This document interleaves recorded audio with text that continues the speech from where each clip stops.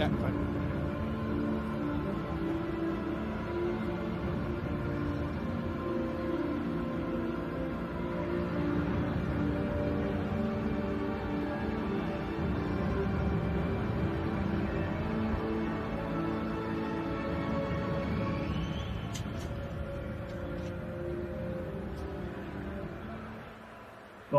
Diolch Rhys, thank you very much, and welcome everybody to the first of 3 great games today. It is the Championship Plate Final, Bedwas versus Trebanos. The teams coming out into a sun-drenched Principality Stadium. And what a moment for both of these groups of players. At the end of a truncated, interesting season, the chance for some silverware. Bedwas currently second in the league. Trebanos, it's been a more difficult season. They're in 11th. But now it is all about a cup final. The chance at glory. Let's have a look at how the teams line up for Trebanos. Loose-head prop Rhys Thomas has been here before. He played in the bowl final 12 years ago, the only remaining player in the squad who was part of that journey. It's a newer adventure for many of his forward pack colleagues. Kai Arnold in his first senior season with the club, and captain Sean Hopkins is back after 4 years in the Southern Hemisphere. Scrum half Nathan Jones is playing for Trebanos before his halfback partner was even born. Jones now 33. The outside half, 17. For Bedwas, how's this for a story? Dylan Morgan at scrum half makes his club debut. The 8th scrum half they've used this season. And we can expect Lewis Bowden to help with the gain line effort. And there's lots of excitement around Alex Bourne at number 8 and firebrand winger David Thomas. Well, joining us for this one, as well as the referee John Darcy, great to have him in the sunshine, is 64 cap international Newport Hall of Famer Ian Goff. And as we get underway, what a day for these boys. You know, it's fantastic. The sun is shining. They've kicked off now. There's a little fluffy cloud in the sky that the powers that be are trying to move, and off they go. A couple of little mistakes just to try and get themselves into it. The ref's got his arm out, but he's given a tiny bit of a knock on there against Bedwas. It gives the boost, it gives the Trebanos a chance to hit the first scrum and get their shoulders warm. Well, let's talk about first scrums then, because in games like this and on days like this, they're different, aren't they? And those tight 5 forwards will be really looking to get the edge on early on. Yeah, do you know what it is? It is back to prehistoric times now, isn't it? It's gladiatorial. It's like, right then, come on, it's your first chance to wallop your opposite number legally. You know, it's great. And as they're sort of facing off nose to nose, you know, that's the way you can get your upper hand straight away. Now, Dylan Morgan making his debut at scrum half. And lo and behold, when we're after a blood and thunder start, 1 minute in, and we get a reset scrum. Yeah, the props will love that. There we are. They're finding they've had a bit of a chew of the grass, you know, see the taste of the cow on the cud. They're down there, but they just sussed their opposition out. They just went down and looked quite stable. Nobody seemed to have a massive shunt on there, so it's just the ref. Ball seemed to be at the back, but the referee wanted it reset. Crouch. Bind. Set. Well,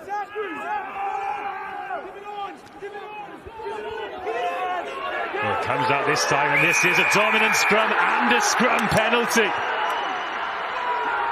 Look at the testosterone out there. The fireworks have gone up.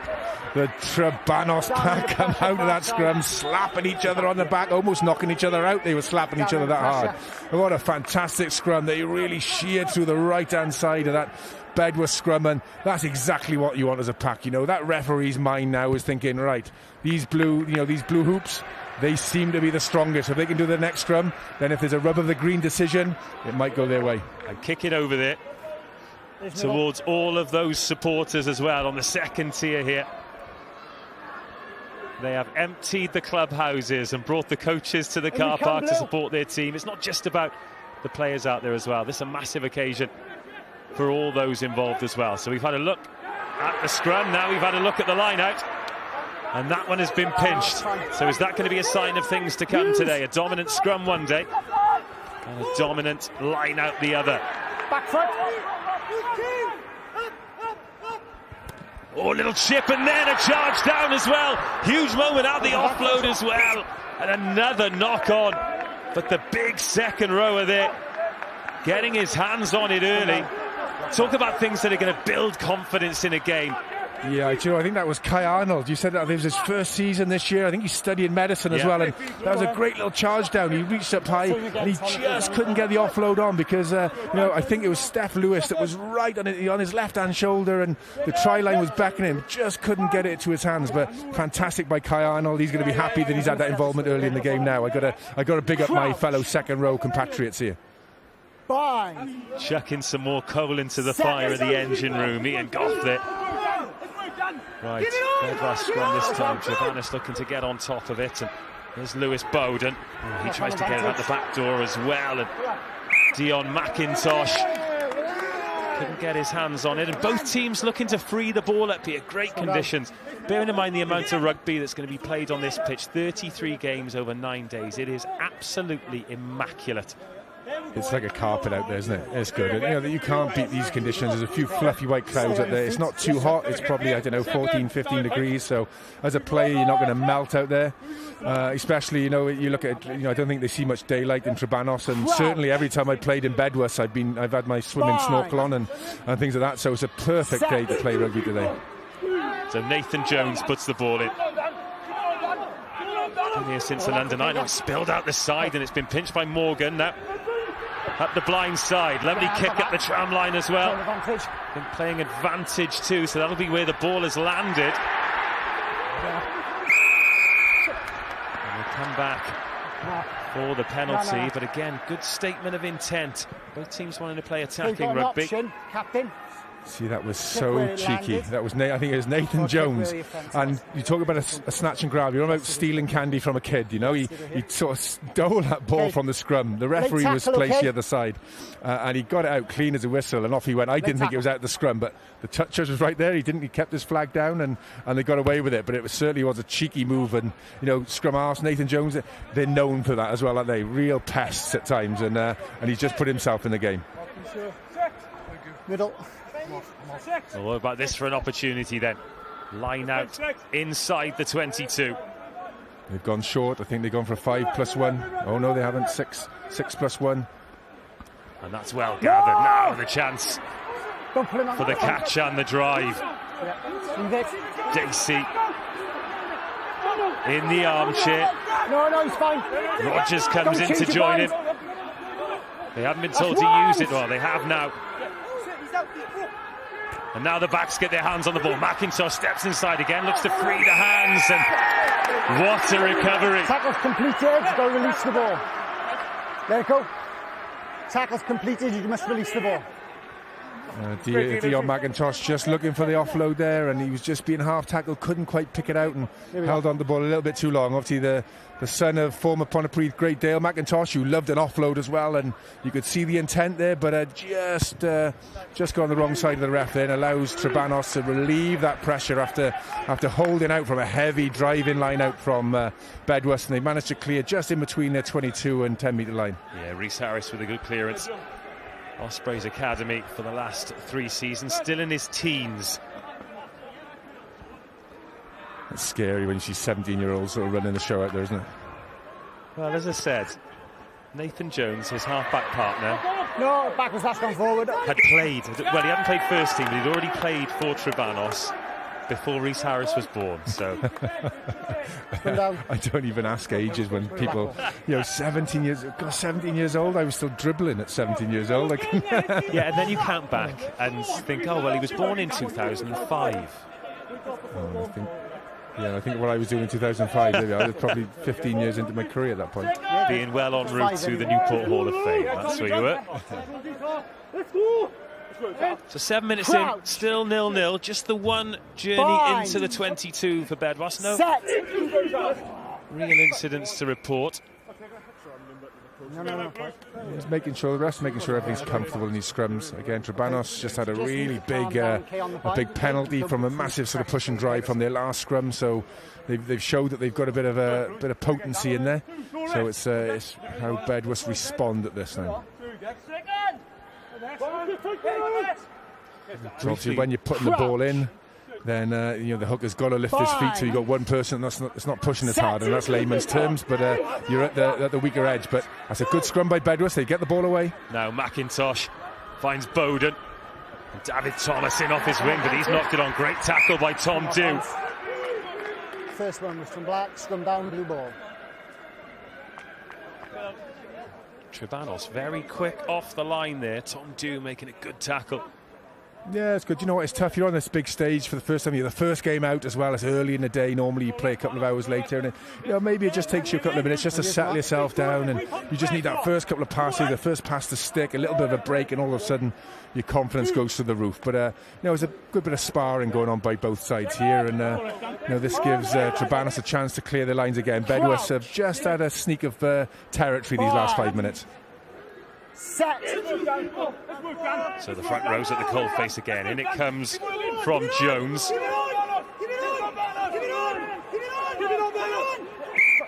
Anything? Okay. Captain Sean Hopkins, very vocal down there. Yeah, do you know what's good? Because you're getting in the referee's ear as well. It was a good scrum. I think Bedwas were just trying to move it round on the loose head side there, and they were trying to shear through the tight head, and keeping it as straight as they can. So as soon as it spins, you lose out, and you just want to keep the referee's mind in the way that you're the dominant scrum. You're the dominant scrum. So a good captain that is always in the ref's ear, subtly. Not quite, not directly in his ear, but just the background noise behind it. Good place to do it from open side as well, because you're very close. Crouch. Bind. Set. So again, Trebanos looking to get it on, told to use it, so Nathan Jones is going to have to dig. Now Harris. Straight down the full-back's throat, and Anderson in that red scrum cap thinks about having a dart and then gets swallowed up by a couple of defenders. The chase is good from Trebanos, and they turn this ball over. Here's Lovies, the number 8. Gets some go forward. Humphreys out of the back from the loose head, and then just left behind by Rhys Thomas. Couldn't quite gather it over the shoulder. Craig Hudd recovers it for Bedwas, whipped out. Bouncing ball for Dale Rogers to take up over the 10-metre line.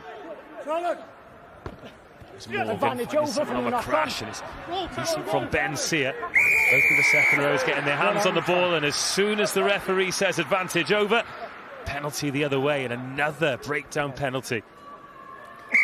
Yeah, there's some nice play there. They're trying to offload, they're trying to keep this ball open, but there's some heavy pressure coming at this breakdown. The counter ruck in from Trebanos at the moment. They've got to be very clear when they make a break, when they're going into contact. They need that support player right behind him.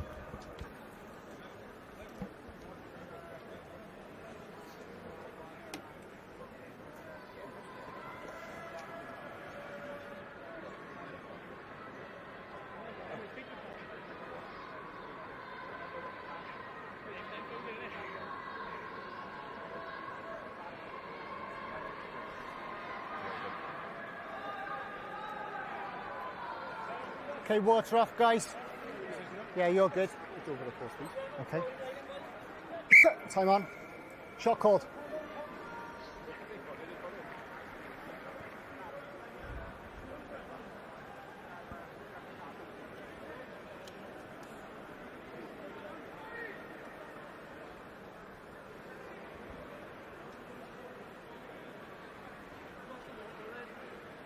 Well, they've opted for a shot at goal here. From a long way out. Not much of a breeze out there, though. Great kicking conditions. And Matthew Edwards from all of 50 metres on the angle.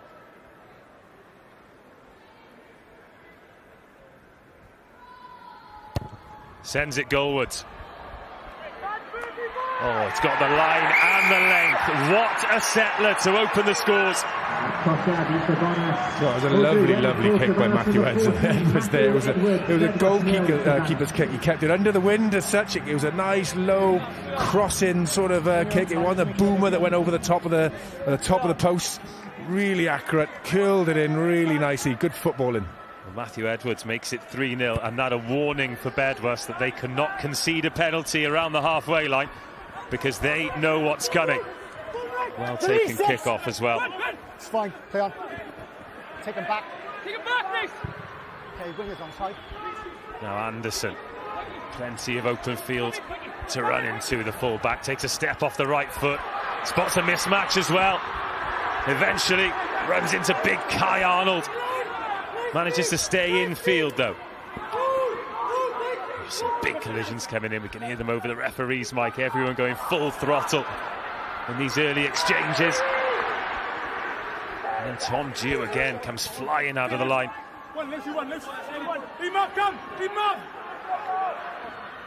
So Williams. Ben Drew in there behind him, securing the ball. Now McIntosh, that's a flat pass. And a little bit too flat.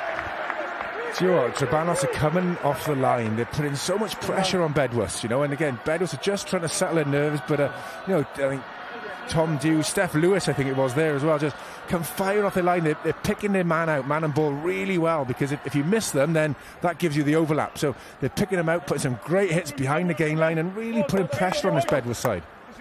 Really high energy from Trebanos. Of course, in a game like this, it's all or nothing, isn't it? Last opportunity for them to get some silverware this year. Set. Keep it up. So in it comes from Jones. Reese Harris to the right-hand side of the scrum. And that's the way they go. And here is Harris. And Josh Ferryman just overran it. And this time it's Bedwas at the breakdown. Yeah, that's the difference. He just overran the pass, which meant the next person wiping out was a good 2 or 3 yards behind Bedwas over the ball, got the penalty. You know, it just gave him that 2 seconds on that ball to get the referee's decision and get him anchored on. And it was a good play by Bedwas there. But, you know, two good sides here. Trebanos are really flying up the side, putting a lot of pressure. I hope they're not blowing themselves out. You know, they've got to last this whole game. So let's hope they're not leaving, you know, keeping a little bit of powder dry. But Bedwas, they are forcing Bedwas into making mistakes.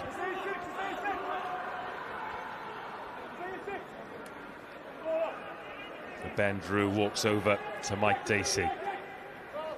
The meeting of the front row brains trust.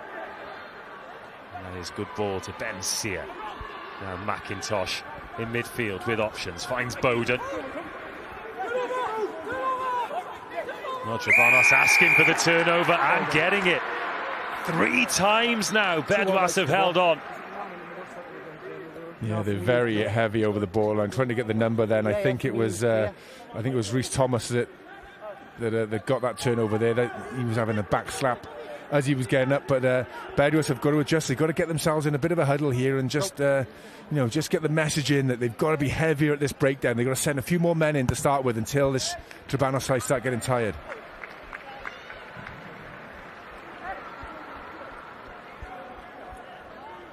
There is the young man, Reese Harris. What I will say is he's looks quite a dominant figure in that 10 jersey. He certainly doesn't look like he's built like a teenager, does he? No, I thought one of the back rowers had stepped out there, and then looking around, and it certainly doesn't look 17 either. But yeah, he's had a nice start to this game so far. Oh, short one up the blind side. Training ground move here to take them into the 22. Trebanos. It's Rhys Thomas carrying it in, and now another gain line carry from Iwan Davis. Here is Reese Harris sending Kai Arnold into a black and white wall. What a shot on the second rower. Here's Harris again, out to Tom Dew. This time it's Aaron Billingham who comes rushing out of the line, and it's Bedwas' turn the screw in defence. Oh, lovely ball now to Ferryman, who's got Yestin Lewis. First touchdown of the match goes Trebanos' way. I was wondering whether that might have been a forward pass in there, but I was looking at the touch shows and it was quite flat, and they created that 2-on-1 on the left-hand side. It was a very flat pass, but nothing was pulled up from it. They've allowed it. That was a fantastic finish by Yestin Lewis, and a really nice, if you're going to show a kid how to play rugby, how to create a 2-on-1 and nail it, that's exactly how you do it. Yeah, Hamish Anderson was there, last line of defence, committed himself to the ball carrier, it was that which he has to do. Wasn't it, that missed pass, and that just opened them up. I think they caught, I think it was Matty Williams that just got caught out of the line there, and it gave Hamish Anderson a lot to do with two people streaking at him. And it's passes like that why everyone's so excited about the young man, Rhys Harris. Yeah, Ospreys Academy boy, again, 17 years old. I remember young Tom Pridey coming through the Ospreys Academy and playing his first game for Wales, I think. I think he might have just been turning 18 or just before his 18th birthday. And I remember him scoring a try against South Africa out here. And, you know, it's great to see these young lads playing with confidence on this arena. You know, it's fantastic. But that was a fantastic flat pass there, which created that 2-on-1. And that is a fantastic conversion from Matthew Edwards. He goes 2 from 2 off the tee. Neither of them have been easy. What a weapon to have in your side, a goal kicker like that. Trebanos 10, Bedwas 0. Yeah, Bed was probably the favourites coming at this game, even though the last time these sides met, I think it was in Trebanos, and Trebanos squeezed a tight win, but Trebanos have started and put points on the board early. It's exactly where they want to be. Contestable restart. Was that a knock on black? No. Play on. But it has come back Trebanos' way, so they've got the chance to exit. Okay, it's no, it's a play. It's an unplayable. Okay, Black are going forward. Black. And how often do we see it? Score a try, give yourself an advantage in the game. Don't deal with the restart and give the opponents an opportunity. Do you know that exit? But you see it at professional rugby and international rugby. It's something that they train and train and train. All week they put a lot of hours into it, and you can still get it wrong. And exactly there, it was a nice kick, really good competition in the air, and made a mess of it. But exactly, you need to secure that ball and take the sting at the opposition. Exactly what Bedwas wanted to get back into the half. So now Bedwas with the full width to play with, should they require. Here goes Morgan. That's Bowden, and then McIntosh at second receiver. Trebanos over the ball again. They can't get there this time. Now Morgan, really good tackle from Ewan Davis. Trebanos' defensive pressure has been relentless so far. Bedwas forwards, trying to be intricate. It came off Ben Sear. And then back with Trebanos, and Harris can clear. Decent kick as well. Anderson gets around Matt Edwards, and then passing inside his own 22. Does well in the end. David Thomas now has to clean up. Use it! Morgan has to put some distance on that. Looking for a 50-22 here. This could be a beauty. Where's it going to bounce? Is it going to creep the right side of the flag? Oh, you bet it is. Well, Rodri Jones will be on the side. Robert Jones's brother, Owl Thomas, probably up in the crowd, will be cheering that on. What a kick that was. Trebanos they've certainly got their hackles up here, and everything is going their way. They're getting turnovers. They're kicking 50-odd metre penalties, scoring tries down the left-hand side, and that was a fantastic kick that dribbled into the corner. They're allowing them a 5-metre line out here. Well, this is absolutely huge. Rhys Thomas, part of the team that played in the bowl final 12 years ago. Doesn't find his man though. Craig Hudd spots the training ground move and wrestles it back for Bedwas. Dylan Morgan. Dummies that. Charge down again. They're putting themselves under pressure here, Bedwas, but good by Craig Hudd. Experienced boy, and they bought the training ground move that they used last time, so obviously maybe Trebanos have got a little issue in this line out here. They're going to funnies very early on, but he was very wise. That 5 metres from his own line, when normally a pack would stay down waiting for the drive, he competed and got the ball, but Bedwas ball 7 metres out. DC, short numbers. He's overthrown it. What an opportunity now for Thomas. 2 metres short here for Trebanos, looking for try number 2. Cam Loveys. Here's the next to go. Now Sean Hopkins, the captain, driven towards the line, agonisingly close. Jones goes short. Penalty advantage as well. They look to put it wide. Big looping pass.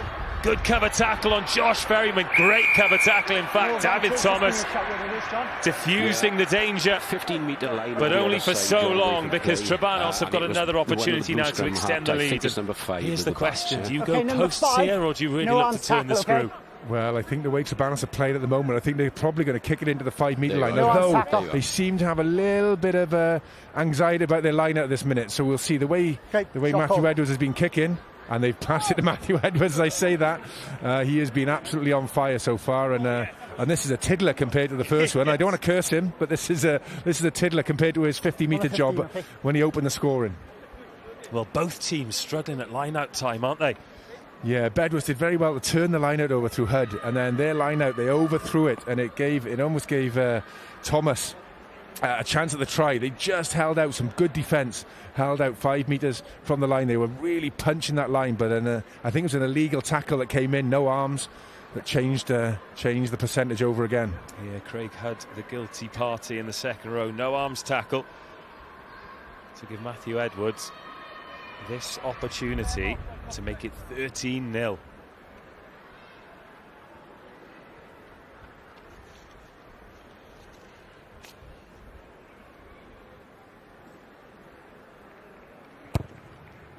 And it's an opportunity that Matthew Edwards and Trebanos gratefully receive. He is a beautiful striker of rugby. It's almost like a golf swing, isn't it? It looks very smooth, and his approach is almost like a golf shot as well. How he addresses the ball, how he has his little characteristics going there as well. But it's his routine, and it actually put off the Bedworth defence that were going to charge him down there as well, and he stroked it over. So yeah, he's had a very nice start to this game. 8 points from a possible 8 for Matthew Edwards. 13-0, Trebanos lead. No help. Use it! No, I'll leave that one. Happy with that one? Release, tackler! Release. You've got to release quicker. Number 13, no release. Yeah, you're good. Dion McIntosh clears for touch, and Bedwas have just been starved of territory, starved of possession. They've got an opportunity here, though, to start to build something. Yeah, they've started very brightly, Trebanos, and put Bedworth on the back foot a little bit and shock them, I think. Bedworth coming in with a good bit of form to this game, but they've got to settle themselves down, and this is exactly how they do it. Line out, 22 metres out, get the ball, either set the drive up or get the ball in hand and get phases. So, Mike Dacey. On the outside there. Another mistake from the line out, so he overthrew one in his own 22, and that one wasn't straight. This is where you see the resolve of a side, a side that can come back from, they're on a big stage, it's a cup final. This is where they've got to regroup and, okay, take that out of the memory, take that out of the way, get the confidence back, and off we go. And that's the signs of a good side there, how they rebound from a few little early mistakes. Crouch! Bind! Set! And it comes again from Nathan Jones, vastly experienced scrum half. Proper clubman as well. Cam Lovies. Oh, great carry from 8. And then Ewan Davis there, helping him to secure the ball. Rhys Harris. Fantastic boot again, looking for the 50-22. Don't think it's quite going to get to the touchline though. So Bedwas back deep in their own red zone. And this is Thomas. Great counter runner, and nearly gets away from the tackler as well. David Thomas. Take him back. Yeah. McIntosh only as far as Rhys Harris, who's in the backfield, and that's come off the hand of Josh Ferryman. I think the ref blew a little bit early there because Ferryman knocked it on. He had 4 Bedworth players around him, and I think he'd have been eaten. It's like going into the Lions down there. They were like ready to munch him up, and I think that might have saved his life, that ref's whistle. He'd have been mauled. Yeah, well, they'll never have been quite so relieved as to not have an advantage for the knock-on.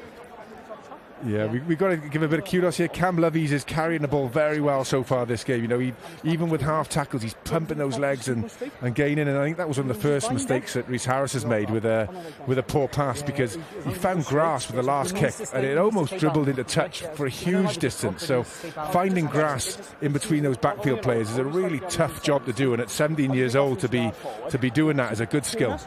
So as they turn us, Are we allowed to keep them driving straight? Is he allowed to lose that blind to keep driving straight then? No, don't lose the blind. Yeah. So they turn this on your fault, yeah? Yeah. Okay. Thank you for the clarification, sir. That's right.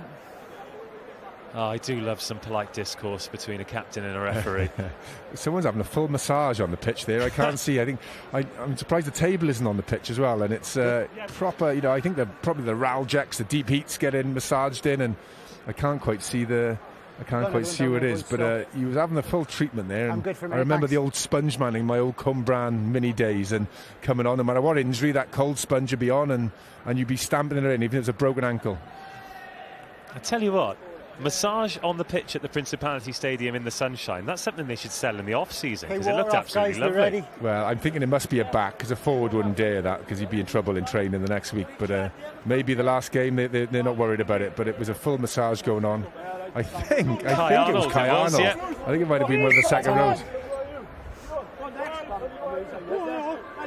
Well, he's got his career in medicine, so maybe he was just reviewing the technique or something like that. All in the name of the profession. And that's great position here for Bedwas to try and finally get a foothold in this first half. It's a little bit scrappy at the back, but now McIntosh tries to create some space. Anderson was there, but couldn't find him with the pass. That's a big searching ball for Reece Hutchinson. The tight head prop running into battle.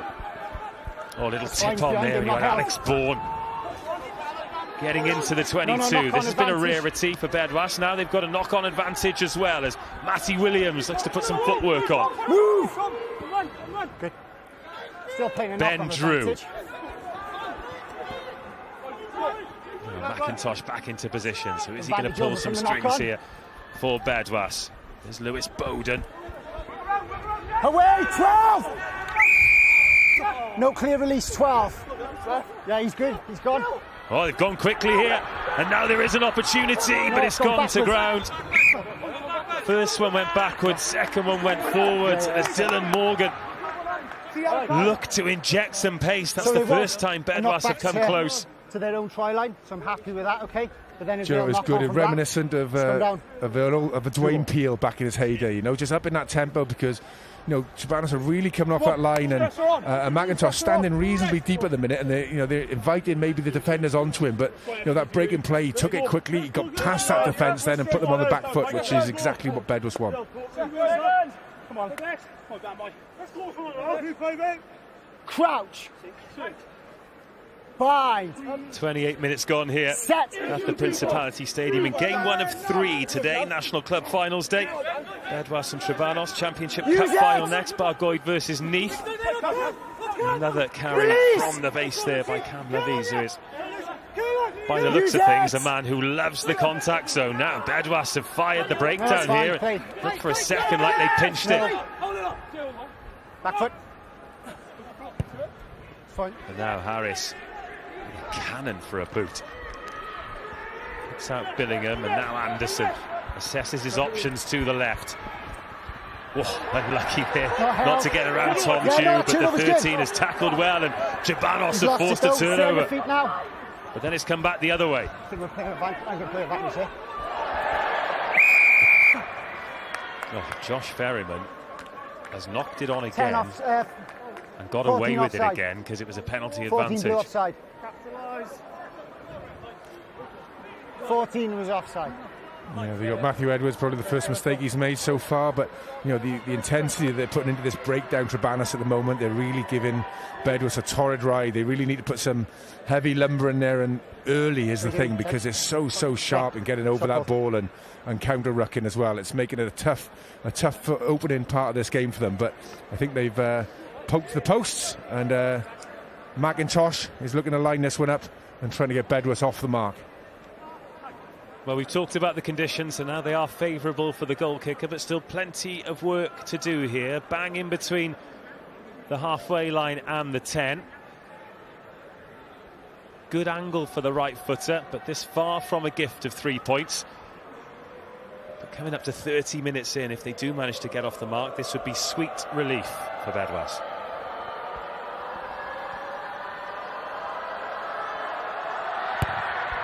Took plenty of heat from the Trebanos supporters. Well, that didn't phase him one bit. Great strike. Bedwas off the mark. They trail by 13 points to 3. Yeah, lovely accurate kick by McIntosh there. That's probably his range, I think you say there. It's probably 40 metres. Just 40-ish, maybe plus, but it was a very nice, proficient kick. He's off the mark. That's exactly what your 10 wants, your goal kicker wants, so to get that confidence of that penalty as soon as you can. But it pulls Bedwas back to 10 points adrift. But with 30 minutes gone, Trebanos are looking the better side at this minute. Rhys Harris hangs that one up. Oh, real good challenge and real good take. Craig had underneath that. Under duress from Iwan Davis. Yeah, hold on. But outside. Keep an eye. We're still alive. We're still alive. You're thinking about going quickly here. I'll manage it.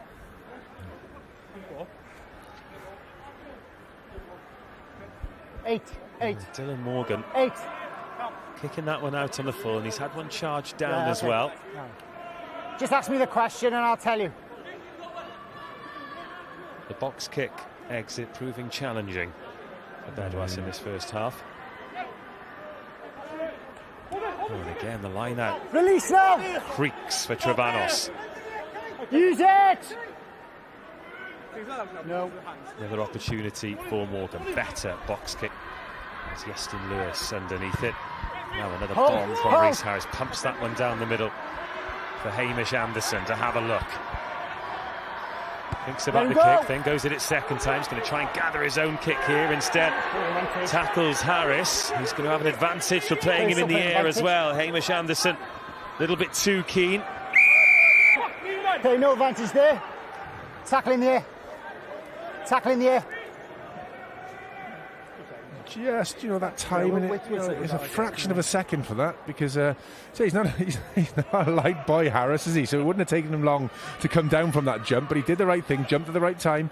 He let him down nicely. He didn't tipple him, he didn't try and topple him in the air, so it wasn't a dangerous issue with that, but it was just before his studs touched the grass. So just that adjustment of timing is very, very tough in the heat of battle. Easy for us up here, but yeah, it wasn't dangerous at all. But it's, again, it's just taking a little bit of heat out of the Bedwas continuity, and it's given Trebanos a chance to bang the ball in. But there's probably about 3. It's like mash out there now. There's 3 or 4 people down. There's not enough physios in the Trebanos area to try and come and get the magic deep heat out. They're getting running repairs as they're trying to form this line out. And maybe the kind of thing that you might not have been pinged for in the Championship, because the referee's out there on his own. There are no ARs, but of course here we've got the cameras, we've got the ARs, and so if your timing is a little bit off, then you are going to give away the penalties. Yeah, and he wasn't off by much at all. It wasn't dangerous. He let him down. He didn't tip him in the air, because that's a red card. You really are worrying. But yeah, just a fraction of a second is all it takes for for him to just be in the air or touch his foot down. But it's the running repairs have been carried out. They've all the medical staff of Trebanos, they're still on the field. They're enjoying the sunshine as well in the middle. I don't think they want to get off the field here, do they? So there we go, they're finally off. Well, hopefully they put their factor 50 on, because it is cracking the flags here in the capital today. Yep. Oh, now he's got to put his quick shoes on and get out of the way.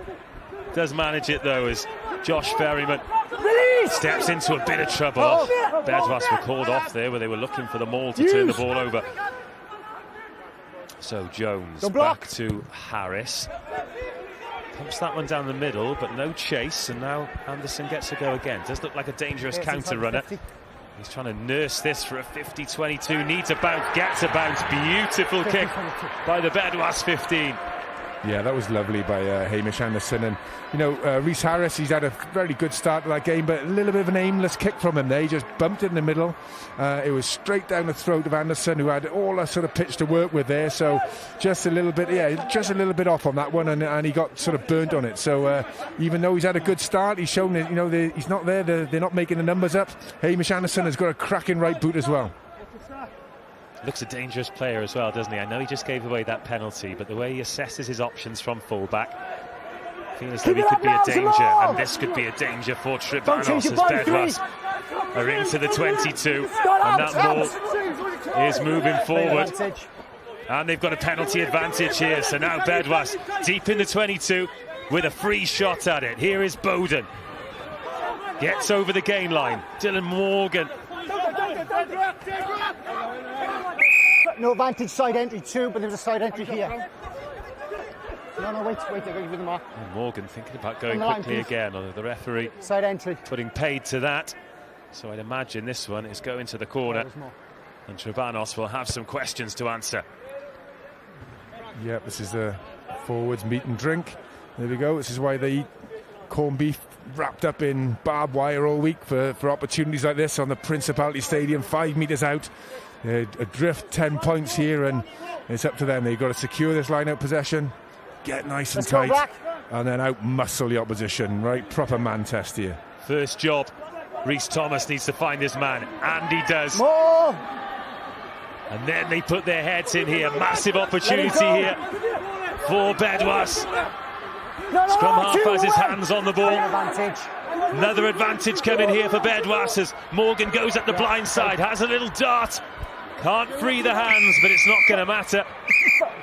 Captain. And the referee going to have a word with Sean Hopkins here. So we've had a couple of offences now in this area of the field, a couple of side entries, and the back line was offside there. Okay, have a word because it's in the area of the field. Yeah, have a word with them because otherwise we might have to escalate. Okay. Yeah, good chat from the referee there. Good chat. Bedwas, I thought they should have kept that in there, although they were just sort of been held up. I think they had the strength in their sort of their tightness and their sort of packed profile there that they could have regenerated that drive rather than they started. I think. He went out down the blind side, but they had I think Trebanos had the overlapping numbers themselves in defence and got caught up. I think what happens sometimes is the referee says advantage and the scrum halves get all excited, don't they? You've got to put them back in their box, haven't you? We always think the back of that line out, you have a marshal, and normally your back row or your hooker that's got his hand on that ball, and you don't let that go unless you're sure that you're not going to score a try. So Dacey finds Ben Sear this time. And this looks good for Bedwas. Mike Dacey with his hands on the ball at the back. Can see it there as clear as day. Dacey's over. Bedwas back in the final.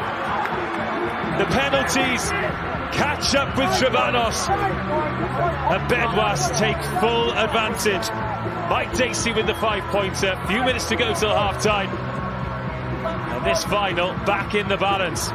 Yeah, nothing glamorous about that. Route 1. Forwards, say meat and drink, what they train for week in, week out, smashing heads and cauliflower ears and everything else that comes along with it. Tightened it up. They got the momentum quite early in that second drive there. The first line out, Trebanos just managed to take the heat out of their initial drive, but Bedwas got on the front foot early enough, and as soon as they got that rolling, as slow, nice slow momentum, it was inevitable they were going to get over that line. It was a very good try from a forward perspective. The backs will be out, the backs in, that's boring, but that's absolute meat and drink for a forward pack there. They'd be happy as Larry. Here comes McIntosh to add the extras. Another good strike. Not quite good enough though. Trebanos still 5 points ahead. A few minutes to go till half time here. But it's been much better from Bedwas, hasn't it? Yeah, much better. They controlled, the mistakes that they were making earlier. They're just starting to eradicate those. They're starting to deal with the breakdown a little bit better. And, it looked like a nice kick by McIntosh there. But Matthew Edwards comes screaming off that line. But lots of pressure on that kick as well. And he just drifted it wide. So good pressure by Matthew Edwards. But yeah, Bedwas, 13-8, back in this game. It's interesting though, isn't it? Because all that Bedwas pressure came from the one mistake. That's a competition. Fantastic competition between Craig Hudd. So Kai Arnold, Dale Rogers, and another challenge as well. No. That's two big calls by the ref there because it's so contentious, this area of the game. John, two players down a bit injured here, and it was competition in the air, but there's such a fine line between being competition in the air and a red card. It's so scary as a player now. Well, in fact, we have got TMO today, and the referee has been tipped off that we should have a look at this. And this will be something that these players aren't used to. So everyone gathers round to have a look at the big screen with the referee. Have a look at the forearm of the Bedwas player jumping in to contest the ball, okay? Right, do you know what? The curse of the slow-mo could kick in here. But they were... in my opinion, he was going for that ball. He was looking straight at that ball.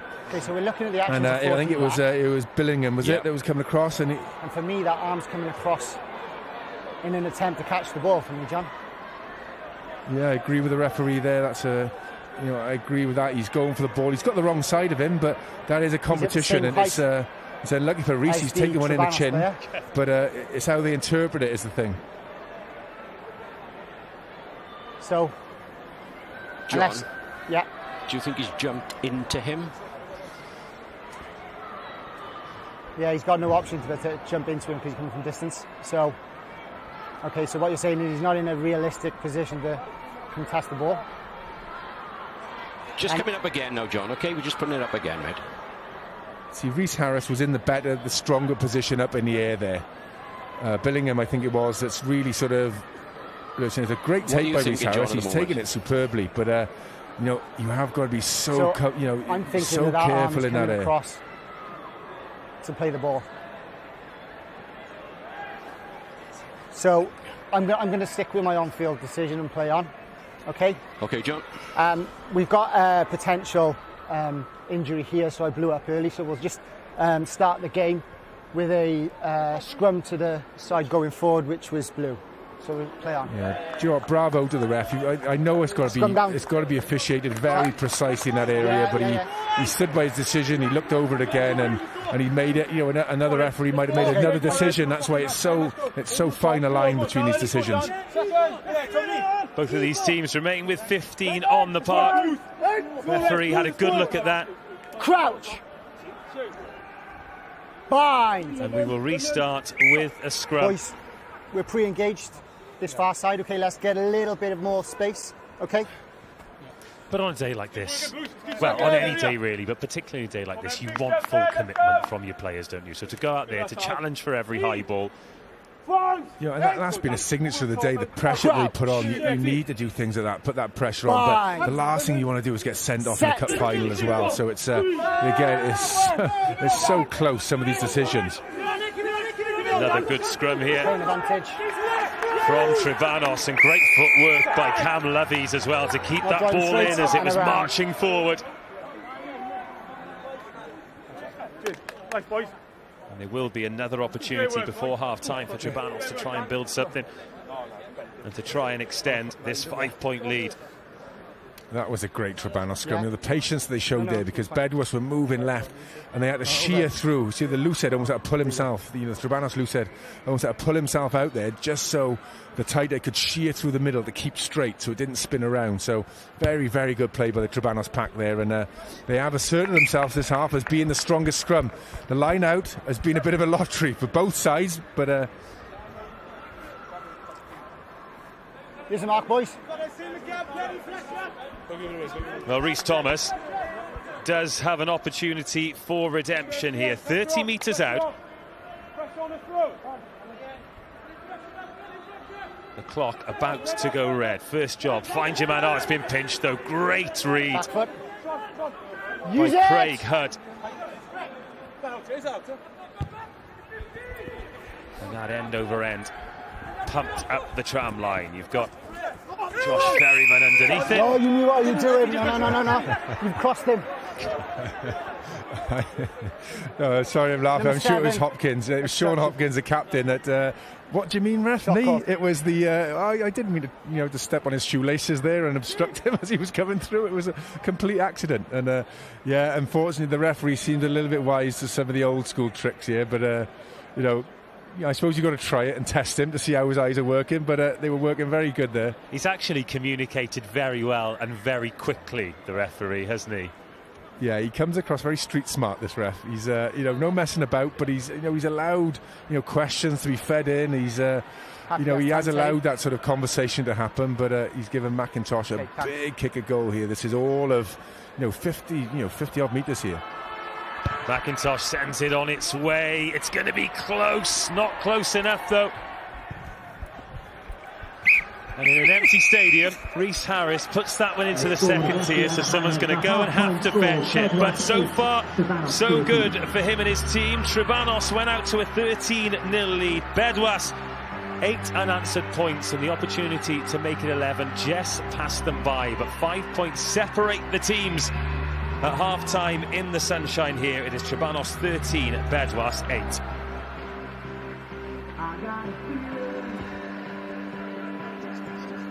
Enjoyed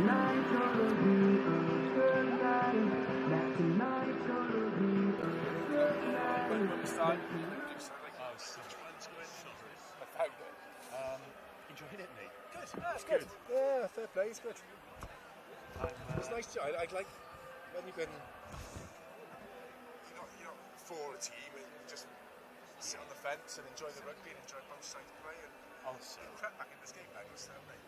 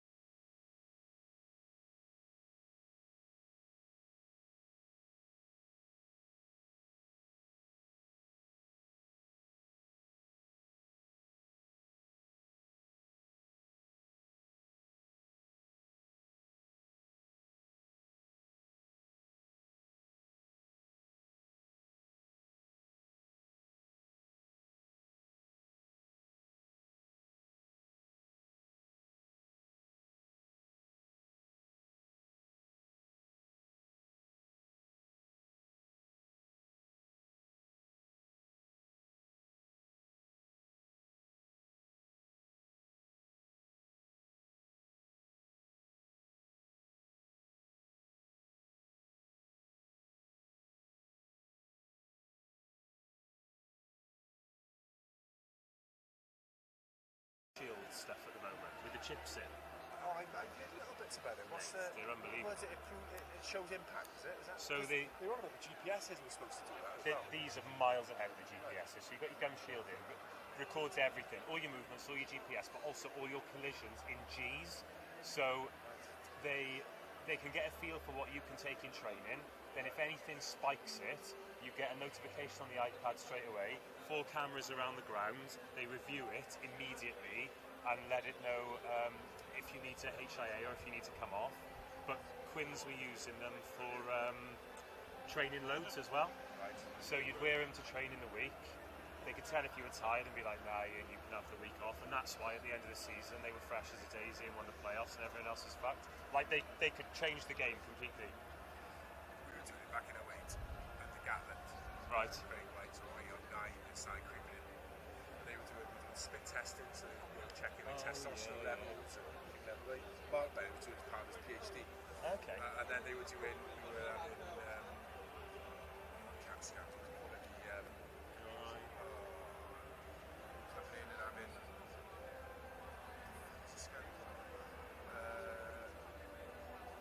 they had all the pads on, all the pads I know. Like a heart. So it was for fatigue based. Yeah. It was, and again, GPSs were worn, and they were marking every inch of ground you covered and the load. The other thing is you have those impact tests when you're hitting scrummage machines. Oh. I don't know what it would show every time you hit a scrum. You know, it's send the scrums. Scrummaging's horrible. I mean, honestly, well, that's why they get paid so much fucking money. And they love it. Do you know what I can't? Do you know what I can't get over? Because they're talking about who's expensive and who's cheap. Hookers are cheap, and for me, they're the most like.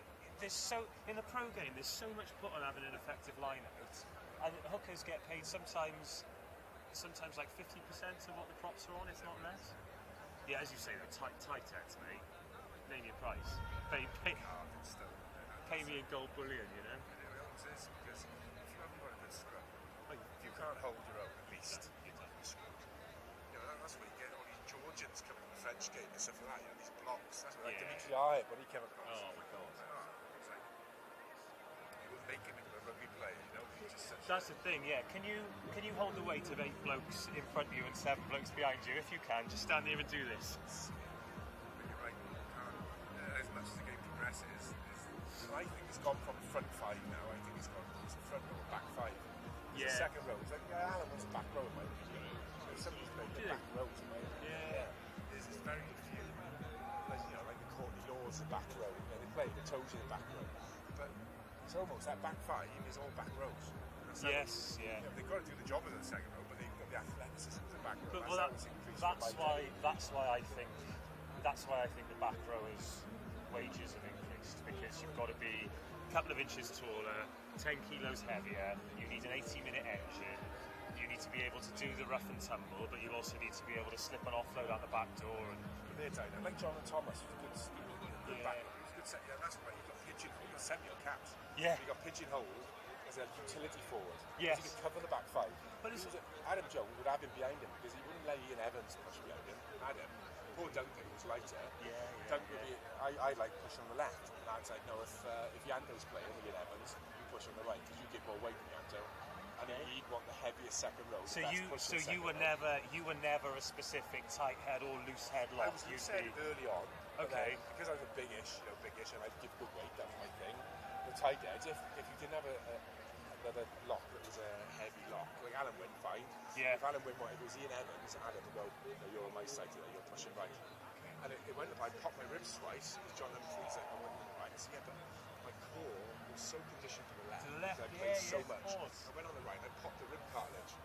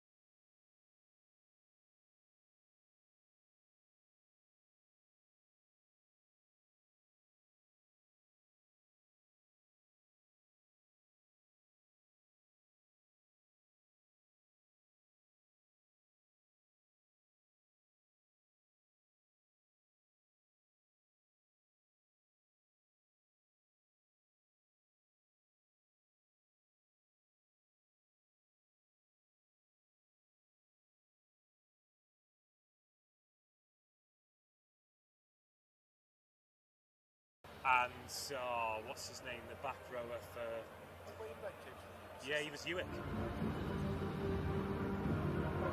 Yeah, he is. Great save, puts an effort, keeps them back out to the second half. Trebanos.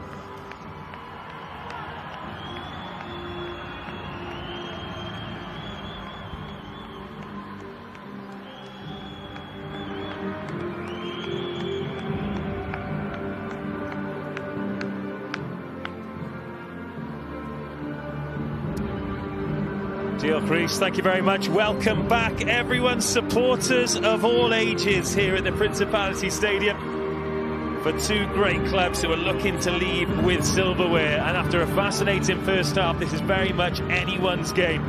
Trebanos flew out of the blocks to a 13-0 lead. Bedwas turned the screw towards the end of the half, had the opportunity to make it a 2-point arrears. But it will be Rhys Harris to get us back underway, kicking towards the populated stand. Good start required here. And that's something that Bedwas didn't really have in the first half, but they've settled in nicely, Goff. Yeah, they've settled in nicely. Really, Trebanos really set out this game on fire. They're right on the edge with everything, and Bedwas had to really claw themselves back into this game.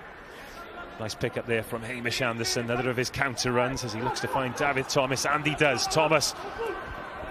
Tom Dew can't quite drag him into touch, in fact. He's still in contact, and he's out. The assistant referee changes his mind, and Dew has tackled very well, hasn't he? That was good. You know what? He almost bum shuffled him into touch there because it was an inch or two in it, and I thought, oh, he almost got him to touch, and then you could just see him shuffle and drag, and into touch he went. So it was a pretty cheeky move there, but he got away with it. Blackout. Blackout.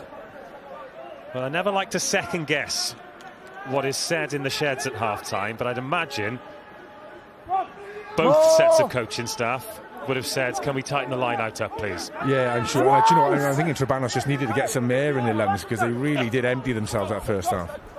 So Harris out the back. Well, that's charged down again, and Rhys Morgans runs onto it for Bedwas now. Matthew Williams. Matthew Edwards just about stands him up. Good work to slow the ball down. Now Craig Hunt gets his head down, the big second rower. Bedwas tiptoeing around the 22. Mike Dacey, now McIntosh and Ben Sear. Trebanos diffuse it. Bedwas holding on in the contact zone again. And I'm sure that'll be another thing that they addressed, because they've given away, 4 penalties now holding on. Do you know what? It was a nice line, and he was just isolated. I think it was a Sear that went in there, and it wasn't his fault. He was isolated and tackled. The support wasn't quite with him, and Trebanos have been so quick over the ball. They've really had that intensity at the breakdown this first half, and they've come off the line. They've worked extremely hard. Now, again, that half-time period, they would have a lot of it was getting some fluids in and getting some energy back in, because they did absolutely empty themselves. And Bedwas have grown into this game. So, they started the second half, as they started the first, the turnover at the breakdown, Bedwas have got to be very, very sharp around this breakdown and make sure they've got heavy enough timber there to remove the threat. So Rhys Thomas in that ever-shrinking segment of sunshine here. Backwards off blue. As the big stands block the sun on this beautiful day. And there is Thomas in midfield. More massive collisions as Harris. And he's got Steph Lewis on the short line, but Dion McIntosh does well defensively. Bedwas over the ball here. They've managed to knock it on, so now Trebanos with the scrum coming should they require it. That was Aled Humphreys. Now Harris. Short ball to Tom Dew this time. And short ball's not really working for Trebanos at the moment. Bedwas closing the door. Over from the knock on. It's tipped on to Humphreys. Steph Lewis. That looked forward, but instead it's come back Bedwas' way anyway. Use it! Lewis Bowden waiting there at first receiver. They're attempting the offload. It's Dale Rogers who cleans up, and the advantage gets called back by the referee for the scrum. Yeah, brilliant, thank you. Forward pass. Scrum down.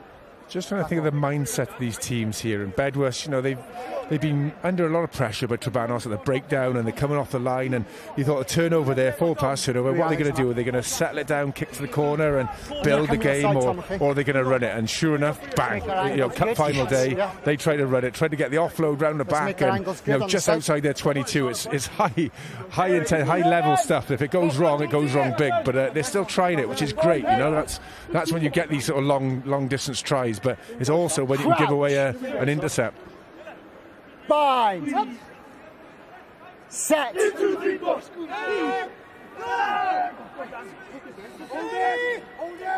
it. More solid scrum from Bedwas allows Alex Bourne to have a go, and then the big boot picks out Ferryman on the edge of his own 22. Josh Ferryman doesn't beat the first man. Away now, hands away. Could have got himself in trouble there, Josh Ferryman. Use it.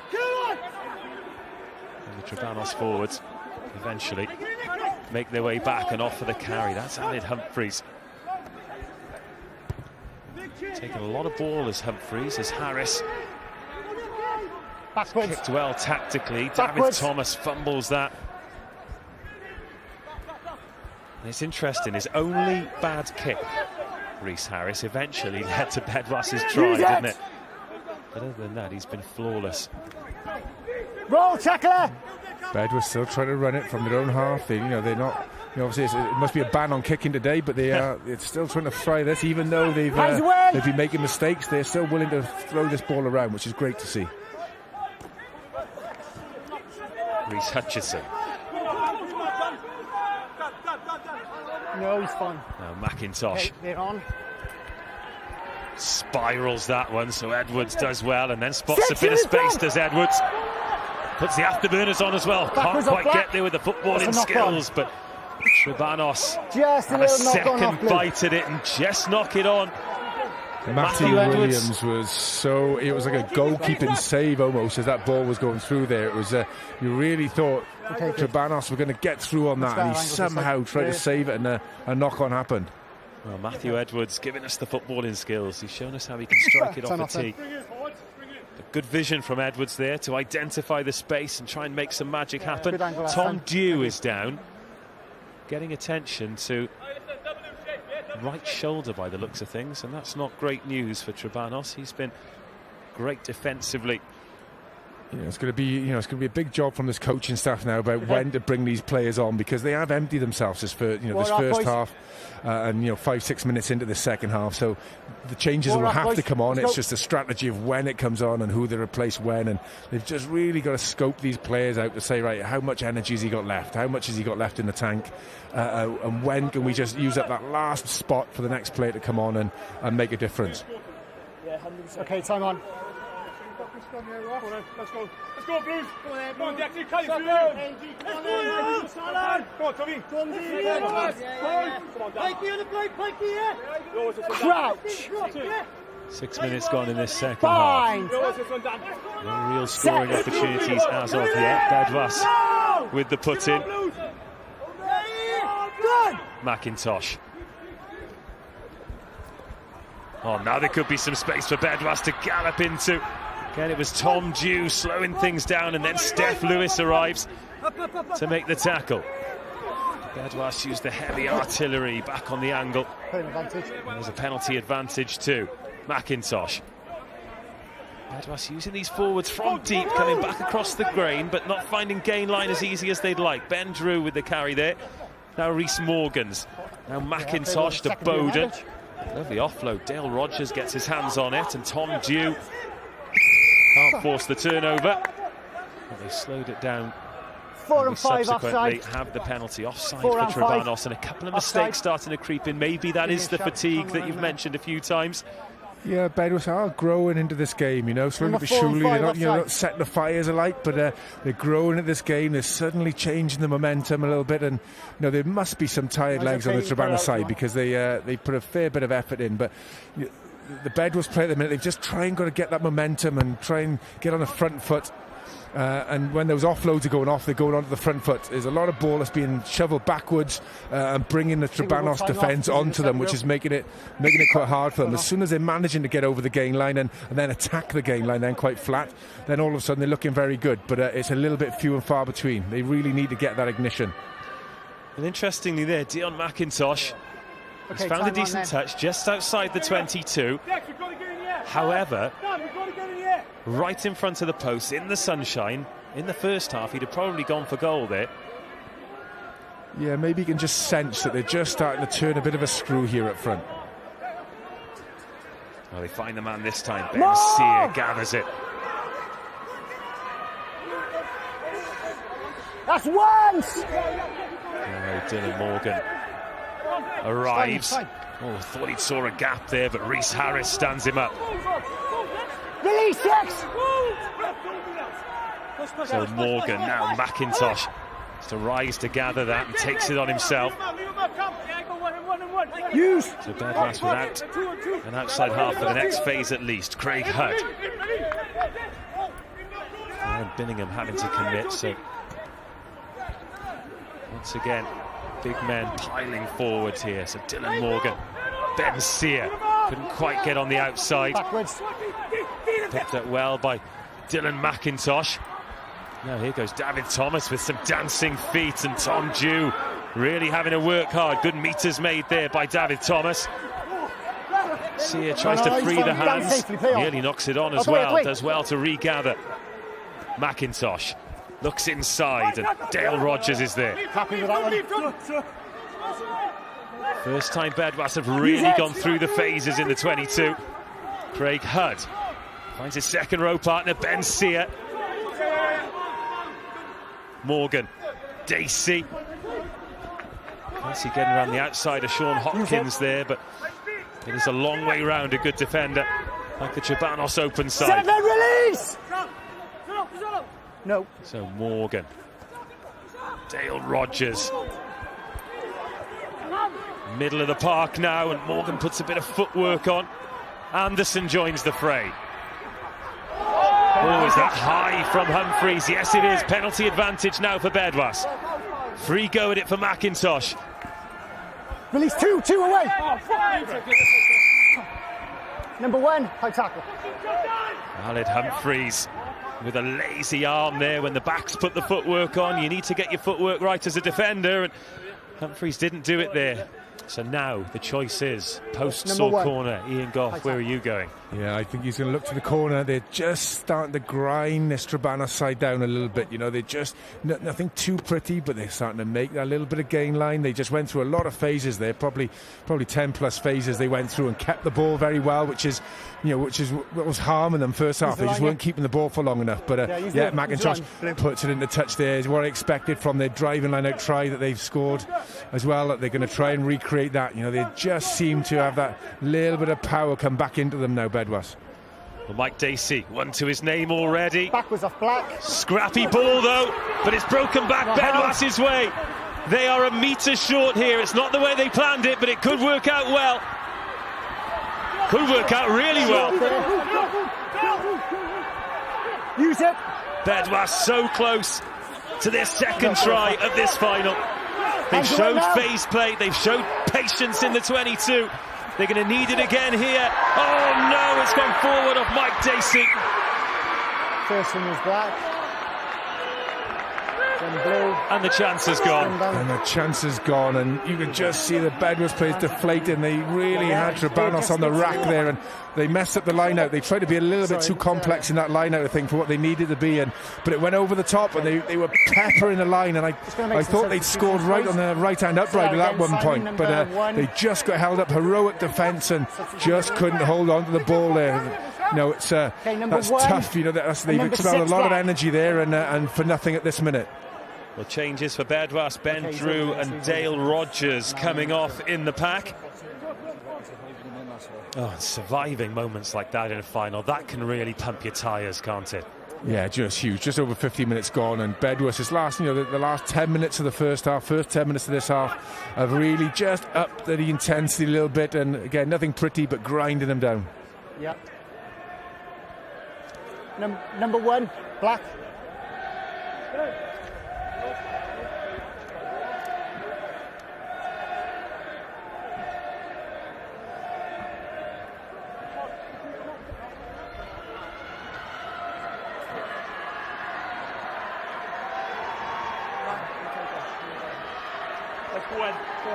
He's not.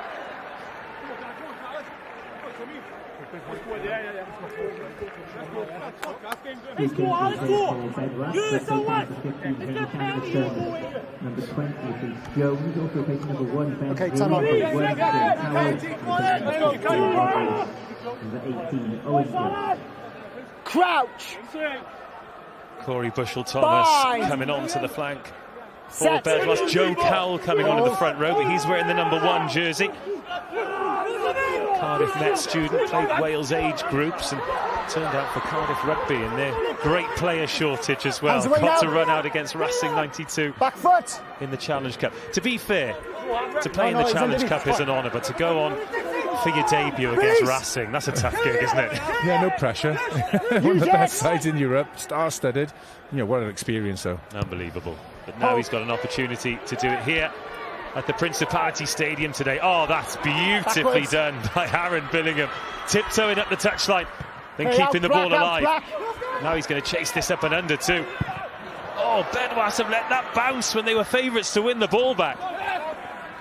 It's all backwards off Black. Well, they have got the ball back, but they've got lucky with the bounce there. Things go in the way of the team in black and white. Oh, McIntosh, it's a bit too excited in the middle of the park. Yeah, I could see the idea was there, but it was just a spooking defender that came out of that line that just got in his eye line, and he thought he had to loop it over the top, but just let it drift forward. It was, yeah, it was unlucky. It was just that bit of an umbrella defence had just come to cut that inside player off and the risk of an intercept, and he tried to get over the top, and it didn't quite work out, but it just gives Trebanos a reprieve, and there we go. The heavy timber, the heavy units are being replaced with some more heavy units. Off they trundle. They've done a good shift there, to be fair. I think it's Dan Owens and Bale, is it? Declan Bale that's going off there, and a heavy shift, and it had to come. They had to make subs because they really are expelling a lot of energy out there. Time on then. Let's go, seconds. So Robert Jones and Declan Hills coming on. 5, 6.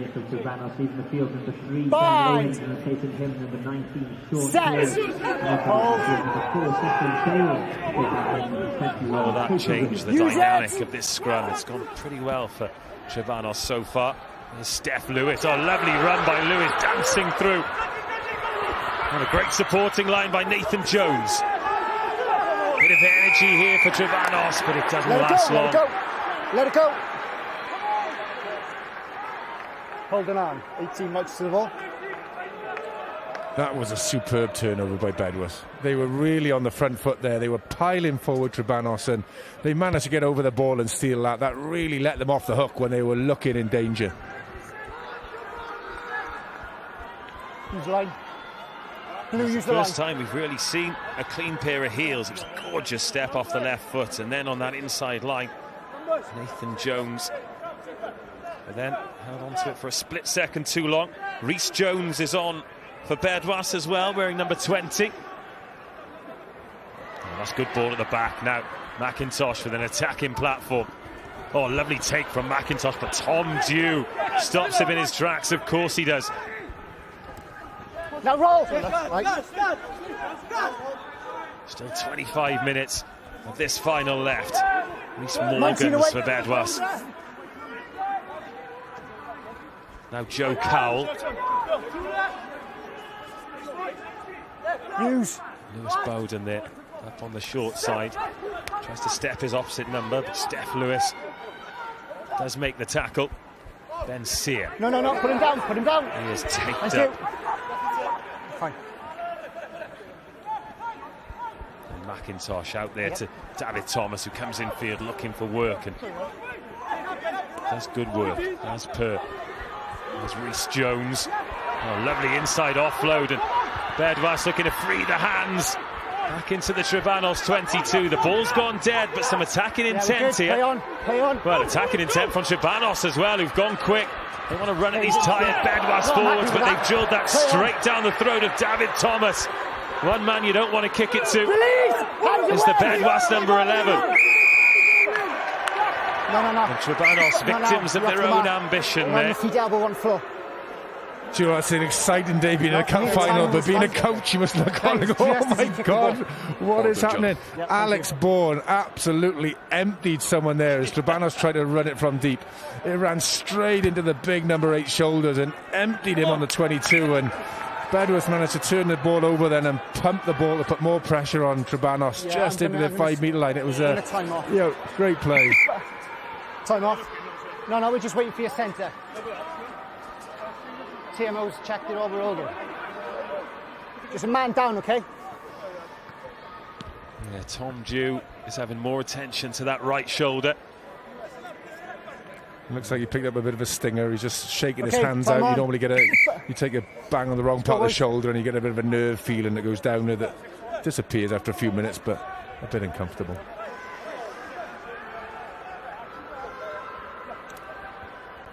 So Bedwas knock can on go advantage again. only. Knock on advantage. Knocked on by Trebanos, so Bedwas can build inside the 22 once more with Ben Sear. Playing advantage, penalty advantage offside. Dale McIntosh, so Dion McIntosh now.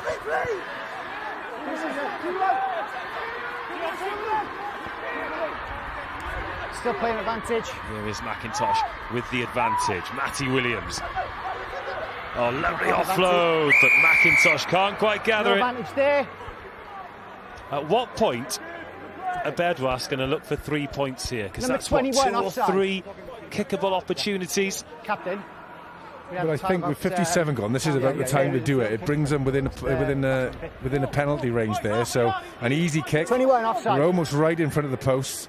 Trebanos are, you can see they're physically getting tired. They're like a bit of a boxer on the ropes Shot at called. the minute, and they've called the shot. Yeah, I was going to say they take the points within 2 points within a penalty. Then they've got to nudge that scoreboard closer. They're starting to build the game. Bedwas keeping the ball a lot better than they were, and starting to grind out yards and really make Trebanos work in defence. You have to respect Trebanos' intent, though, don't you? Because they have emptied the tank. We've talked about how tired they must be, but still looking to take quick line-outs inside their own 22, still trying to take it to Bedwas. But when you're playing the game in your own half, in your own 22, especially in a cup final like this, you're asking for trouble. And trouble is what they've got, because Dion McIntosh closes the gap. It is just 2 points now. First points of the second half, believe it or not. It's Trebanos 13, Bedwas 11.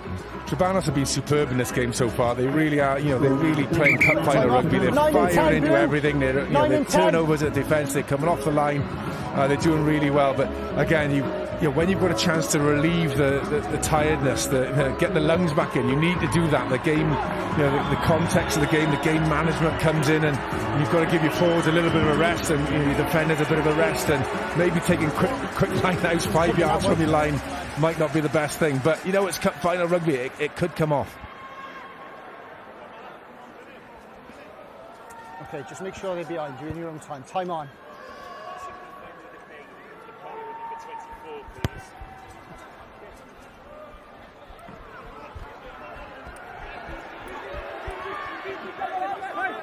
Well, the half-backs have been changed for Trebanos. And they've got 20 minutes to make a difference. And here is Ferryman. Two further substitutions for Trebanos, leaving the field number 9, Nathan Jones, replacing him number 24, Robert Jones. Oh, what a carry that is from Rhys Jones. There goes Alex Bourne.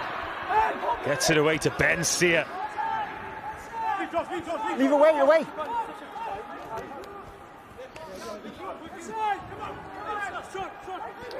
Use. So Rhys Morgans. Dylan Morgan. Now Rhys Hutchinson. It's a lot more patient from Bedwas, and Trebanos struggling to get the ball, let alone get in their own half. So McIntosh, Tom Dew tackles with the left shoulder this time because the right one's hurting. Sear thinks about tipping it on. He's really stepped up in the second half, hasn't he, Ben Sear? He's taken a lot of responsibility as Lewis Bowden Roll 6, move! carries over the gain line. Slowing it down with his legs. Craig Hudd. There's Williams back against the grain. No advantage there. Number 6, you've got to roll. Trapping it in with your legs. Straight away after the penalty, Dion McIntosh points towards the sticks, and he's going to have the chance here to kick Bedwas into the lead with 20 minutes to go. Yeah, you can just see the referee changing the way he's reffing this game a little bit. You can see that Trebanos are getting a little bit tired. I thought that was a bit of a harsh penalty because Ewan Davis went in there, who's a big farmer, known as a pikey, I think, in the Trebanos ranks. And he just couldn't get himself away quickly. They're quite tired, and the referee blew him. Like that, when the scrum starts going well, the referee will go with the dominant scrum. He's starting to go with a dominant attack now, and anything that's a little bit lazy, a little bit tired from the Trebanos side, he blew up very quickly there, and it gives McIntosh this chance here. And McIntosh kicks Bedwas into the lead. The first time they've led in this final. They've come back from 13-0 down with 14 unanswered points. 20 minutes to go. And it's Trebanos 13, Bedwas 14. There's a little bit of inevitability about this last 20 minutes, how Bedwas have just upped the gears and just started getting more into this game, and it just seems like Trebanos getting a little bit tired after a big effort. Number 2, Michael Dacey, replacing him, number 6, Dale Rogers.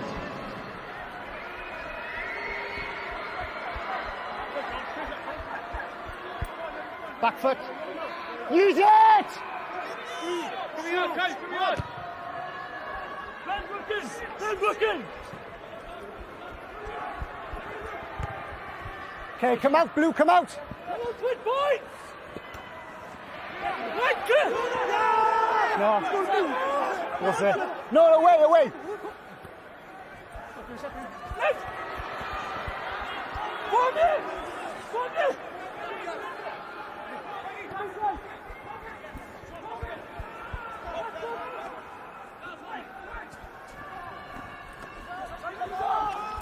Eighteen away! Okay, advantage. Okay, no advantage. Knock on from Blue. Scrum down. So the change of half-backs, that was Lewis Humphreys knocking the ball on there. We're in 24 for Trebanos. Robert Jones, a scrum half from Trebanos called Robert Jones. What could possibly go wrong? You can imagine Robert was a very popular name for a long time, especially in Trebanos. There's probably a few Arwells, there's probably a few Rodris, there'll be a lot of Justins, I think, coming around there as well. So, and why not? It's only a small village. I think I was reading up, and I think it's less than a mile long, Trebanos. It's a small village in that Swansea Valley. I've been through there many a times on my way up there, and fantastic occasion for them to be up, and really competing today as well. They've just lost the lead for the first time in the game, but they really have emptied themselves into this game, and they've done the shirt proud so far. And with that, Ewan Davis trots off. Okay, water off, boys. Casey Williams coming on, wearing number 20. Time on. Come on, Bruce, let's bring that in, back up. Score in, Toronto. Score in, Toronto. Sorry. Big in, Toronto. Well, in fact, they've done that thing where they swap jerseys, and James McCarthy comes on wearing number 20. Welcome to the game, James. This is where I go all over the shop here. They could all be called Dave in a second. Bind. Numbers everywhere. 24. Hold. So 24 is Robert Jones. Dylan Morgan on debut, still on at scrum half here for Bedwas. Oh, Dion McIntosh has coughed it up. Okay, no advantage. It was a bit low, and yeah, Dylan Morgan will be buying him his vodka lime lemonades tonight if they scrape, if they get through this game, because that was right on his toenails. You had to try and pick that up from. Let's go. Big Ben, come on then.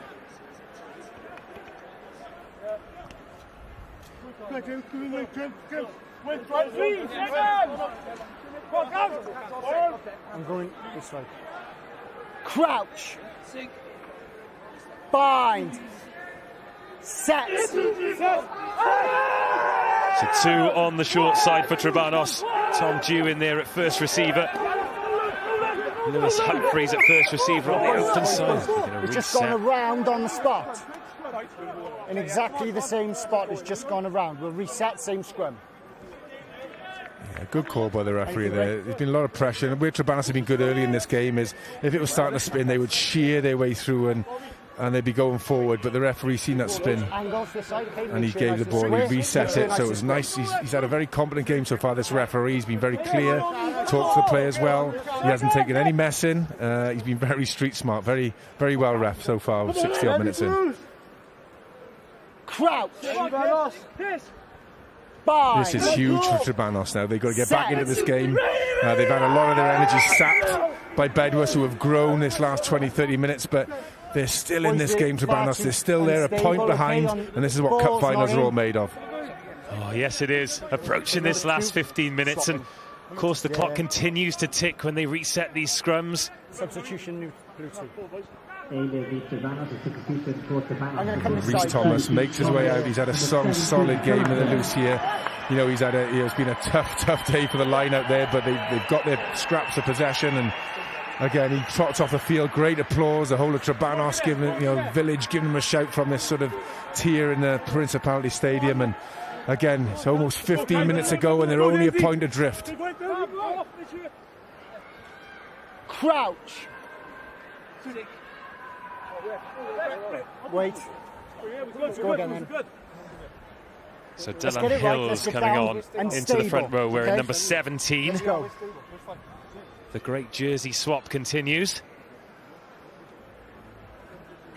Just giving Rhys Thomas going off there. So he was captain of Trebanos for 8 seasons and played in the last bowl final 12 years ago. So a great servant of the club, and he has done very well today for them as well. So now time to put his foot up and get a bit of ice Lucasade himself. Well, certainly to start the afternoon anyway. In it comes then from Jones, who really has to dig for it, and now Lewis Humphreys. Lovely ball from Humphreys, and that finds Yestin Lewis. Chip over the top for Lewis. Has he been taken out? Referee happy enough. We've got 22. Ooh, this is where a TMO comes in here, because that was a good play by the Trebanos backs, and it set him free, and it seemed to be an obstruction, but Option, you've he got. hasn't called it. Captain, 22 all the way he's kicked it. So here's the kick. Yeah, 22. 22 drop out. Oh, has he stepped across him there? He's shepherded. He is absolutely shepherded there by I think it's 20. I think it's Rhys Jones from Bedwas. But it sure is it's quite an obstruction there. But the referee hasn't even gone to the TMO on that, so he's got away with it. Signs of life for Trebanos, though. Just 1 point in it. This is a brilliant final, isn't it? Exactly what you want. Sunshine and running rugby. Oh, goodness me. I thought Josh Ferryman was shaping up for a 60-metre droppy. Could you imagine? No, he's not on it there. Ball's here. I would say they'd rename a street after him in Trebanos, but I think there's only one, and it's a mile long. And it's called Robert Jones Street. Yeah, it was just a lucky forward pass there, but Trebanos, when you're in a cup final there, you need to nail big moments now to win these games. And Bedwas are really starting to grow into this game, get stronger and stronger. Trebanos, like that break that they just made there, they really need to sort of capitalise on something like that. There's one moment of magic, a turnover, something like that really sort of takes you through. Again, you're less than 15 minutes of this last part of the game. Have they got something left up their sleeve? Can they pull that rabbit out and conjure something up? They almost did there. They need to come up with one or two more things like that. And Bedwas, it is looking ominous. They're just looking stronger and stronger as this game goes on. Time on.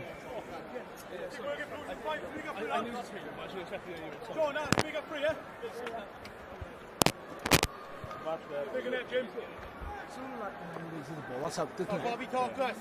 So is the 9 ways of the ball, that's out, yeah? Lifted. And goes. Good. Yeah. Yeah, let's go. Keep working, boys, no rest. Keep working, Al, keep working, Sean. I got 10.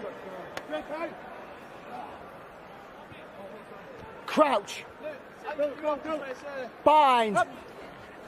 Set. Pull in now. Well, up the blind side goes Alex Bourne. Another good carry from 8 to take Bedwas up over halfway.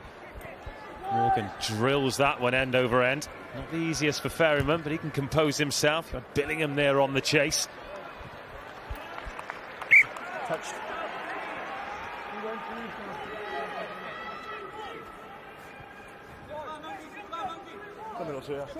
That's the middle, yeah. And a rare moment of calm here. Okay, yeah, we'll wait. He's here now. But I'd imagine, given how Trebanos chasing the game, how Bedwas' line-out hasn't gone particularly well, I wouldn't be surprised if we see him try and pinch this and get some momentum going into the last 10 minutes. They've been starved of field position, really, Trebanos. And when the pressures of cup final rugby comes, the opportunity was there, and James McCarthy couldn't gather it. But when you look at the clock, which again they won't be used to playing championship rugby, you can see it here, 11.5 minutes to go up on the big screens. Good pressure. No It's a long people time again, in a game of rugby, but it doesn't feel like it when you know you need to fashion that opportunity to try and claim the glory. Yeah, exactly that. You know, 11 minutes. You know, it's a long. You know, for a time they've still got lots of time to get back in. They just need ball.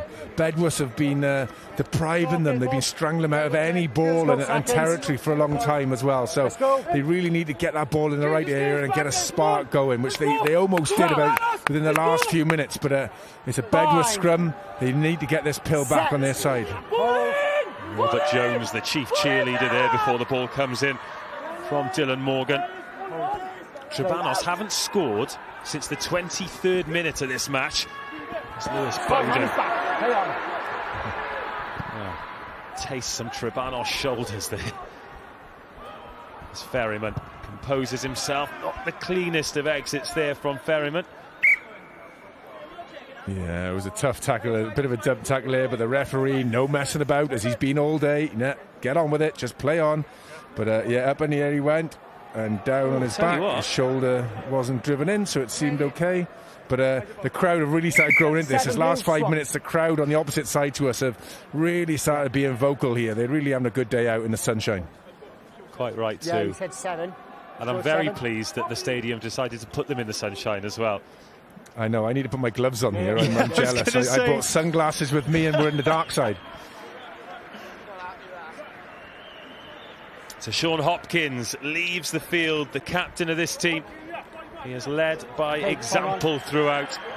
And listen to the applause that he's getting from those supporters who've made the journey as well. Yeah, fair play to him. He's had a good game so far. So Morgan off the top, McIntosh looks to get the backs working as Bowden finds David Thomas. It's that man Tom Dew with the tackle again. These two have been tracking each other around the park today. Inside ball from McIntosh. Finds Morgans. Oh, Trebanos have turned it over. A lot of the game being played in this middle third. Can Trebanos use this as a launch pad for some territory? Yeah, it's a huge turnover. That's a really big turnover. I said those special moments, those huge, the huge lifts that it gives a side. They've been under the pump for a long time now, Trebanos, and they've been starved the ball, and now they've been given the ball. They're going to be given territory when this bangs into touch, and it gives them a launch pad to do something. 10 minutes, less than 10 minutes to go in this game. They're a point adrift. Bedworth's been growing into this game, but they've still got something to say. Casey Williams was the man who picked the pocket.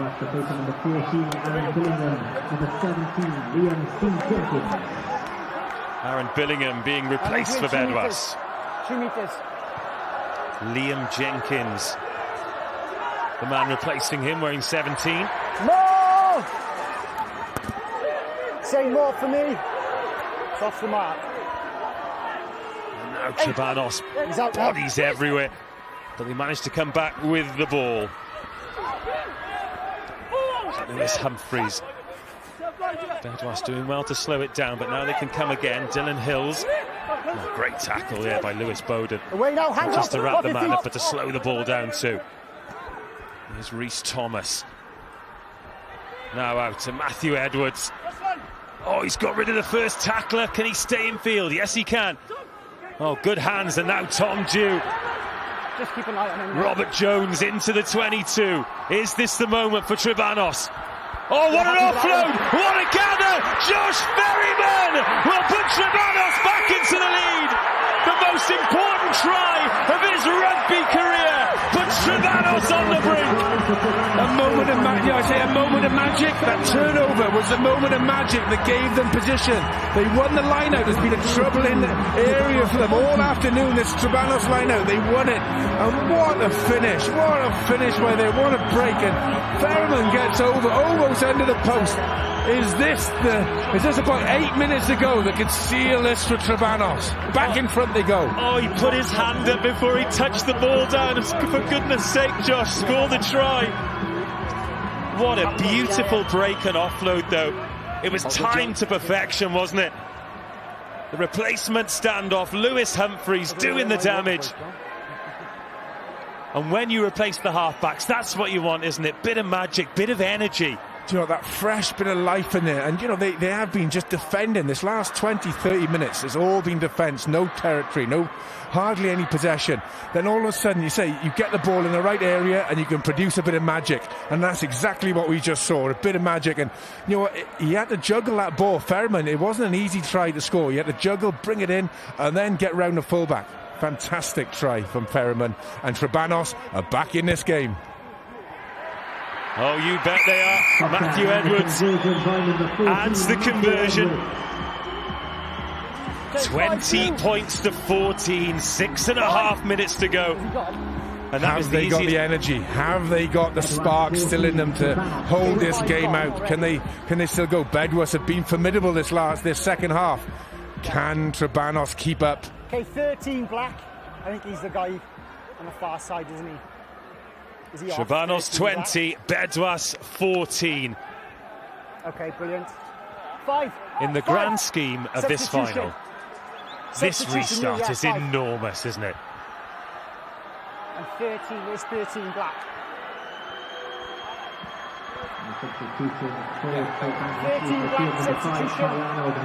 Changes being made. Matty Williams coming off for Bedwas. He's make sure he stays off. Change in the engine room as well. I think Craig Hudd's come back on for Rhys Morgans. McIntosh has hung that up. Bedwas need this ball back. Oh, they've got it as well. Craig Hudd back on the pitch. Oh, and there's a Trebanos player down, and he looks in some considerable discomfort as well, as Lewis Bowden crashes that ball in. Craig Hudd gets up gingerly off the floor, and now McIntosh. Oh, glorious offload to McIntosh, and Bedwas straight back into the 22.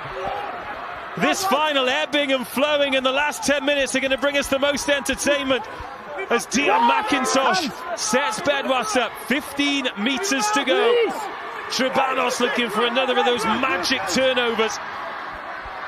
Tipped on, and now Bowden out of the back. Rhys Jones sets it up. Bedwas back into the lead. Liam Jenkins off the bench onto the score sheet. They're not back in front yet, but boy oh boy are they close. This final has been turned on its head. They've lit the touch paper, and it's Trebanos 20, Bedwas 19. As you said, the touch paper's been lit and the game has just sparked into life. You know, Bedwas have just been rolling harder, gaining momentum. Now all of a sudden the sparks are starting to fly, and Trebanos are very tired out there. They've emptied themselves into this game. They produced a moment of magic, a turnover, won the line out, a cracking try, and all of a sudden Bedwas straight back into it, into the corner. That final pass was a beauty to Liam Jenkins. Oh. Okay. Well, how about this then? Dion McIntosh. The moment this leaves his boot, we're going to know if it's over or not, because the crowd are behind him. A lot of the supporters giving him a real Trebanos welcome as well, but McIntosh. Oh, it's close! Oh, it's good! Dion McIntosh edges Bedwas ahead. That's a huge kick. That is a fantastic kick on the right-hand touchline. He's a right footer, so it's not his natural side, and he has nailed that. As you said, the crowd absolutely erupted as soon as it started travelling off his boot, and what a kick, what a point of a game. 4 minutes to go, and he nails that conversion. Well, Rhys Thomas is returning, and Trebanos straight back on the ball. Yestin Lewis pouncing on the bouncing ball. And there are going to be more try-scoring chances in the last 5 minutes of this game than in the other 75 combined. Trebanos. Oh, great shot from Alex Bourne. No advantage. A knock-on in the tackle from Black. Oh, knock-on in the tackle. So scrum, not penalty. Oh, their scrum has been good, and it gives them another chance in a really good area. Only 23 metres out. You got the whole right-hand side of the pitch. All the Bedwas pack are going to be locked down in this scrum, so it'll be one-on-one. It's what the backs can manufacture now. What energy have they got left? Have they got a special move up their sleeve, ready for this last 4 minutes of the game? Well, Trebanos supporters, Bedwas supporters, hold your breath. Everyone else, enjoy. What a way to start this Welsh Finals day. What a game we've seen. We've seen everything in this game. We've seen fantastic defence, turnovers, some brilliant tries, some great aerial play and kicking. It really has had a lot about this game, and two sides that have really put their heart and soul into their jerseys and their local villages to put a display on. But it's 21-20 to Bedwas, coming up 3 minutes to play. Crouch. Well, these are the moments that these players have dreamed of. You get to a cup final, you don't want to win it 50-0. You want to win it by a point, 2 points. You want to win it by a score at the death. Oh, it's penalty advantage for Trebanos. What a chance here. Josh Ferryman, the try-scoring hero, has a look, gets the fend away. Here's Matthew Edwards. If this comes to nothing, you bet your bottom dollar that he'll be kicking it. But Ferryman back inside to Robert Jones. Still advantage for Trebanos. Just keep that mark for you, Tom. Cam Lovey's still got energy after he was so instrumental in that great start to the game. Jones got a man in the pocket here. Are we going to see the drop goal? Steph Lewis still grafting away. Oh, this is so big for Trebanos. Okay, no advantage there. Number one turning in. Number one turning in. Number one, they've had Ben Drew for turning in that scrum. And Matthew Edwards, when he had the ball on the right-hand flank there, I thought he doesn't want to hurt his leg in this contact. He wants to keep himself fresh as a daisy because his boot was absolutely dynamite in that first half. And he's trotted off towards that ball, and it's a decent kick on the right side. It's not an easy in front of the post kick, and the game is hinging on this with 90 seconds to go. Well, you've talked about him being like a golfer, haven't you? And you think about that great Ian Woosnam putt at Augusta, where he won the great Masters Championship, and he had to putt from the sunshine into the shade. That is exactly what Matthew Edwards has to do here. He's been flawless. 10 points to his name already. And if he kicks this, they're going to make him a street off Robert Jones Road called Matthew Edwards Avenue. A chance to make history for the club that he loves. We're into the final minute. The clock is ticking, and Matthew Edwards to put Trebanos ahead. They can hear that in the Swansea Valley. The flawless right peg of Matthew Edwards kicks his 13th point. Trebanos is 23rd, and they will be defending a 2-point lead for the remaining 30 seconds of this final. Well, Dean McIntosh held his nerve and kicked a belter of a conversion to put them ahead from the right-hand touchline. Now Matthew Edwards has come back and nailed it. 23-21, 15 seconds to go. Well, unbelievably, Bedwas have gone deep with the restart. Robert Jones, he's got 3 seconds, 2 and 1.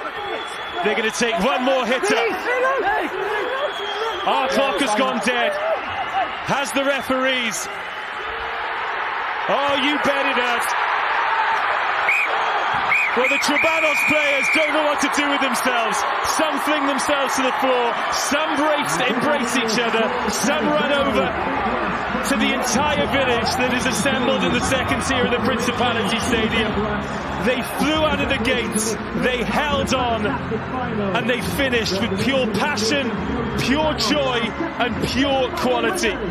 In the strangest of seasons here in Wales, they leave with the glory, they leave with the championship plate. What a great moment for this great club. They have defeated Bedwas, who've had a superb season, 23 points to 21. What a way to start this Welsh Finals day here at the Principality Stadium. You know, the underdogs coming to this Trebanos, they came off that line, the heart and soul they put into that performance. And I wonder that second half, have they blown up? You know, have they used too much energy in that first half? And can they sustain it? And that moment of magic, that turnover, they kicked into the corner, and Josh Ferryman got that try. to put them back in this game. They thought Dion McIntosh converted to put them back. Could they come back? And what a kick from Matthew Edwards from a scrum that has been very good for Trebanos this afternoon. The pack deserve this win because they got that victory with that scrum penalty. Matthew Edwards has the cream on the cake.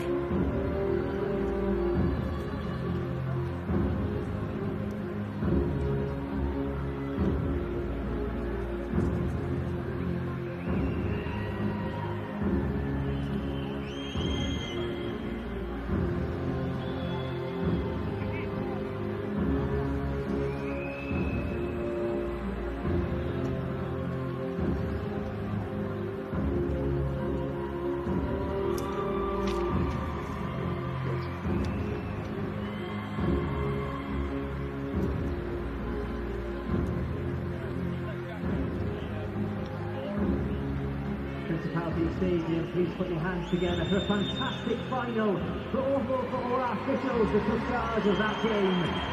They'll now be getting their medals for their part they played in the final. Well, great to hear from the man of the match. What a moment for him as well.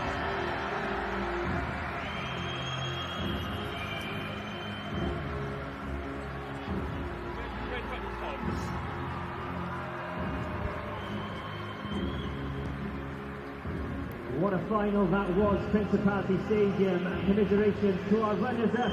But congratulations on the part they took in that final. Put your hands together. Principality Stadium, good Belfast.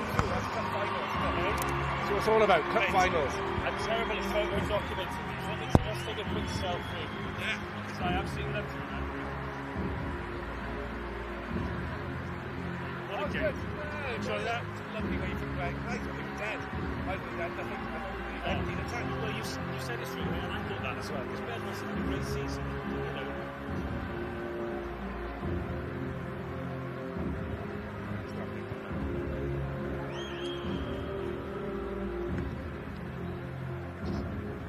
Red button comms here.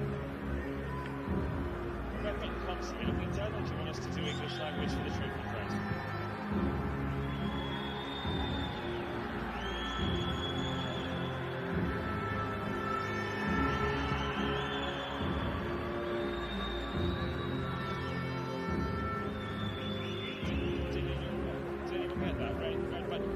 What a fantastic final that was. 21 points, 23. And the victorious team will now collect their medals.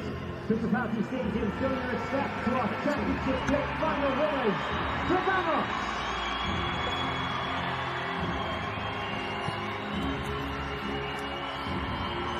So the gold medals to the winners. And just before the end of the game, we talked about it, didn't we? You don't want to win a cup final 50-0. You want it to be an epic that you remember. And all of the supporters remember as well. And everyone here in this stadium, everyone involved with Trebanos will remember that for the rest of their life.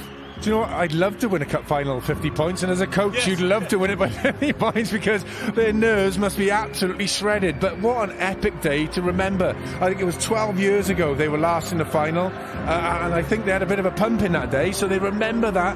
And 12 years later they've come, and all the hurt from there, they're back on this great stadium in the sunshine with the whole village that have turned out in the middle tier, and they're getting presented with their medals there after an epic encounter, after looking like Bedworth had stolen it from them, have just snatched it in that last sort of 10 minutes of the game, and bang, you know, the forwards get a scrum penalty, and Matthew Edwards steps up to the plate and spanks one over. You know, this is going to be an epic evening for Trebanos. What a way to start today. It's Roy of the Rover stuff. To take a 13-0 lead and then to have to take that lead back twice. Remarkable performance from a fantastic group, and that is what they will be leaving with. The championship plate.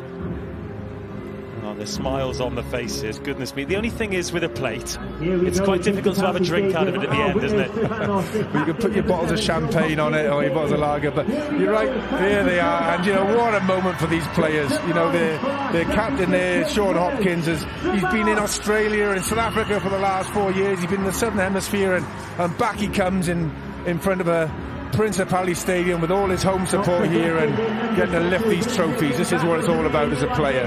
Well, Ewan Davis went off injured. He's got a smile on his face. I'm not sure if it's a smile or a grimace, but it's important that he is a part of this, because these boys have won together, they've lost together, and Rhys Thomas and Sean Hopkins will lift the championship plate for Trebanos. The celebrations will last tonight, the memories will last forever. Matthew Edwards, the man of the match, but that's a team effort, a squad effort, a club effort, and they have written themselves into the history books here at the Principality Stadium. Yeah, they're just in, I just heard a message, they're just starting to paint over Tipperick Street, and it's going into Matthew Edwards Avenue. Now, you're right, he's gone. Robert Jones Boulevard is being painted over. They are absolutely ecstatic on that pitch, and it's a fantastic feeling to win a cup final, especially with a last minute bit of drama. What an effort. Well, what we're looking at here as the team setup is the photo that is going to be in a frame in that clubhouse forevermore. The National Plate champions in 2022, after the most wonderful of games. Quick word on Bedwas, though, because there has to be a winner and a loser of every cup final. And boy, oh boy, look, you need a dance partner to have a great fight, don't you? And that's exactly what they had in Bedwas. The split emotions of a cup final. I looked down and I commentated on the Wales-Italy game, a month or so ago, and I just saw the elation of those Italy boys and the absolute desolation. The absolutely gutted the Welsh team. Well, Bedwas reminded me of them there. They built themselves back into the game. They launched. McIntosh put the kick over, which seemed to seal the game for them. And I just saw how desolate they were lying on that pitch at the end. They'd emptied themselves, and it's been snatched from them. But they were really competitive in this match, and it could have gone either way. They really were. They really. They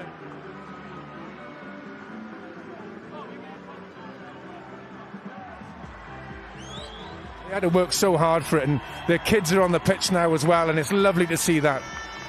Well, Ian Goff, it's been a pleasure to call that one with you. We will be back with Bargoed versus Neath, kick-off at 3:15. Congratulations to Trebanos, commiserations to Bedwas. Fantastic achievement for those boys from the Swansea Valley. Thanks very much for joining us, and we'll see you at 3:15.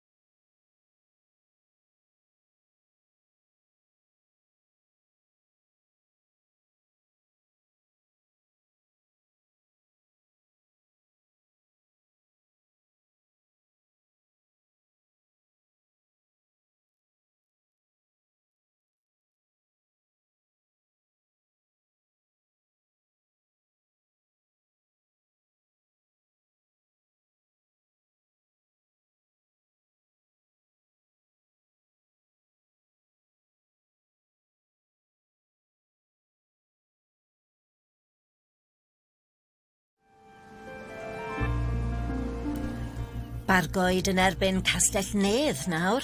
We have English language commentary for this match. On Sky Plus, Freeview or Virgin Media, use the red button. If you're on a TiVo or Sky Q box, use the audio selection option. Any problems, just get in touch with our viewers hotline. Joiwch y gêm.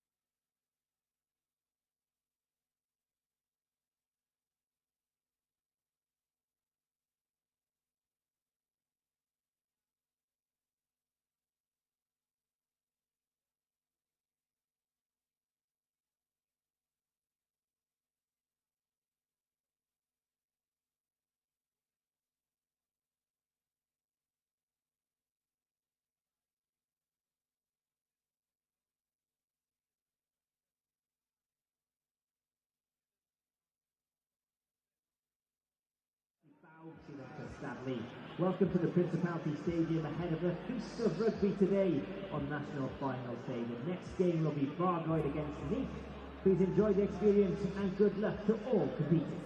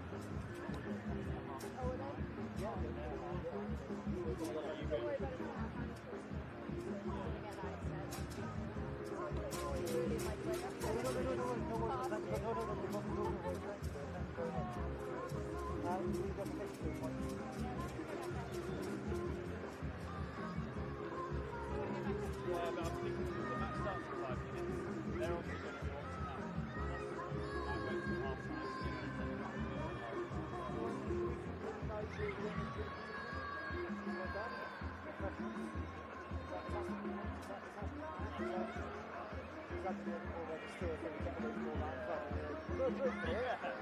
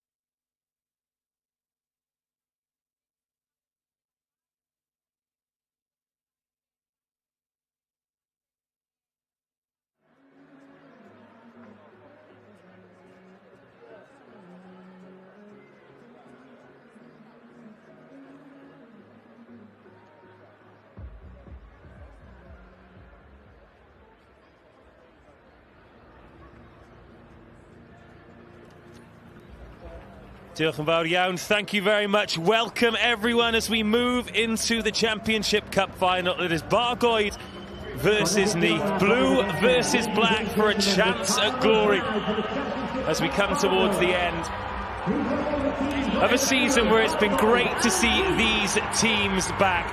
This is a competition they didn't think they'd have the opportunity to win at the start of the year, but it is a shot at glory for these players. Some tough decisions have been made in terms of selection, but star-studded cast for both, starting with Bargoed, where Kieran Brown captains the team from the loose head. Adam Powell at 8, and inside centre Darren Humphreys face off against their former club. In a similar vein, there's plenty who played youth rugby here, including Rhys Thomas at 15, Steph Jones, who partners Humphreys in the centres, and tight head Alex Garner-Key. On the bench, Grant Rogers has over 300 appearances for the club. Beneath, Aaron Bramwell rapidly approaching 200 appearances for the Welsh All Blacks, captains the side today. He's in an exciting back three with James Roberts and Matthew Jenkins. Sam Langford packs down in the second row today. His father represented Neath against Cardiff in a 1985 Cup final. Actually, it was 84 and I played, and his name was Phil Langford. Thank you for that. Well, in which case, that is a great opportunity to say hello to Lynn Jones, who joins us, and he's already picking me up on my dates. To be fair, I was born in 84, so I was either very young or not born at all, alas. Sorry about that. You'll give me 365 days grace, I'm sure. Come on then, let's go. Great to have you here, Lynn, and great to have you watching wherever you are around the world as well. Okay, it is not the first time in a cup final for Neath. Alas, they're all special, aren't they? And this is a massive opportunity for both of these teams at this great stadium, Lynn. Sure is. It's going to be a great game, and here we go. Williams gets us underway. Bargoed receiving the kick-off, and that is a good early catch. That'll be a nerve settler as well. Plenty of these players for both teams have got experience with academies, age group, international honours. James Ledbetter there. Great kick from Ledbetter, really tight to the touchline. It's given Neath difficulty to get out of there.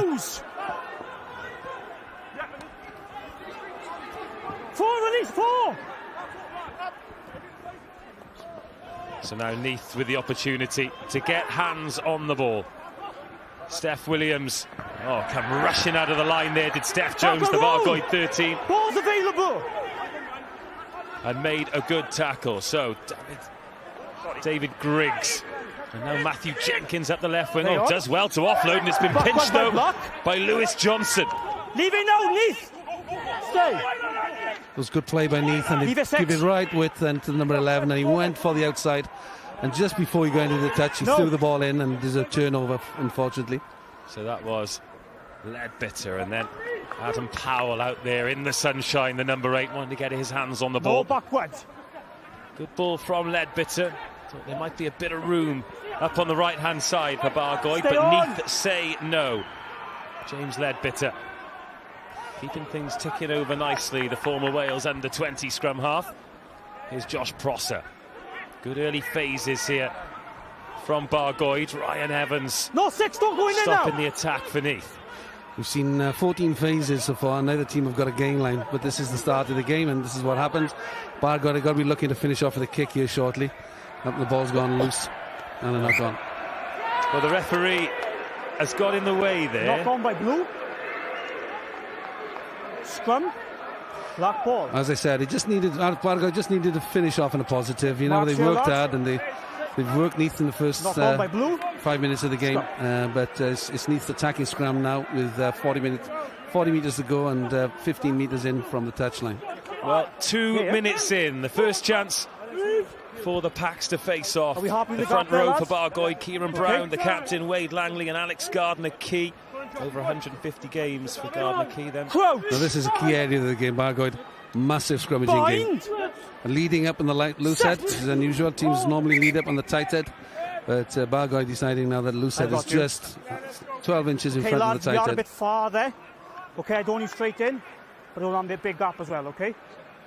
So just take a step for me. Okay, yeah? Like we said, there's no excuses to slip today, boys.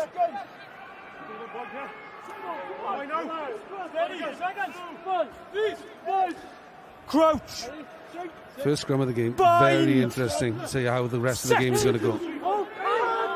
Powell, Crocker and Ryan, the front row for Neath. Ball is gone. Gardner Key, but the ball out of the back, and here is Steph Williams. It's loose ball though, so Bramwell, the captain, gets his touch. Now. David Langdon in behind him to secure the ball. That's Jack Powell. Two lost. Stay. Oh, Ellis Horgan. That's Sean Crocker putting some hands on it in the midfield. Oh, what a shot Stay from on. Geraint Edmonds. Now Ryan. Again, Neath are 50 metres behind the game line from the scrum. They've got to be looking to kick now and finish off on a positive. Get the game down there in the right areas of the field. And instead, Bargoid have pinched this. Leave it now, Bargoid! No, says the referee.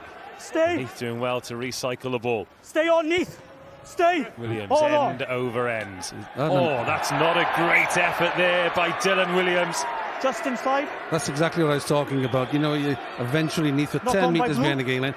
A long distance kick, 45 metres, and then forced an error from the right winger for Bargoid. They'll be disappointed with that, but it gives Neath the first attacking platform inside the 22. The last scrum, Bargoid really strong, but Neath got the game away.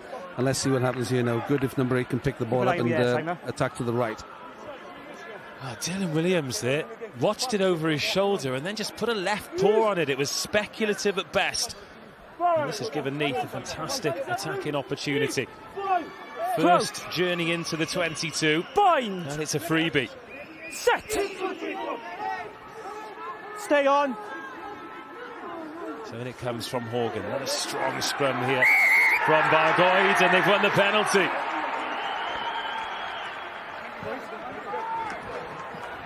Okay. Number 3's angle. Tim Ryan just driving on the angle on the inside and just giving a nice little platform for number 1 to get underneath him and to lift him out of the scrum. I think Tim has we've really got to be looking to scrummage and push his opposite number out rather than in at the next scrum. Neath on the line. And Steph Jones finds touch. On the line. Early, please, lads. Bargoid youth. What we got? Plenty of experience. In fact, they've got a lot of ball handling players in the back line. Bargoid, 10 as well. Josh Prosser at 10, but Steph Jones and Rhys Thomas also take a step, boys. Comfortable at outside half themselves. Now Wade Langley. Chance to find the man in the line-out, and does so. Matthew Thomas rises high. Darren Humphreys on the crash ball. Finds a soft shoulder, Humphreys, and Bargoid on the front foot. Here's the wrap-around play. Yeah, backwards by Neath. Boots a ball by Rhys Thomas. He's going to chase it. Can he gather it all? Puts a heavy foot on it, and the chance is gone. He can't believe it. Neither can James Leadbitter.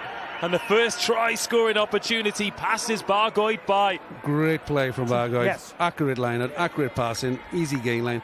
Yes, and from outside. Good width. And the attacking kick through the back 3 with Neath was a little bit late coming back across to cover it, but then the Bargoid player just nubbed that into the stand to rescue the day for Neath. Stay on 4. Let's go then, please. Darren Humphreys busting the line there, causing all kinds of chaos, and Rhys Thomas needs to shake that one off because Bargoid not looking comfortable under the high ball, are they? Darren Humphreys fumbles that one, but fumbles it backwards and runs headlong into John Barley, the Neath second rower. Turnover ball. Turnover. And forcing the turnover as well. Alan Jones wrestles up over halfway. Oh, that's really good play from Ellis Horgan. Spots the gap. Turns Bargoid and the pressure's back on them. Stay, don't go. Dylan Williams up the tram line. Aaron Bramwell does well collecting that on the bounce, and then he sets sail for the Bargoid half. Good run from Bramwell. Opens up both sides to attack. Leave it now, lost. Tim Ryan drives it on. Steph Williams coming out of the back. This is a sharp start to this game as Ryan Evans goes forward once more. Here's the hooker, Sean Crocker. One lost, captain. Horgan. Little nudge in behind there from Langdon. Gathered by Rhys Thomas. Who slices that one. And we'll restart with a line out Neath. Yeah, really good play by Neath again. Ellis Hogan really keeping the momentum to the play. And again, Langdon just trying to finish off in a positive, getting the game into the 22. And it wasn't the greatest kick, but then Bargoid replied with an equally bad kick. So it's a first attacking line for Neath. Let's go. Stay 10 as well. Yeah, he's coming. Some great physical contests already in the midfield, as you'd expect for a cup final.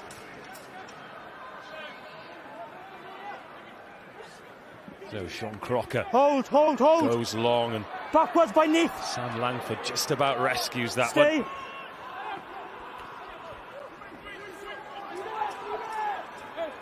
Tackle! Yeah. But unlucky there from Bargoid. On the ground. It's a good ball carry from Neath, and then as Bargoid are wrestling the ball, unfortunately, his knee was just on the referee called tackle, and so you've got to release the ball then. So a bit unlucky there, but it gives Stefan Thomas for Neath a chance to take the lead 3-0. So the first chance to get some points in a cup final, 9 minutes gone. Would you have gone posts or corner? Oh, post 100%, and we're in the first 10 minutes, and apart from one scrum, it's been all Neath so far, so they need to get some reward from positive play, and there's just too many errors from Bargoid at the moment, giving Neath some field possession to attack from. So it's important that, like the last game, these kicks go over. Steph Williams, 211 points so far this season. That becomes 214, and Neath take their first opportunity to lead 3-0 in this final. It's all about confidence and growing in confidence. And Neath will take confidence from that piece of play that they had there from the line-out. And likewise, here we go. It's really important now to gather this kick-off and launch an attack. That's a high-hanging one that they can challenge. It's been tipped forward there. Okay, yeah, we're going to knock on advantage by Blue. In fact, the referee does change his mind, because Dwayne Dyer rose high there, but tipped it forward. Advantage over. Langdon puts a cultured left boot through that to turn Dylan Williams. Yeah. He's got Rhys Thomas back there with him. He's going to have a counter run here. Finds contact, and Owain Morgan was over that one for Neath, but couldn't quite gather it. Wade Langley gathers the offload. Stay. Bargoid looking to keep the ball alive. Oh, chop tackle by Jack Powell's a good one. Stay, Bargoid, hold. Josh Prosser sends it skyward. Knock on by Blue. Yeah. Good challenge, but again, Bargoid not dealing with the aerial ball. It was a great chase. Okay. Look, Bargoid have picked Steph Jones as a 12 right-footed kick-in, and Neath have picked David Langdon as a left-footed kick-in option, and it's really going to hurt Bargoid as the game goes on. And good defence then from Neath, and it's really even Stevens at the moment. Both sides are tackling really well, again stuck into each other, but Neath are getting more from their kicking game and forcing Bargoid into errors, which I'm sure they'll be disappointed with, but we'll see if they can put it right. So it's a Neath scrum. Just need to win this and get it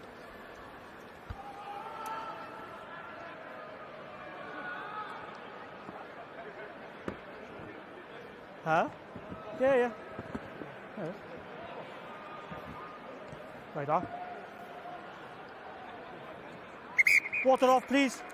Time back on. Oh, time's not back on then.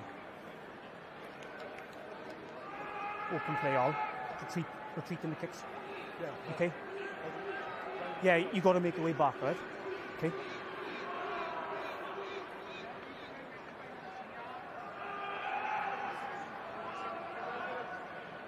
Is he staying on for the blood? He is, okay.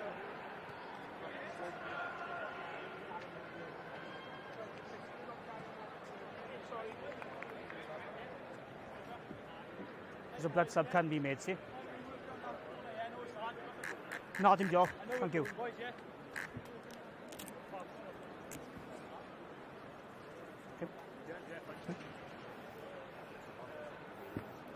Just be what I said, same to some of these boys. Retreat them the kicks and open play. Just make our space for everyone, alright? Time back on. Go boys back. Okay, knock on by blue.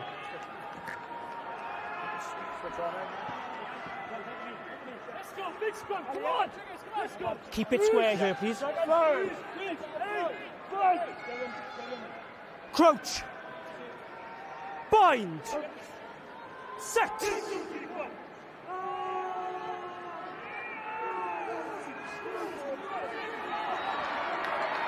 Ball's gone. Ball had gone. Nathan picked it up. No. Stay.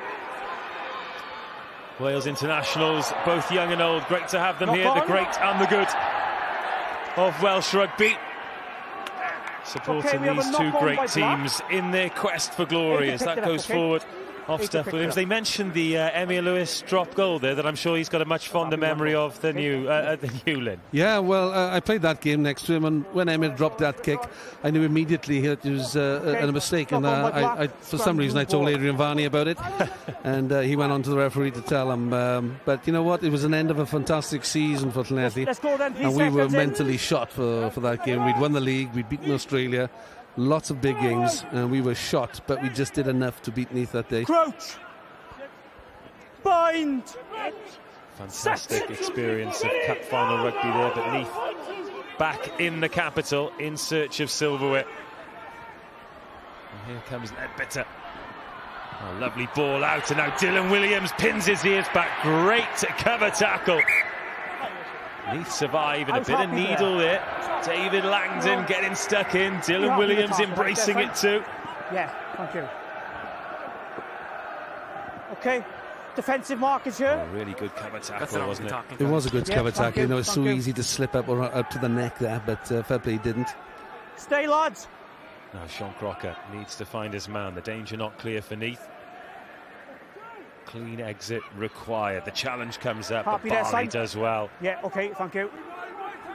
Don't change your bind now, Six. Stay. Ews. It's a nice exit from Neath, but the lineup needs to be faster. They're taking too much time to win that ball. Get in and win it fast. Don't hang around. And it takes the game away from a threatening area, but it's still under pressure with Bargoed here. Lads, come on, please. We need to move first test for Neath defence maul. I'm sure Bargoed are going to catch and drive here and test their steel. Well, Wade Langley's darts are something to keep an eye on because they're very pleased with his progress at hooker, but he is a converted back row. He's had a couple of seasons at it now, but he's been one of the standout performers for Bargoed this year. He finds his man there, Matthew Thomas. Well, 5 is fine. Former Stay on this rock now. Leave it now, 5. Don't touch him. No, stay. Oh, that's a good rumble up the side. Yeah, fine. Langford sniffing around it. Bargoed needs to be careful not to get isolated here. Neath a little bit too over-eager to get that turnover. And Bargoed with an opportunity to equalise from the tee. Played it. Okay. Oh, they're going to go for the corner. On me it is. Cup final rugby. Okay, hands on the floor. Yeah, this particular kick is not as easy as we saw with Stephen Williams for Neath at the start. This was a far right, so you know what, it may be a wise choice. Keep the pressure on. 2 more penalties and it'll be a yellow. So, but also with the hooker, Wade Langley, this is his third lineup. The first 2 have been thrown to the front, and I'm sure they need to win this desperately. And he's gone to the back, and he's been intercepted. Stay 6. Great read by Neath. More! Callum Davis sold a little bit short at the back. Don't change. Don't change. That's a real big confidence booster for Neath. Massive. No, get out of there. Get out of there. Get out of there. To pinch that ball and then set the maul so quickly and win the penalty. That is a big win for Neath. Still an advantage. And now they continue. Penalty advantage, block. To make meters up the pitch. Here's Williams, and Neath looking to put some width on it here. Yes. Outstanding play from Neath, really was, you know, and there was a big line-out call from Bargoed. They got it wrong. They needed to sustain pressure on Neath to force the mistake, to force the penalty, and they went to a 15-metre line-out. You know what? That's a big call from them. I'm sure they'll be ruining their error then. But not only that, it was a good maul, up the side of the maul, good changing his attack, bind. but then Ellis Hogan, the scrum half, cleared the ruck out to save the skin of the forwards. Oh, so I'm sure Bargoed would be disappointed with that for sure. and then you carried on. Well, I'm sat next to a great coach, so let's use some terms that I hear coaches say. Red zone efficiency.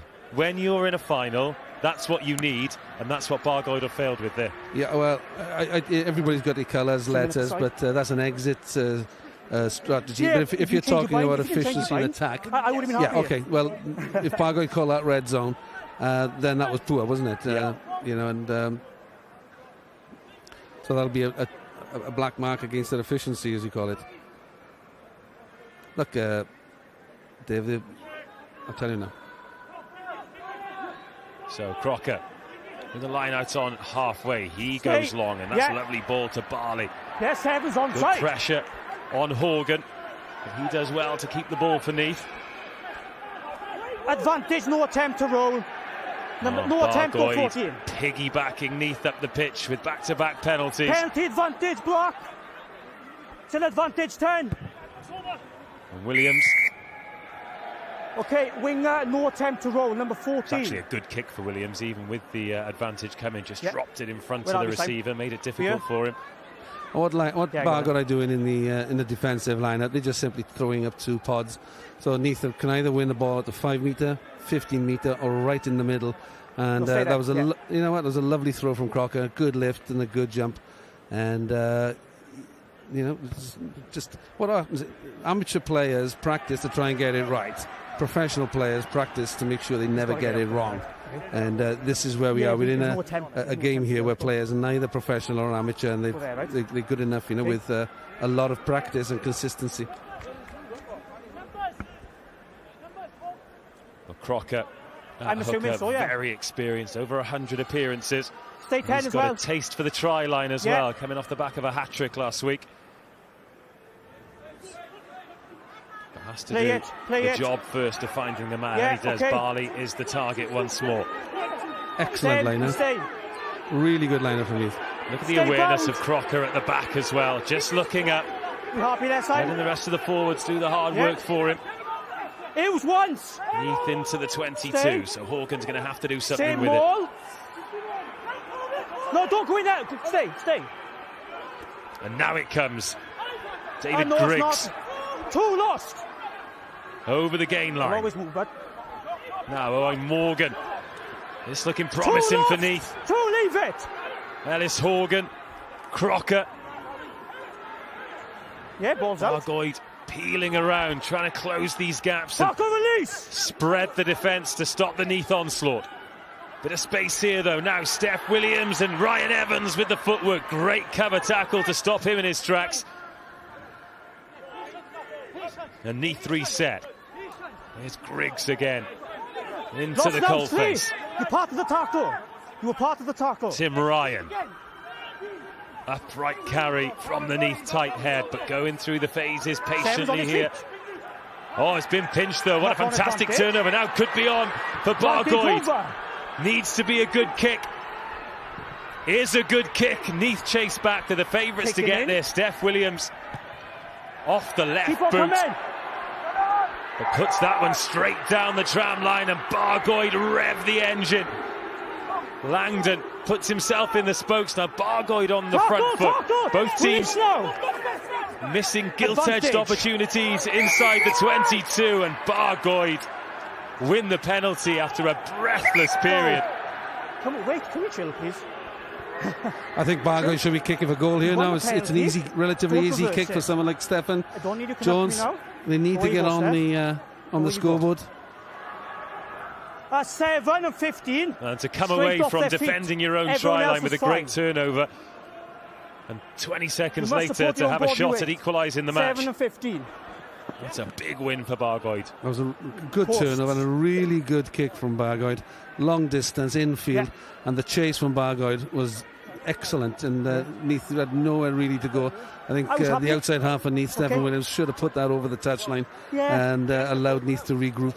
But Neath are lucky to get away with probably just minus 3 points here. Steph Jones, his first pot at goal of this match. Back in Bargoed colours, but he's a well-travelled player. Had a number of seasons with Gwent Dragons when I was coaching there as well, Steph. Excellent goal kicker, one of the best.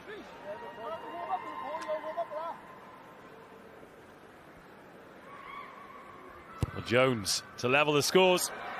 22. Oh, it's gone 22. across the face of the uprights. Yeah. I think I should shut my mouth in future. Welcome to the curse of the commentator, Lynn. Great to welcome you to this very exclusive club. That's bread and butter for Steph, isn't it? You know, could be one of those days, who knows? Well, both teams with chances inside the 22. Let's go Both then, teams stay on winger. with chances to get off the mark so Let's far. go then. Neath, the only ones who've accepted the invitation. 21 minutes gone, approaching 22. And Neath get us restarted. Dylan Williams there. Made up for that early knock-on with some good incisive carrying. Williams. Tackle release. Yes. Adam Powell at number 8. And now Josh Pass is Prosser flat. finds Callum Davis. 6 lost now. Prosser again. Oh, lovely ball. And Humphreys gets the offload away. Options here for Bargoid. Should be the first try. It is the first try. James Ledbetter on that trailing line. I'm sure Neath will be disappointed there. That was a simple 4-on-4. Mistake in defence, and an overlap was created. Great play from Humphreys in the centre. Just held the pass up, and then Neath got in front of the ball and just allowed Bargoid to get behind them. And I was just saying, actually, I was just thinking to myself how very few missed tackles there have been in the game so far, which is a credit to both sides. Well, it was that offload out the tackle that created the gap, and Rhys Thomas kept his cool to find James Ledbetter. And the former Wales under-20 gets the first 5-pointer of this final, and those sun-soaked supporters absolutely loving it here at the Principality Stadium. Ledbetter showing his experience there, that supporting run on the inside. You know, many average scrum halves wouldn't be there, and it would have been a ruck and etc. But Ledbetter was just there to be the extra man and to show his prowess. Steph Jones with a chance to make amends off the tee. This guy doesn't miss. Correct. Bargoid 7, Neath 3. Mobile service has resumed. Another look at this try then. 2 inside passes did it. Dyer to Thomas to Ledbetter. A great offload from Humphreys. Nearly all of the back line involved in that opening try for Bargoid. And Steph Williams launches that one high into the Cardiff sky to restart this Championship Cup final. 16 minutes until half-time. Stay, Bargoid. Wait. So Prosser. Interesting clearance. Williams chases it. Oh, nearly gets there as well. Should have knock-on advantage. Advantage for block. Should advantage now. Dropped another ball, but that was a great chase, and if that sticks, then it is real problems for Neath. Advantage over. Spiralling kick, looking for the 50-22, but Rhys Thomas Keep on coming, Bargoid. gathers it comfortably and clears up to the 10-metre line. I think Neath will be actually pleased with that. That was going to be a knock-on scrum black ball, but they're under so much pressure. I'm sure Neath would prefer to take a line-out. They've been outstanding at the line-out and causing a lot of issues for Bargoid's defensive capabilities. So it'll be interesting to see how this goes now. That's been so far so good for Sean Crocker. On your 10, boys, yeah? Lads. Tim Ryan gives him the instructions. 5 in the line, they go long again. It's a lovely ball off the top for Ellis Horgan to deal with, and now Steph Williams. Not the cleanest of passes. Oh, that looked high. Referee agrees, penalty advantage. Just a slip towards up. Yes. Williams. Penalty advantage, no block. Inside to Barley. Keep the mark for me, boys. Still penalty advantage, Neath. Poor discipline from Bargoid there. There's nothing on for Neath. There's no momentum, and it was just really ill discipline, and just a loose arm around the neck of Ryan Evans. Slightly I'm high. sure Bargoid again will be furious furious for that. Yeah. It's just a lazy hand after some good footwork, wasn't it? Callum Davis, the guilty party. Again, that phase, outstanding line-out again from Neath. Really good calling, and all the skills accurate. Loads of room for Neath to attack then, and a poor pass creates chaos, and from the chaos comes the penalty. It's all It's all sort of Keystone Cops type of rugby, but it's effective. Well, Steph Williams right in front of the posts, but plenty of grass between the ball and the uprights here. This far from a gimme. You know what? These kicks are so important for a Neath team to win, because Bargoed are by far the hot favourites for this game. Just like the last game with Trebanos, where Edwards put everything over, this is what Williams has got to do for Neath. You know what? Every chance they get, they've got to take just to have a chance to win. Here is Williams to reduce the arrears to a point. He's missed that to the left of the posts. Gave it a good enough whack. But both kickers leaving points out there, so 27 minutes gone.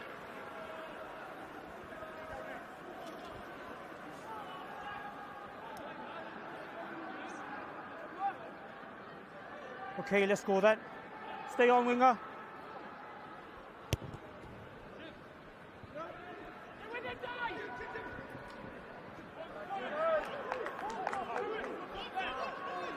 Stay.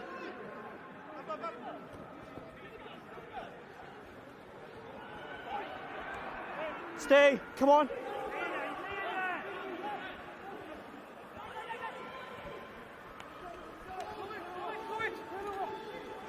No, he's not.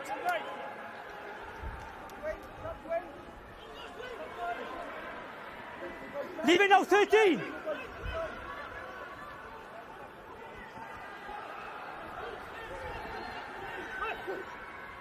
Advantage, it's 12 minutes to half-time. Another penalty advantage coming here for Neath. Owain Morgan takes it into contact. Advantage.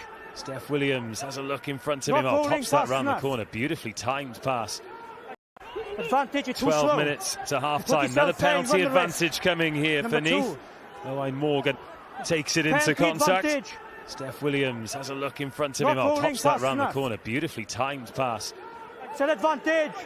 They're not really going anywhere, and this is going to be another penalty in a similar spot. Do you think they go for the post again here, Lynn? Yes. If it was me, yeah, I would, yeah.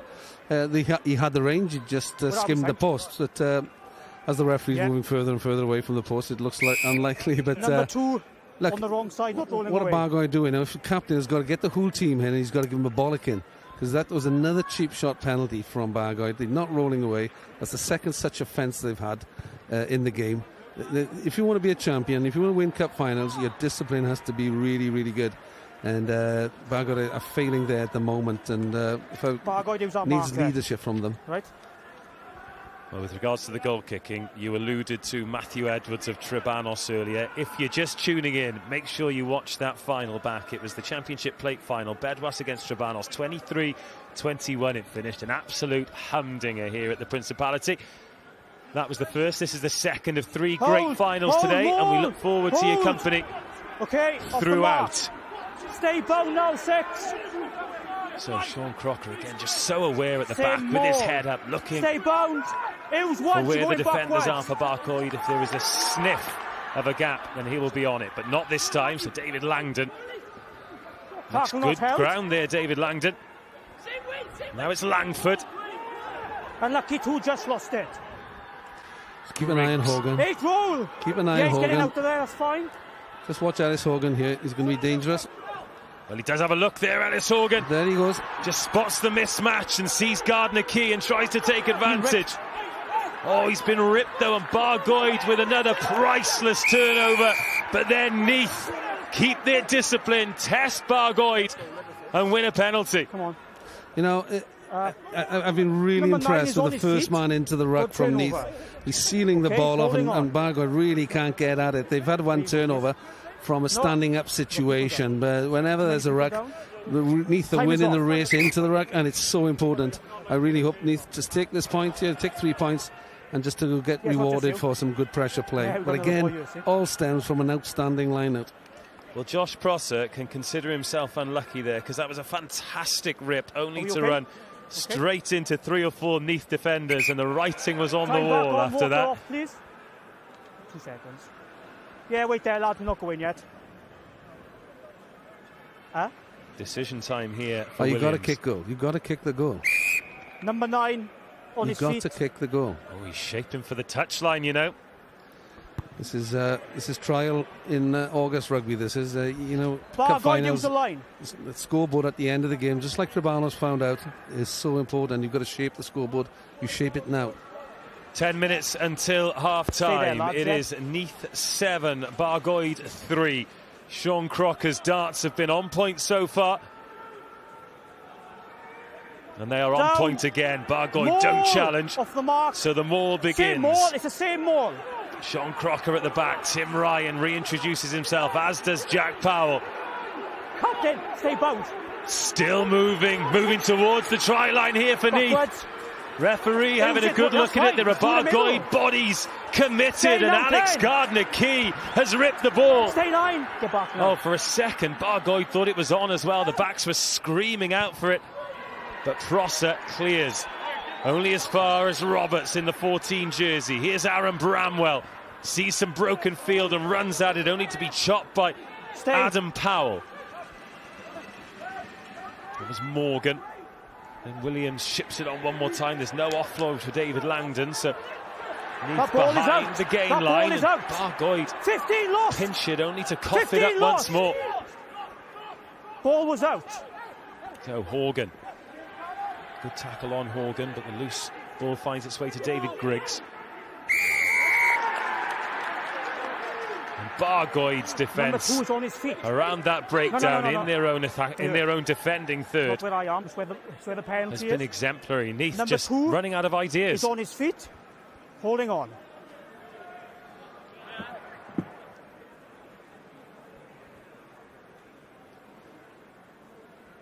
That's a really good turnover, isn't it? Really good turnover from Wade Langley. Good skill, and that's all from playing in the back row and learning his trade there, and then transferring it to the hooker. It's such a big advantage when you got a hooker who's excellent over the ball. Rory Best at Ulster, outstanding. James Marks, the South African hooker, outstanding over the ball. Just brings an extra responsibility, to your forwards, and takes the pressure off 7.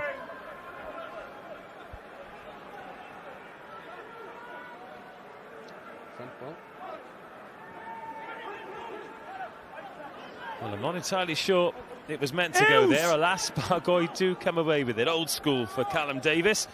Doesn't even get lifted to secure the ball for the team in blue. No, Prosser. Oh, lovely dummy there from Steph Jones. That was John Dawes. It looked like that dummy was so obvious. How many worked? Rhys Thomas then up the left-hand side. Again, he had options inside and out. Didn't find either of them. So Leadbitter. Oh, crunching collision in midfield. Sam Langford does well defending. A little bit of afters on the ground between those two as well, as Geraint Edmonds goes galloping forward for Bargoed. Turnover's good. But Neath turn the ball over. Their turn to defend the 22 with aplomb. And Alice Horgan with the pass. Stay on. That needs to go off the field. Oh, it does as well. It's a brilliant kick. Just about. Well done. Well, about as inch perfect as it could be. Again, you're talking about your terminology of red zone efficiency. That was a lovely attack from Bargoed. They 15 metres under the post. Just be careful. Recycle the ball, and they're going to score some points, but they turned it down. David Griggs over the ball this time, the Neath number 8. He's been outstanding so far. He's been outstanding, David Griggs, the black jersey number 8, David Griggs. Ball carrying, breaking tackles, and now to complement his skill set. Lads, can I just have the 2 captains, please? Aaron. Come on, Aaron, please. Well, the referee he's calling the captains in, but Aaron Bramwell's a 50 and he's 50 metres away from play. That's a lot of fitness for Aaron to give it. Let's tune into this then. Boys, I think you can agree with me it's a good game so far, okay? In the last 5 minutes, I've had a lot of players talking to me off the ball. It stops right now. I don't mind having a chat downtime with players, but everything most of the time goes through you. Understood? Can you please have a quick word, please? Well done, referee. Okay. Well done, referee. And that's generally a sign of frustration from players when things go wrong. Time back on. Just too many back chat, boys. Players who are playing well and the game's going well, they don't say anything to the referee. Well, defences have been on top here in the first 35 minutes. Neath opened the scoring with a penalty after 10 minutes. Hold, responded with a Ledbetter try. That was converted. Both teams have missed penalties in the midst as well. As Bargoed again looking to make something happen in the midfield. It was Steph Jones with the pass, and now Wade Langley. Oh, can't quite get his leg free. It's a good tackle in the end. Bargoed back into the sunshine. Now Langley gets his head down. It's David Griggs making the tackle. We've got a neck injury. You will have a scrum here. If it was anything else, it's a head or a neck, we'll stop and play. Will be a scrum to Bargoed. Yeah, okay. That's a shame. There's a nice attacking platform building there with Bargoed. So we'll be disappointed with that. Okay. Yeah, but he's done the safety thing there with Ryan Evans having a knock on the head there, but he's recovered fully, which is good. Yeah, please. And probably Bargoed looking forward to the scrum. Sure, it does give him a great attacking platform, doesn't it? Well, what you can expect here is a double shove from the number 8 of Bargoed. Screw the penalty from the referee and then kick in the corner and drive them all. But previous line-out, we've talked about Wade. Langley's throwing in. An outstanding line-out. Scrum here. And I'm sure he'll grow in confidence from that throw. Well, we could just see where the injury came from for Ryan Evans. From that collision, alas, he's back on his feet and back into the back line, ready to defend this scrum. Crouch, bind, set. And this is a good scrum from Bargoed. I'm not allowed. This is not the Premiership. We can't do it. Safety reasons. Okay. Anything above this level, we're allowed to play on. Okay. Good feedback from the referee. Pressure. Good feedback immediately. No, we're not allowed. He's had a good 60 seconds, the referee, hasn't he? Yeah. What are we doing, lads? He's doing very well, actually. He's having a great game. But Ledbetter should know better. The penalty in front of the post is 40 metres for Stephen Jones, and as I said, it's easy pickings for him normally. And in a game where scoring opportunities have been few and far between, with a couple of minutes to go until half-time, this looks like a great opportunity for Bargoed to go a converted try ahead. Very dominant scrum. We saw Tim Ryan popping up there.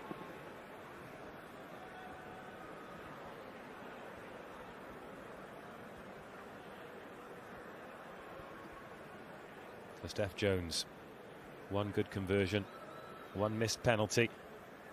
The chance to go 2 from 3 and extend Bargoed's lead. That's exactly what he does. Bargoed 10, Neath 3. Nice kick from Stefan. Neath have had their chances to score points and they've kicked in the corner instead. You've got to take your chances when they come. And Bargoed now are building a nice comfortable lead and getting ready for a second half. Picking up the level of performance in the second half. Stay on. So Steph Williams, where does he go with this? Puts it high, and Neath can have a real go at this if they want. Oh, alas, the winger came in from wide. Stay and Bargoed with a good take. Eels now. Stay. So Ledbetter. Stay, Bargoed. Don't move. That's not a great strike at all. Yeah. Oh, but Bargoed can claim it. It's a lovely take by Callum Davis. Plucks that one out of the sky. Now Kieran Brown. Good contest. Eels now. Stay on. Another shot for Ledbetter. I'm sure he'll be looking to put more metres on this one. 90 seconds till half-time. Neath let that bounce. Bramwell chasing backwards, and Bramwell fumbles. Has to dive on it in the end. 3 Bargoed players there. No, he's backwards. Never forward. Stay on. Eels now. Again, it's just a minute to go. You want to be kicking this off the field if you can, and give Bargoed a line-out. Well, they haven't done that. They've kept it in. And now Bargoed. Everyone very narrow for both teams at the moment. There's a lot of width over here for Bargoed if he can come left. Eels. Well, they need a scrum half here, Bargoed, and then one arrives. Here's Matthew Thomas. Now they put some width on it. Rhys Thomas. And James Roberts stands him up well. It was just a little bit static there from Bargoed. 8, release 8. David Grigg slows the ball down, but he's called off it. There's Wade Langley. Ledbetter. Prosser. Flat pass from Prosser's a beauty. Geraint Edmonds actually did well when Kieran Brown pulled the hands away. Don't. Can't go for the second chance there. Prosser. Oh, quick hands. Don't quite work out this time for Bargoed, but good intent. First by black, then by blue. Scrum. And just before half-time, another opportunity, but it was nearly brilliant there from Steph Jones. 7 was fine for me. Yeah, that stage still all went back. There's a great chance here for Neath to sort their scrum out, and they've got to be doing something different to what they're doing so far. Yes, it is. You just can't go down and accept you do the same thing again. The first knock on in the tackle, and then by problems now for Bargoed in the scrum. Take it down, push the opposite direction. Crouch. So the 40 minutes is up here at the Principality Stadium. Sun on the backs of the packs. To be fair, I think we were a bit far there, weren't we? Yeah, I think both front rows were far. No, I think we were far.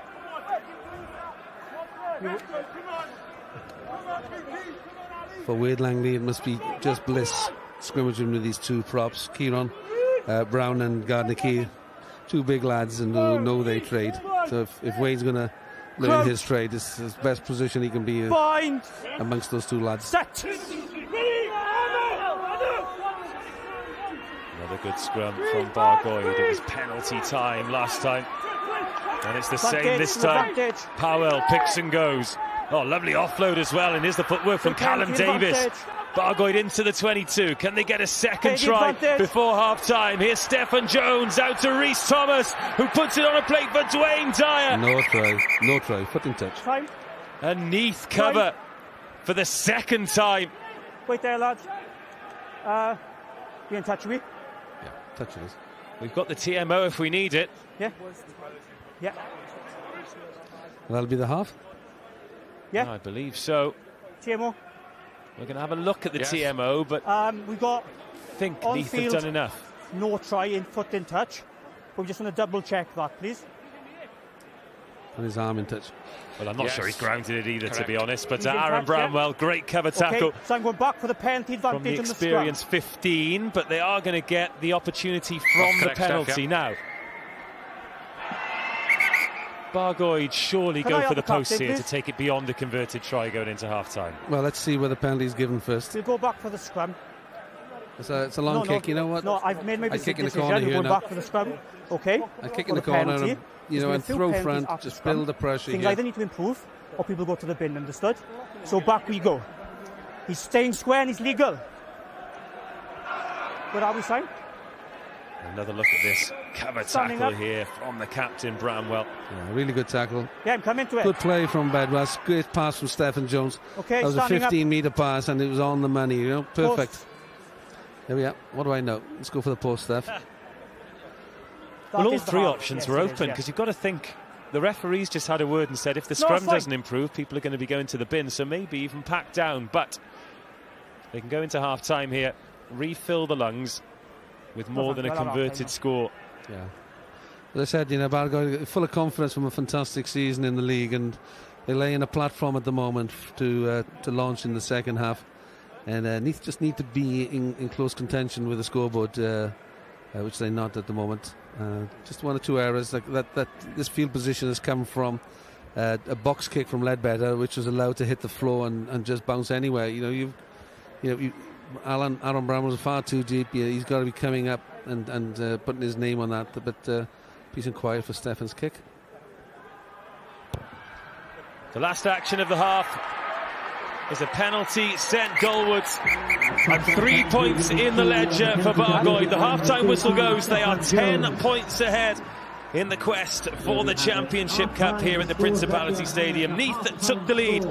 The first chance at scoring came after 10 minutes, and it was taken. That was a three-pointer. Since then, they've all gone to Bargoed. There was a try for James Ledbetter. The rest of the points have come off the boot. And with 40 minutes to go here, it's Bargoed 13, Neath 3.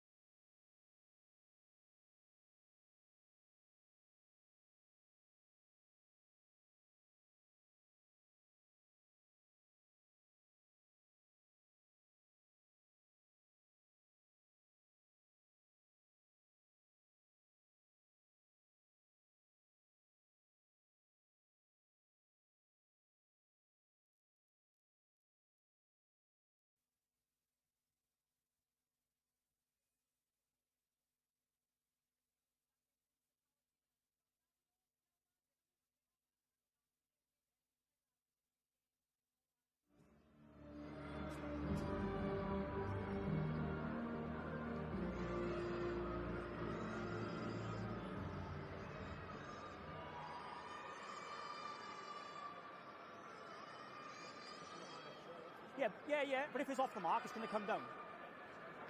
What are you in the box? Yeah. Okay. Huh? Yeah, but keep an eye on the ARs as well. Okay.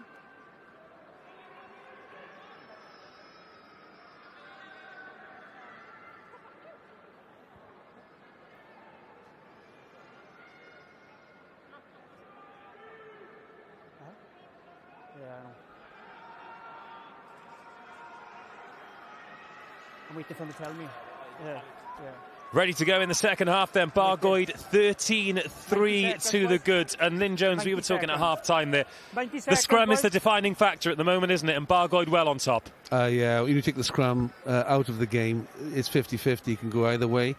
Both teams are equal ability, but the dominance with Bargoed scrum is just fantastic. And I don't know what Neath are going to do really to turn it around.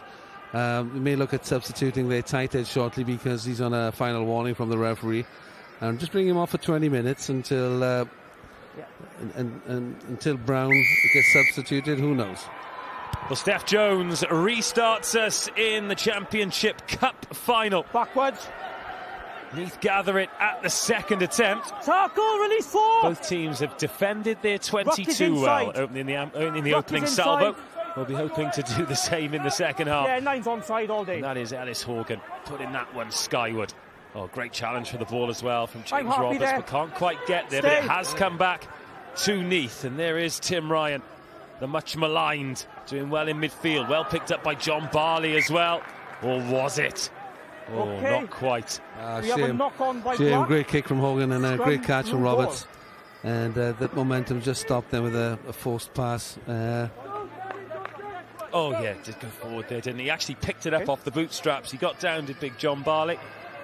Yeah, he should have caught that. He's 6'7", you know, and he's used to bending down to his shoelaces.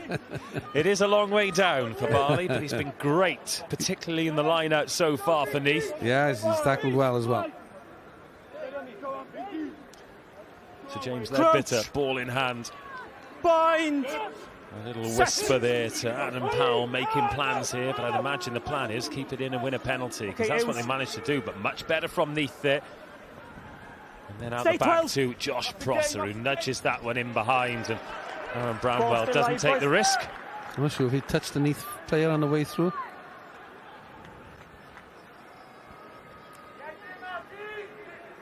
Yeah, no. So this is the exit lineup now. Neath need to be speeding up. Come on, get in and get out as fast as you can. The longer it takes them, the more pressure our Bargoed will build on them. Fit, please. 5 man. Stay there. 5 in the line for Neath then, and Bargoed getting ready to put a man up in the front. But again, good variety from Neath, and Horgan drives that one outstanding down the channel. Outstanding lineup, and a wonderful kick from Horgan. It's exactly what you want. You know, he kept that ball low and he just hit it as hard as he can. That wasn't going in the air, that was going for distance. And that's a 50-metre clearance. Well done, Neath. That's excellent play. And that was the tempo you were talking about as well, wasn't it? Yeah, there's a lot faster line-out. John Barkley again is dominating the line-out, as you rightly say. So here we go. Bargoed need to get the next scrum line-out now in the Neath half somewhere.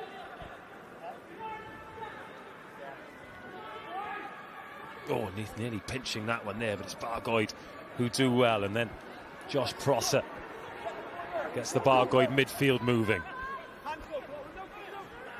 Sam Langford with the tackle for Neath. 4 lost now, 4! Bargoed stuck on halfway. Oh, mile offside. Yeah, I got you. Advantage. Block is offside at the ruck. Yes, so it is. Head Number down 5 offside. for Bargoed. Josh Prosser.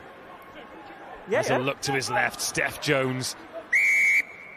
No advantage. Number 5. Yeah, good defence from Neath. They had them then. They had Bargoed, and number 9 was just about to pass the ball, and Barkley just stood over and fell for the dummy. Yeah. And wasn't disciplined. He could have got back on, but offside. He didn't decide. He decided to stay offside. Yeah, it was slow ball. He had the chance to step backwards, didn't he? Yeah. Another gift of field position here for Bargoed. Bar going to be looking for a line out just on the 22.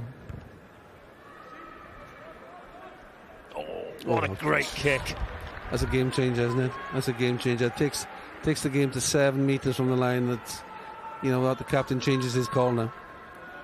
Well, Matthew Jenkins thought about getting a hand on that, but it was such a good kick. Took it away from him, gave it that belief that he could get there, but that is a superb touch finder. And now Bargoed, great field position. The ball in the hands of Wade Langley. And now stick or twist for Neath. Do they put someone up to disrupt? In the 5. Sacked straight down, that's fine. Stay on. Lewis Blacker on for Bargoed. And now Langley drives and goes. Neath think they're over the ball. Leave it now, Blue. Slow ball. Blue, no, you can't. And Neath have pinched it. What a fantastic turnover. Stay on, Blue. Not for the first time in this match, the defensive team. Oh, but the pressure comes on from Geraint Edmonds. And now Dylan Williams off his wing, another knock on. Advantage over for the knock on. And Neath start the foot race. Oh, what a foot race it is! Ellis Horgan! Oh, can't gather it! Advantage. That was a sticky left palm away from being a legendary moment for that young 9. No advantage. Well, knock on by Black. Great play from Hogan. Great play from Neath. All round, and that was a try. Knock on. Funny, when I was growing up, I was always taught never to try and pick that up. Just keep kicking it through. Was outside, though. And Ellis needs to learn his lesson there. Just push it through again. Keep pushing it through. That's a try gone missing there. Look at that work. Great work rate from him. But in terms of a net gain, though, they were defending their try line. And now they're back in the Bargoed 22. But Ellis Horgan, goodness me, the pace here. And the ball are gone as well. Hard work. You know what? He's having an impact in every facet of the game. That's a language on telly. Well, he couldn't quite believe it, alas. Yeah, I understand. He's got to wipe that off and go again. So a conversation happened here between Tim Ryan and the referee. What are they saying? I don't know, but he's using bad language, and the referee's warned him, which is very good of him. Right. He's explaining the technicalities of what's happening in the scrum. Is Tim Ryan? He's a 36-year-old Irishman. He knows scrums. He knows what's going on, and he's trying to educate the referee in 20 seconds. Substitution. Sorry, I'm just walking around. First substitution of the game. Number 4 has played a really good game here, Edmonds. He'd be disappointed to go off so early. Is that it, boys? So Lewis Blacker coming back on. He's been with the club since 2016. He actually captained the team in the 2019-2020 season before COVID. So bags of experience, real leadership coming on. Exactly what you need in a cup final. And he's straight into scrummage behind the tight head. Boys, are we happy? Crouch. Bind. Set. When it comes from Leadbitter, he's got 1 try in the match already. Ellis Horgan, his fellow scrum half, nearly joined him, but this scrum is a real point of difference now. Number 3, 20 penalties at the scrum. And with that, Tim Ryan is sent to the bin. Standing up again, off you go.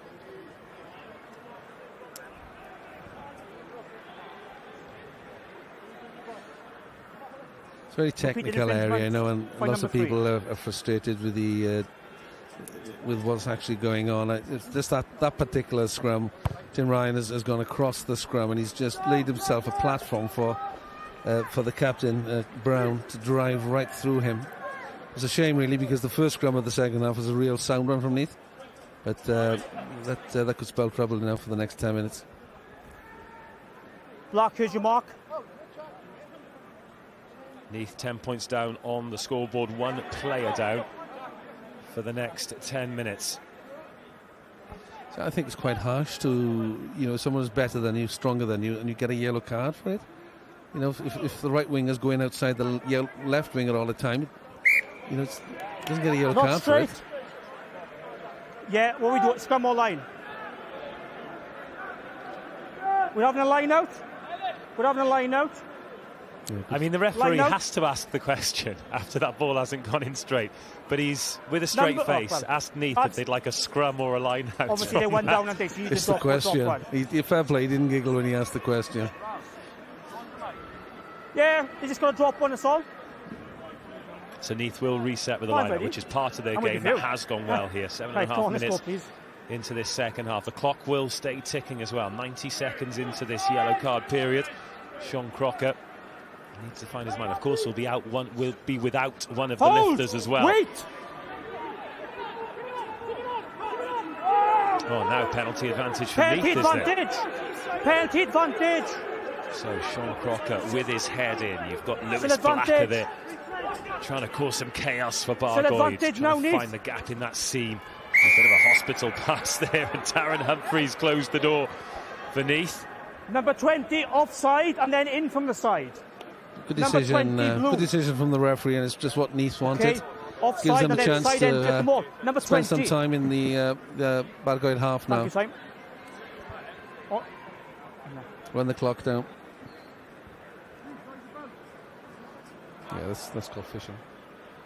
Swimming, sorry. Plus, he was offside to start as well.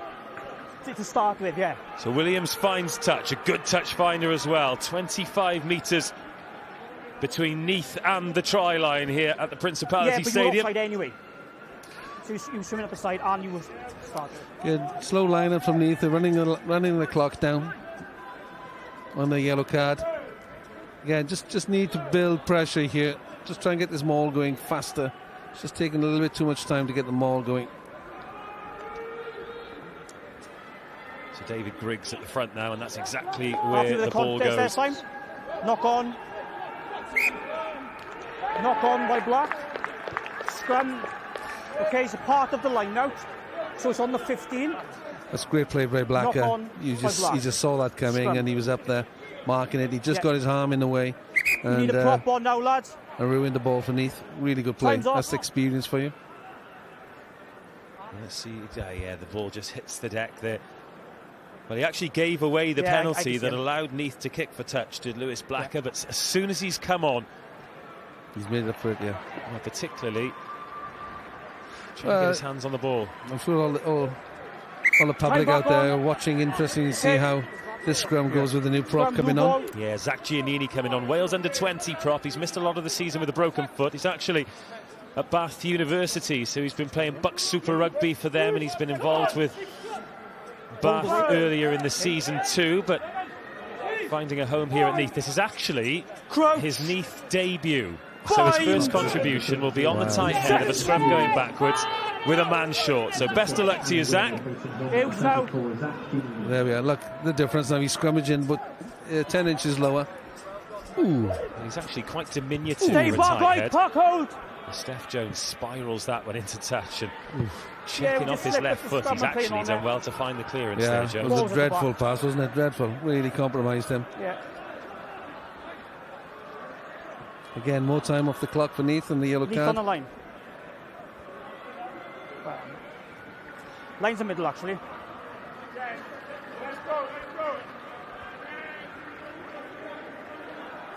So Crocker. A few changes in the scrum, and Neath still a man short. Oh, that is so well done at the back after it had taken a touch by Bargoed, and now Matthew Jenkins finds Bramwell, the captain. He's fine, you've lifted off his feet. Trots across. It's a maul! Well, Neath could be in trouble here unless they can find the floor. That's a turnover. Maul was formed. Lovely play by Neath. Good width in the game. Maul was formed, taken in by Black. Bramwell being positive. He released the ball, got back up, but Bargoed just snaffled him, and a couple of guys just held him up. Really good play. Sometimes when you're not held and you go again, you're almost better off conceding, aren't you? Because the players were there. Do me a favour, it would have been Neath ball, alas.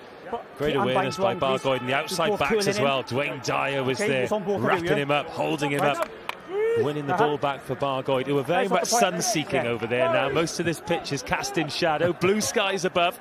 Perfect day for a cup final, but that last slither of sunshine is where they're scrummaging now, 5 metres from touch. Yeah, Bedros won't be happy now. Set! Probably if they kicked off at 3:15, they would have won. Another great scrum from Bargoid. Starts to move forward. Another penalty. He's staying straight. So what does the referee do? The yellow card the next tight end? Standing up. Just the front row. Well, if he yellow cards another tight head. Standing up. This is why I don't think it's I think it's a silly thing for the referee to do, to yellow card if someone's not good enough. He's not good enough. He's fine there. It's not a legal play or anything. He's just not good enough.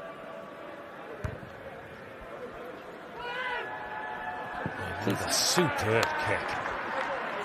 What a kick from 5 meters from the touchline. That's gone 55, 60 yards. 6 blew off.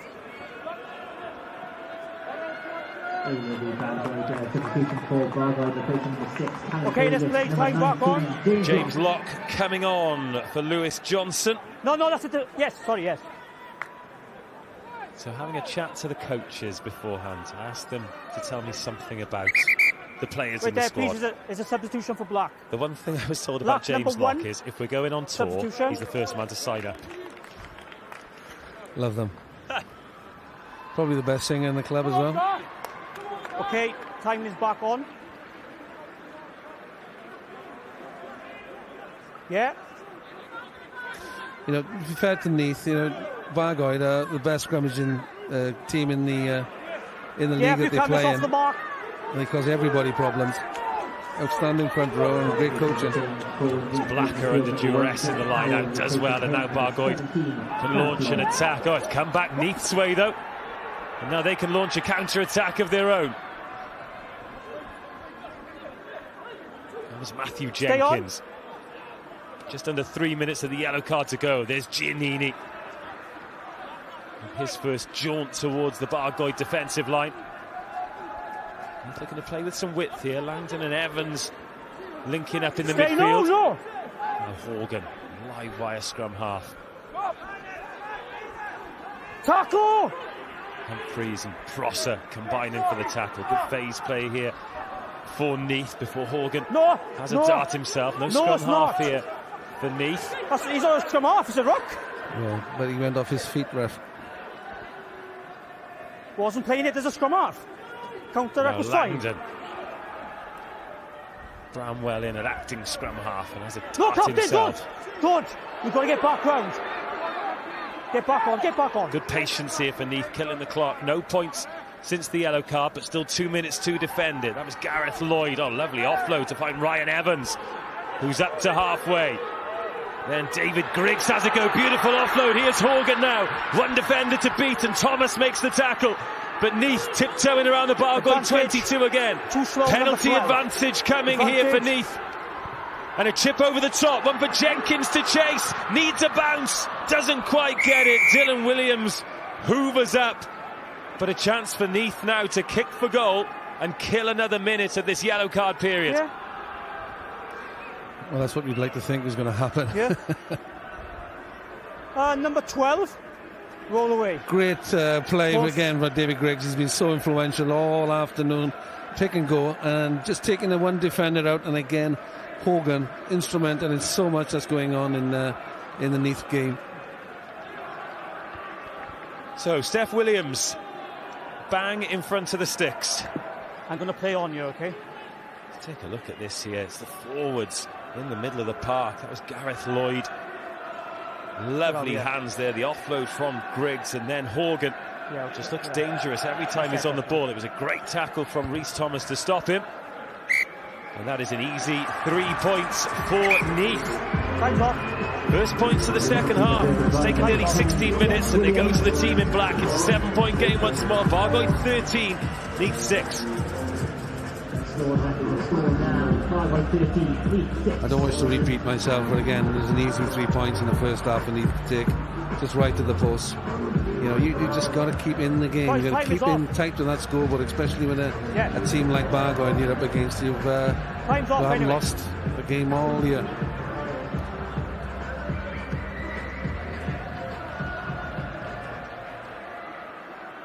Okay. And more changes. Time back on then. Coming up for Neath. Not. Let's go.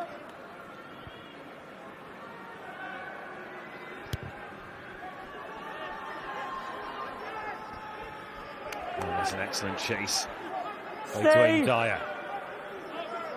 Hughes, stay on. Whoa, Sean, wait. Knock on by Blue. Oh, knocked on by Powell. 2 knock-ons. Yeah. You got first knock on. Nice kick from Hogan, and again, yellow card back VAR on. got to be disappointed with that. The yellow card is back on now. Well, in that yellow card period, Neath actually won it 3-0. He's having the ball to fight. First knock on, second scrum. And what's good is looks like Neath have kept the tight head, the substitute on, and substituted the back row player immediately. Just get a bit more speed in the game. Because if they're going to win, they're not going to push Bargoed over from 50 yards. They've got to be playing with some speed. Stefan Karedig, who's come on, Cardiff University student. He's wearing number 18. Crouch! In the grey scrum cap, packing down on the open side. Set!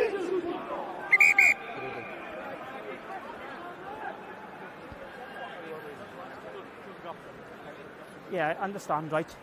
But we need to support our own weight here. Okay, if you're slipping like that, your feet are too far back. Okay? Yeah, I understand. But the onus is on you as well. Okay? Great education for the referee here. Trying to work out what's going on here now. Neath tight head is taking the scrum down another 12 inches. It's a lot lower. Crouch! And Brown can't get what he wants. Bind! Set! Stay on 9. Yeah. Neath looking to get that ball in and out quickly, and it's worked for them this time. Darren Humphreys rushes up for Bargoed to make the tackle. Stay. Looks good Good off the left boot, but Rhys Thomas is there. Keep on coming, Bargoed. He goes up the tram line. He's going to chase his own kick here, Rhys Thomas. But he slightly overcooks it, and it's back with Neath. And now here is a first touch for Karedig. Deniz, beautiful ball, and James Roberts closing in on what will be a superb try. Hey, excellent try, all from a kicking game. Bargoed's return kick far too short, way in field. And a great play from Karedig, who's just come on. Saw the man outside, and Roberts just burnt some gas. There's nobody catching him there. Well, he's the leading try scorer for Neath this season, adding to his tally on the big stage. The supporters there having a lovely time. Look at this from Karedig, though. The awareness, the way he looks inside and out and then puts the ball away. Lovely play. Lovely.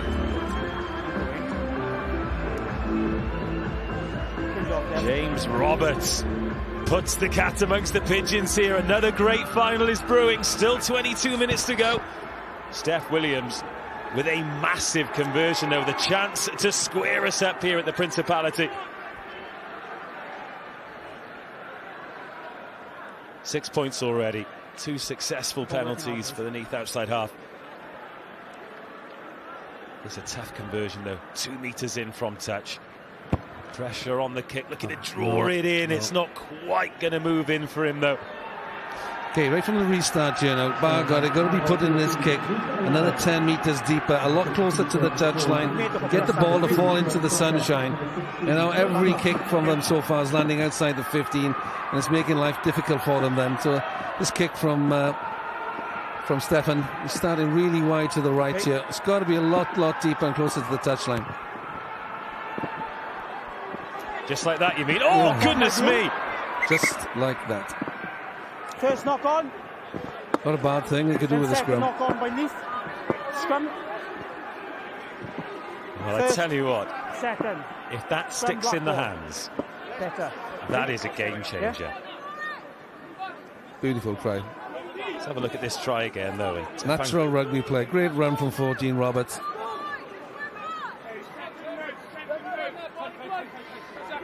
Neath are using David Langdon's left foot to great effect in this game. They could be comfortable to take the game either way and finish off on a good positive kick. Stay nice, stay on.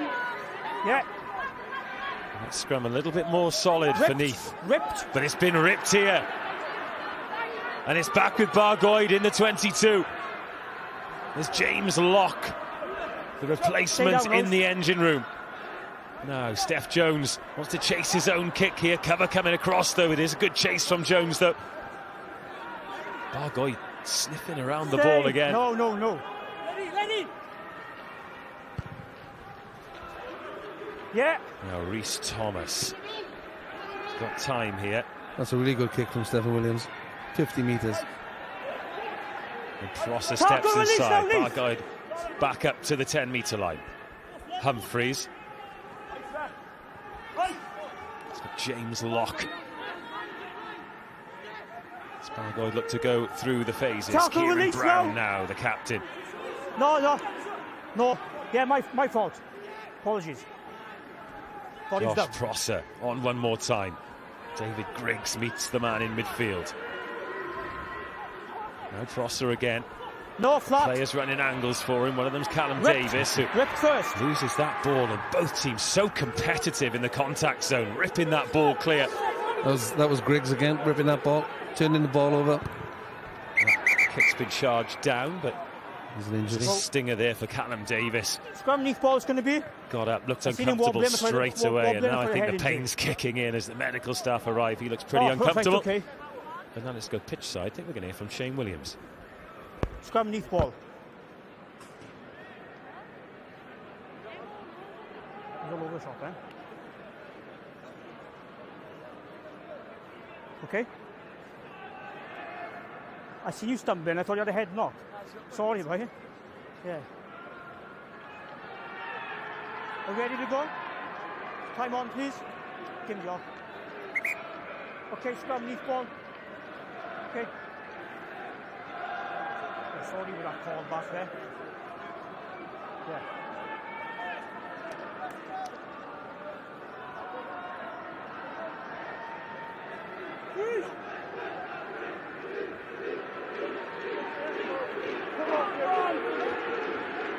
Crouch, bind, set. Stay 9. Yeah. 8 lost. No, don't go in there. And off the back of the scrum, another positive carry from David Griggs. We're into the final quarter. No. Leave it there, boys. And this one on a knife edge. Bargoed, believe it or not, yet to score in the second half.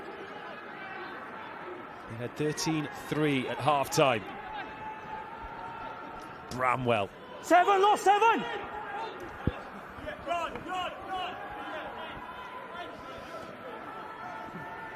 There's Owain Morgan. 8 lost! Again, 6 phases for Neath. Just need to finish on a positive. There it goes. Nice long kick from Stefan. Now, what's the bounce saying?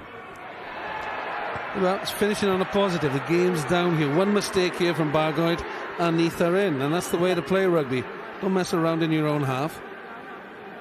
Well, Dylan Williams, watch that one over the shoulder. If that bounces the other way, we're looking at a game change in 50-22. But as it stands... It's been touched. Bargoed. No. What's the numbers? Right, okay, let's go then, please. Need to exit.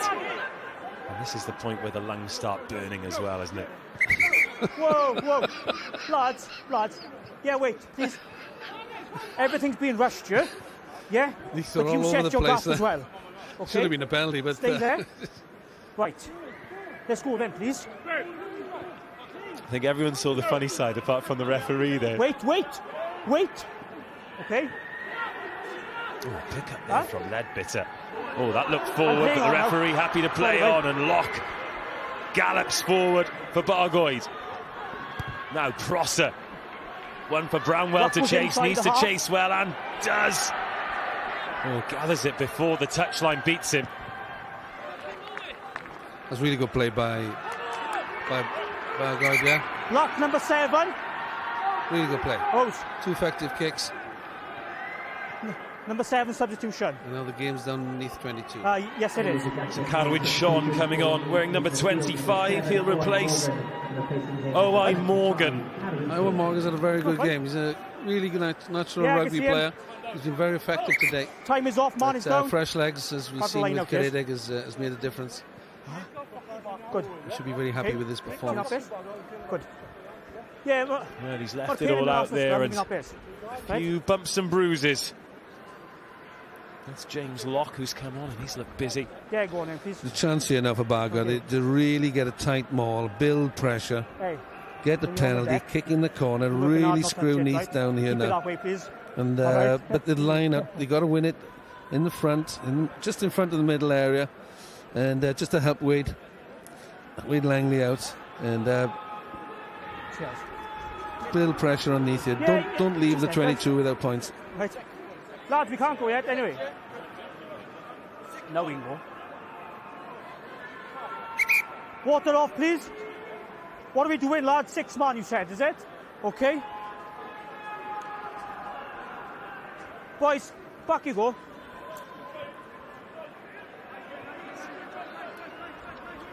Yeah. So Jacob Blackmore on. More. For Sam Langford as well. Drive is good. And now Bargoid. Happy there, Lewis. Don't change your mind now. Towing around the 22. There's a lot of bodies there for both teams. Oh, but Neath turning it over. Stop in the contact. No, die. Wait. Off his feet. Wasn't Yeah, clearly off his feet. Easy decision for the referee. He can stay on his feet. Okay, lads, you must stay on your feet if you're latching on. Straight off. Stop in the contest for the jack ball. Right idea. Win the ball at the front, build them all. But fair play to Neath, they defended it quite well. And finishing with a turnover.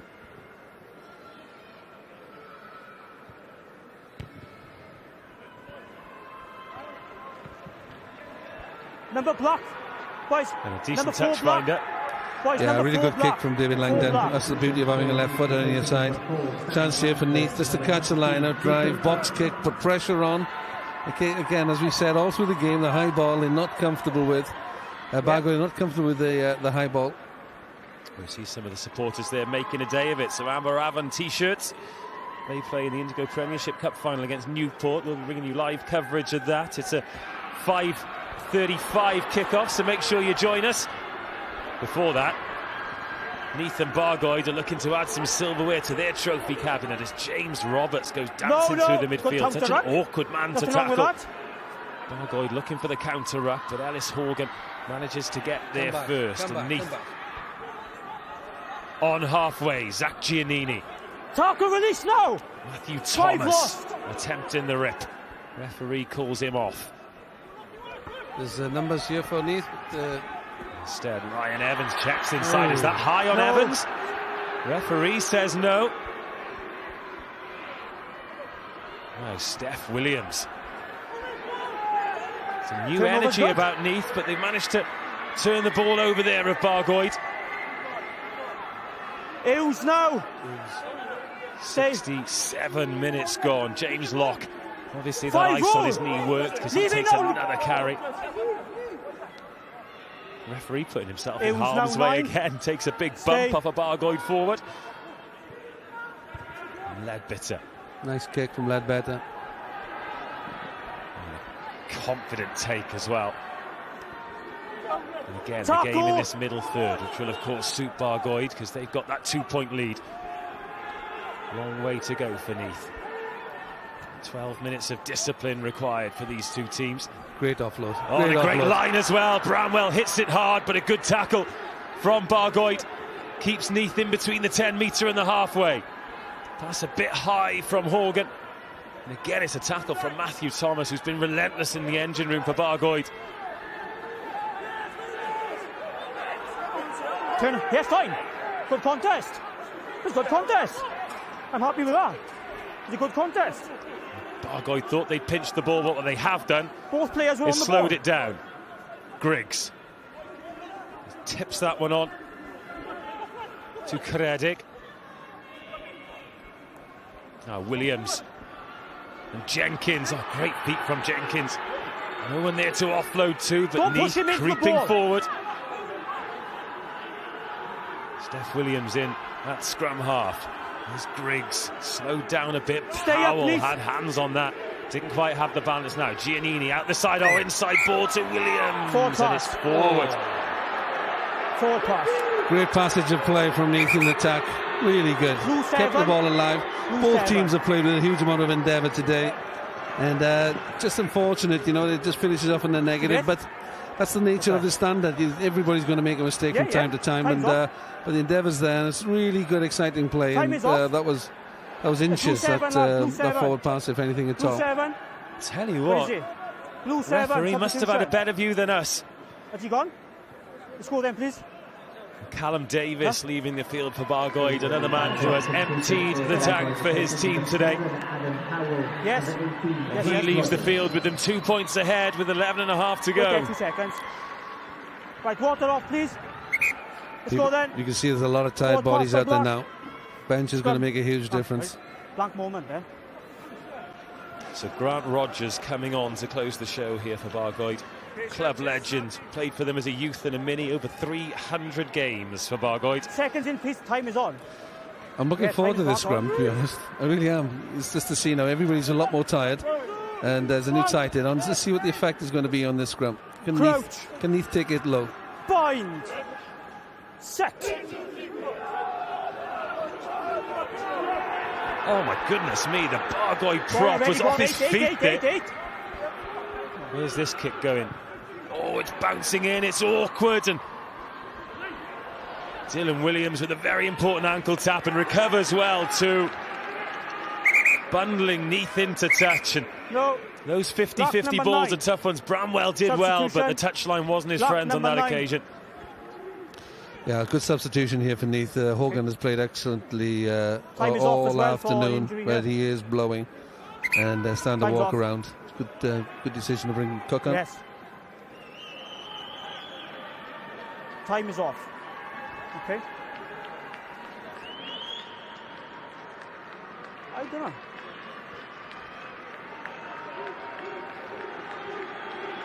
That's a line out, did it? No blue ball. So Ellis Hogan has the slow walk, the width of the pitch, but he has had some wonderful moments in this game. Nearly lit up the entire stadium if only the ball had stuck. Paulie Griffiths on though. He's got 11 minutes to make an impression. Neath need a score. So line out, get blue ball. So there's a new front row coming on for Bargoed. Yes. Tell you what, 69-minute shifts from 1, 2 and 3. You don't see that very often. Yeah, I think Rhys Buckley's in the middle of this scrum, this front row, and he's a pretty experienced campaigner and a very determined young character. But that last scrum, Kieran Brown on the loose head side, both his feet off the floor. Cap is always on you. It's funny how it goes with scrums and refereeing, isn't it?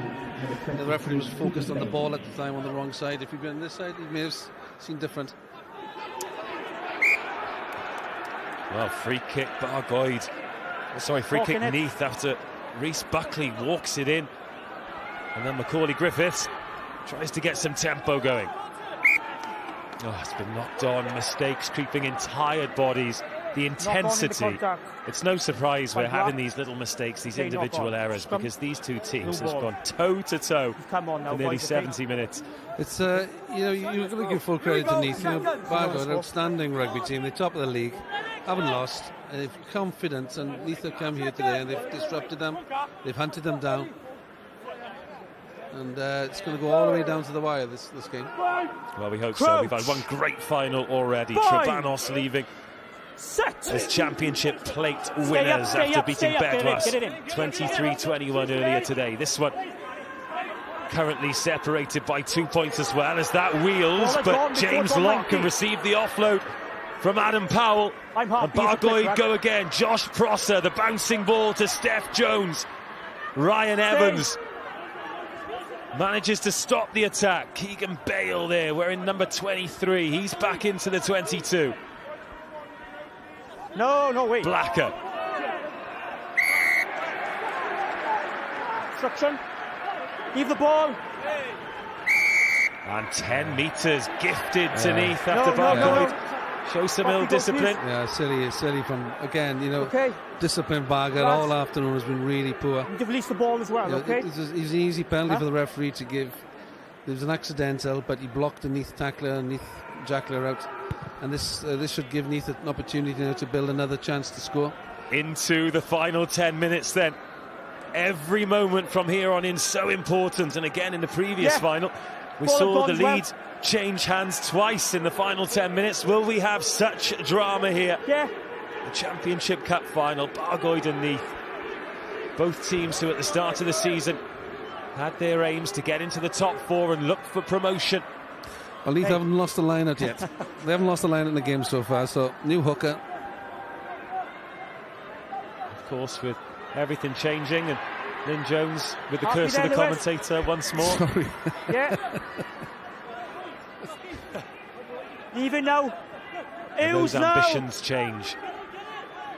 So the ambition now, get a trophy. The Championship Cup is where they can do it. Just lost the ball, he went off his feet. Stay on, Neath. Hughes now. Bargoed have led since the 20th minute. Bramwell good underneath that ball, but Steph Jones with a great chase. Got to play. Advantage, you're slowing it Neath down. have got to play now. Well, they've got an advantage too. So they get the ball wide. Here's Coredig again. Lovely transfer of the ball. Hey. Adam Powell's over it. He's another one who's had a great game, Adam Powell. Keep that mark for me, boys, for that Sean. penalty at the ruck.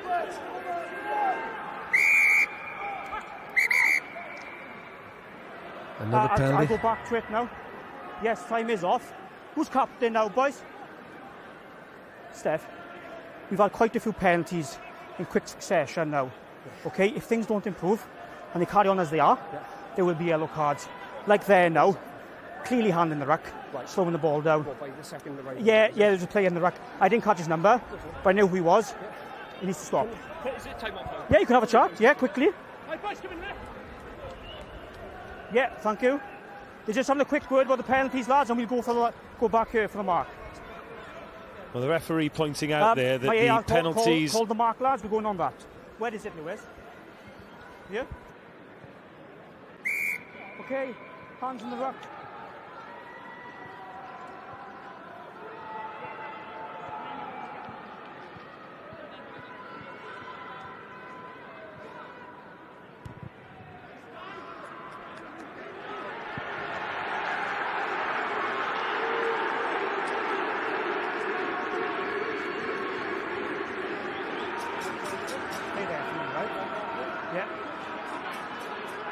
Let's go then, please, Neath.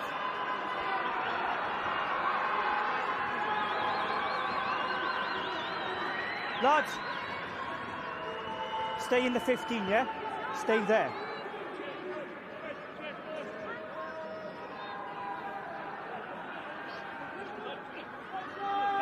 More! Hold! Don't change your body, Well, Neath get back on it with the line out. It's that man, John Barley, again. And they're into the 22. It was a great touch finder after the accumulation of penalties. And here comes Steph Williams on the wraparound to create some space. Into the 22. Here's Bramwell. Jenkins fumbles with the ball, but backs himself. And Matthew Jenkins puts Neath ahead. Unbelievable track. Neath cut loose at the Principality Stadium. They have fired their shots, and with 6 minutes to go, they lead.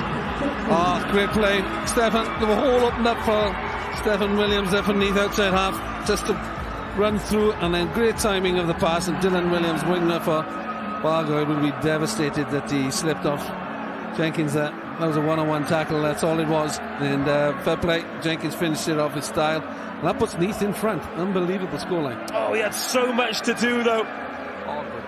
But it was the experienced ball handlers, wasn't it? First here, Williams, and then Bramwell, the captain. Wasn't the best of passes to Jenkins, but he stopped and went and saw a weak shoulder, and boy, oh boy, did he exploit it. What a moment for him, what a moment for Neath, and now Steph Williams to add the extras, pulls that one to the left. 5 minutes to go, but Neath have wrestled the lead from Bargoed. They're 3 points ahead and 5 minutes away from glory. Great play, what a game, what a game. Another great try, similar to the Bargoed try. 4 on 4, 3 on 3, just one mistake in defence. Time is off, no ball. Ball, please. Well, unbelievably, 35 minutes of this second half have passed, and Bargoed have not scored. They led 13-3 at half-time. It's 2 tries and a penalty for Neath. And On the occasions they've had the chance to cut loose, they've looked devastating, and they've scored 2 tries up that left-hand side. And again, that kickoff is too short, and it just gives Bargoed 2 sides to defend. Stay on, Bargoed. 4.5 minutes to go. Yeah. Oh, good kick. Good kick. A ball popped out. No way. Ball popped out. Macaulay Griffiths just picked it up and leathered it. Blue 14 changed, wasn't it? No way. Well, Dylan Williams is being changed. That was his last contribution to the match. Time is off. That's a shame. That's a shame. You know, he's a good player. He's a good player. He struggled with the ball in the air, but he's quick and he's strong, and he's had an effect in the attacking game today. And it's just a shame that he's finished off in that. But there's more to come from him with a little bit of coaching. Ryan Evans going off for Neath as well. Are we happy there, boys?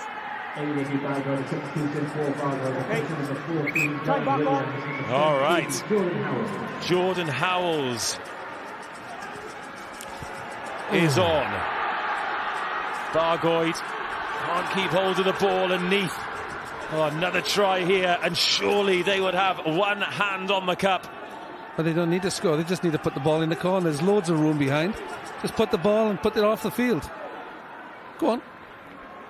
Lovely. There it is. Well, that's what I mean. There's Langdon, experienced player, left footer, bring it back. You know what? It's another minute off the clock now as Bargoed try to win a line out. Okay. Yeah. Confidence now when they line up will be rock bottom here. Reece Buckley, this is second line out. The first he walked it in. They've stayed on their mark. You close your own gap. And listen to the crowd, that famous chant of Neath. Hold. Still a more way. Good few thousand here come to support their team, and it's great to have them and great to have you wherever you're watching around the world as well. Another nail-biter here on Cup Finals Day. Step inside from Steph Jones. He's the captain since Kieran Brown left the pitch. And Bargoed needs some magic here. They're inside their own half. The scoreboard and the clock against them. They're playing from deep. You know what? One mistake here and that'll be the end of the game. He can't go. He's injured. But likewise, one missed tackle for Neath, and Bargoed right back in it. That's Jordan Howells, replacement for Bargoed. And Darren Humphreys. Tackle release now, block. Neath tackling for their lives here. David Griggs is down. Neath will hope that's not too serious, because he has had... Oh, my, there's a lot of numbers here for Bargoed. A couple of pairs of hands, and this could be trouble for Neath. Instead, Matthew Thomas just hasn't looked, but now the ball gets there, and it's Reece Buckley. Tackled by John Bayliss. Sorry, now. Giannini sniffing around that, but driven off it well. It's your own man. James Leadbitter still out there, the number 9. Oh, Neath rushing out of the line, and Steph Williams committing. And it was a great commitment in the end, but if he'd shot up there, then Bargoed would have been through an open door. Still attacking from deep. Just 2 minutes to go. No, don't go in there now. Someone's lost a boot. Yeah. Again, Steph Williams flying out, but they have conceded the penalty now, Neath, so they will have some defending to do. You had Carwyn Sean 10 offside. Making the charge down. Steph Williams a little bit too eager. Good call there, Bob. And the time off here, 90 seconds to go. And with the referee's watch stopped, I think this is an opportunity for the leaders of both teams to try and compose them and make a plan. Well, for Neath to see this game out, and for Bargoed to forge an opportunity to win it. That's right. It's you know what? If you look at the penalty count, it's huge against Bargoed. So they'll be looking at the statistics here, winning the line-out, just playing phases, putting pressure on Neath and picking up a penalty, and take the game into extra time. Yeah, it is. Well, the announcement then that Ellis Horgan is the centre game, the star of the match, and it's no real surprise, is it? No, I told him he's a great rugby player. 2 weeks ago he was playing for Bath in the Premiership Cup. He's a guy who can play regional rugby, but because he hasn't come through an academy, he will not get a look in. And he's got so much. He plays so much like his father. Unbelievable. A great rugby player, and he deserves that accolade today. Another player for me, John Barkley for Neath, has been outstanding. He's run and managed their lineups and provided possession for Neath. The constant, and it's been a difference really between Bargoy's lineup. Just hasn't functioned as they'd hoped for.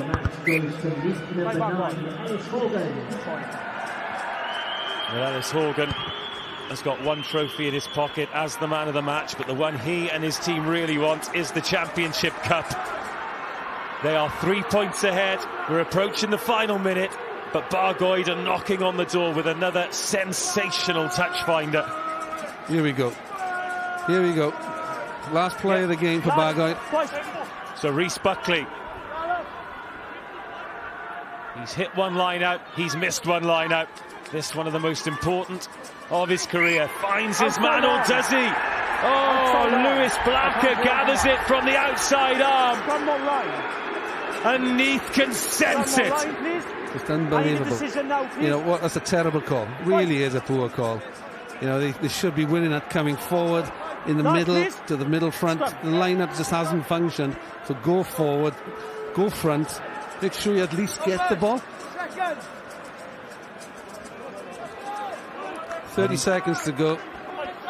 And what Neath need to be doing now is to collapse their scrum and get a reset. So all the time is taken off. It's just, if the ball comes in before the 80 minutes, they've still got to play a face. Macaulay Griffiths. There we are. That's the reset. Now then, that's it. You just need to win the ball now and get it off. I'm not playing on both of you come in on your binds. Yeah, you both came in, not just him. You know what? It's seconds in. Let's go. It's the thing with cup finals, no matter how well you play in the year, it's all on the day. It's all on the crazy. And Bargoed got no right to lose this game, but they will. Because Neath have been better than them today. Better disciplined, more organised in their clinical, in how they get their set piece. Well done, Neath. Set. Hold it, stay. Macaulay Griffiths needs to put it in. It needs to come out. It needs to go dead. And glory returns to Neath. A sensational second half fight back. 13-3 down at the break. Two fantastic tries, 13 unanswered points. And a day that those players in black and the supporters who've joined them will remember forever. This is a club looking to ascend back to the Premiership, and it is days like this, performances like this, memories like this, that can take them there. But most importantly, they have won the Championship Cup, and they are deserved winners. Full time here at the Principality Stadium. It is Bargoed 13, Neath 16. And Lynn Jones, that is a gutsy display from the men in black. And well deserved. You know what? The open game was better than Bargoed's. They're in control. Went through the phases and, scored two wonderful tries. And at the end of the day, the discipline was better.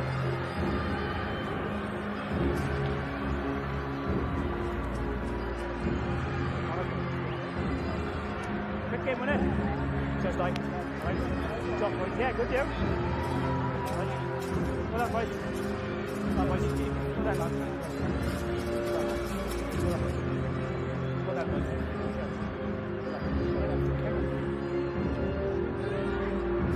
Fuck it, Seth. Fuck it. Right. Right.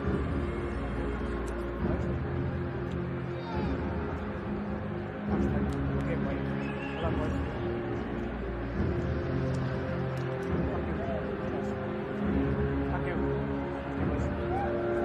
Thank you, mate. Thank you. Thank you. Okay, yeah. Yeah, they want to get them on, don't they? Thank you. Thank you.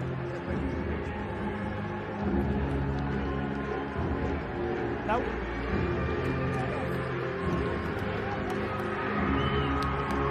No. Get out of the way, is it? Come on, boys.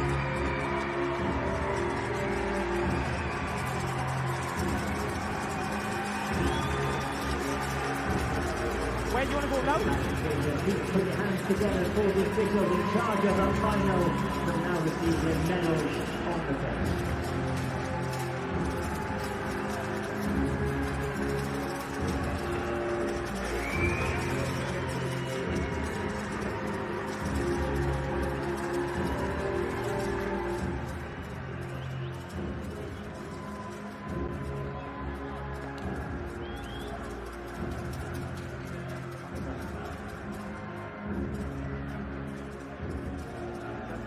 graffiade per capo di vai team am lever and winner of the world. Congratulations to both teams for a fantastic final. Our runners-up will now receive their medals. Newport Stadium put hands together for a fantastic team. What a game they gave us. Barboys! Time to chill now, boys. Time to chill.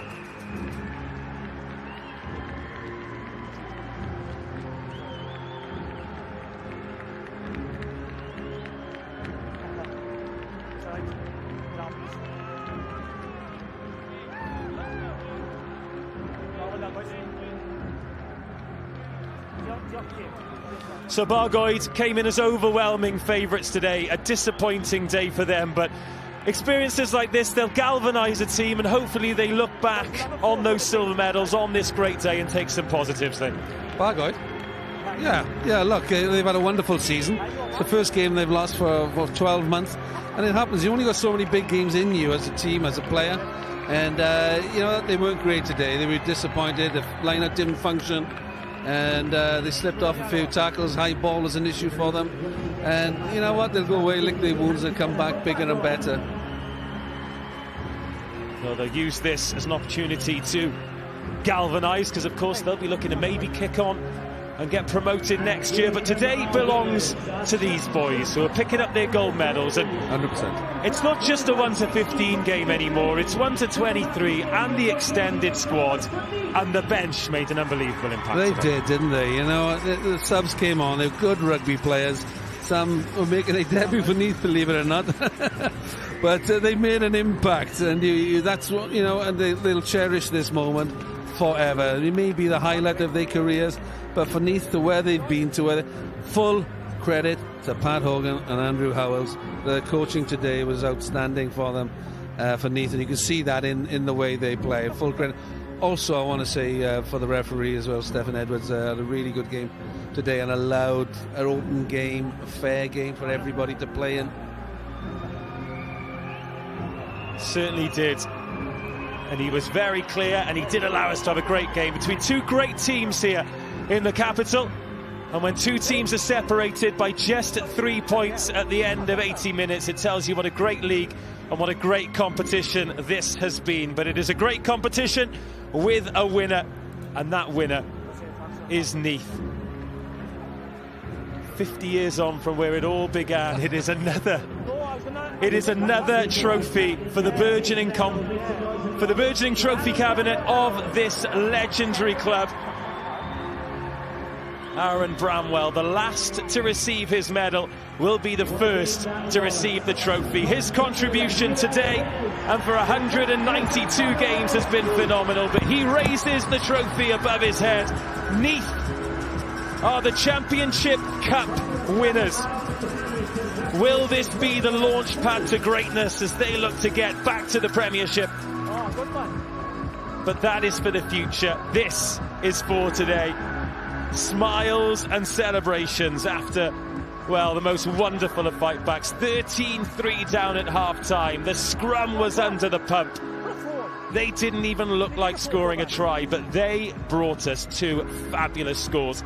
Both wingers getting on the score sheet. Roberts, then Jenkins, a full 23 effort.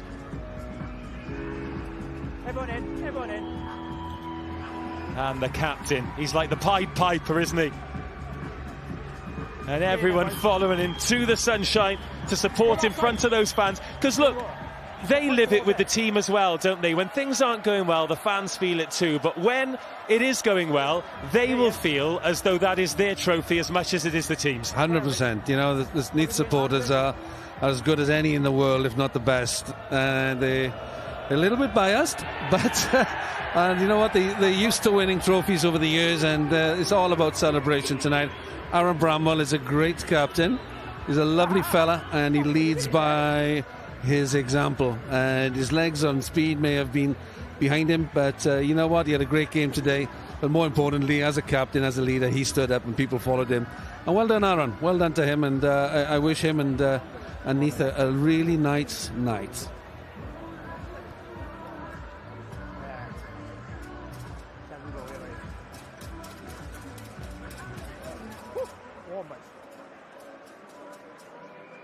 Look good. Yeah, it's good. Good. Not a bad game. Yeah, it was alright. All warm out there, wasn't it? Yeah, it's not happy one at times. Yeah. But we saw playing second half for me. You know what I mean? Yeah? Thank you. Al in. Right? Sort of.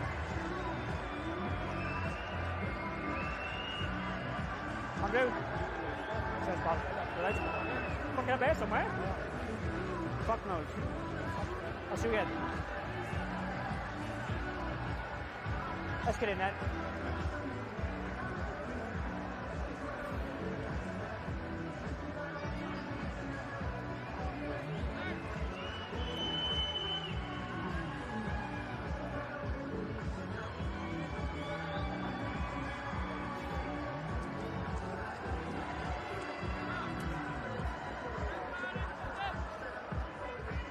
Right, come on. Are you keeping calm? Long time no see, boy. Am I all right? All the best today, boys. Yeah, good. Good. Huh? Where's you got, pal? Where will...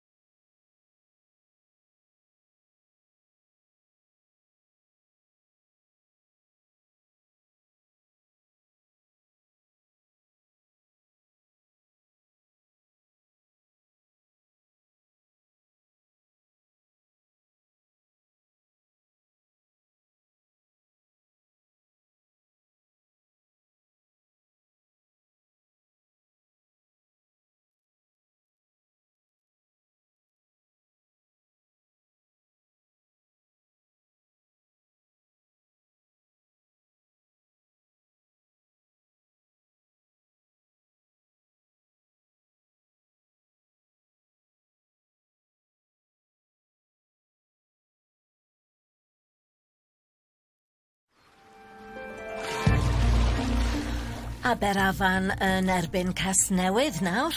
We have English language commentary for this match on Sky Plus, Freeview or Virgin Media. Use the red button. If you're on a TiVo or Sky Q box, use the audio selection option.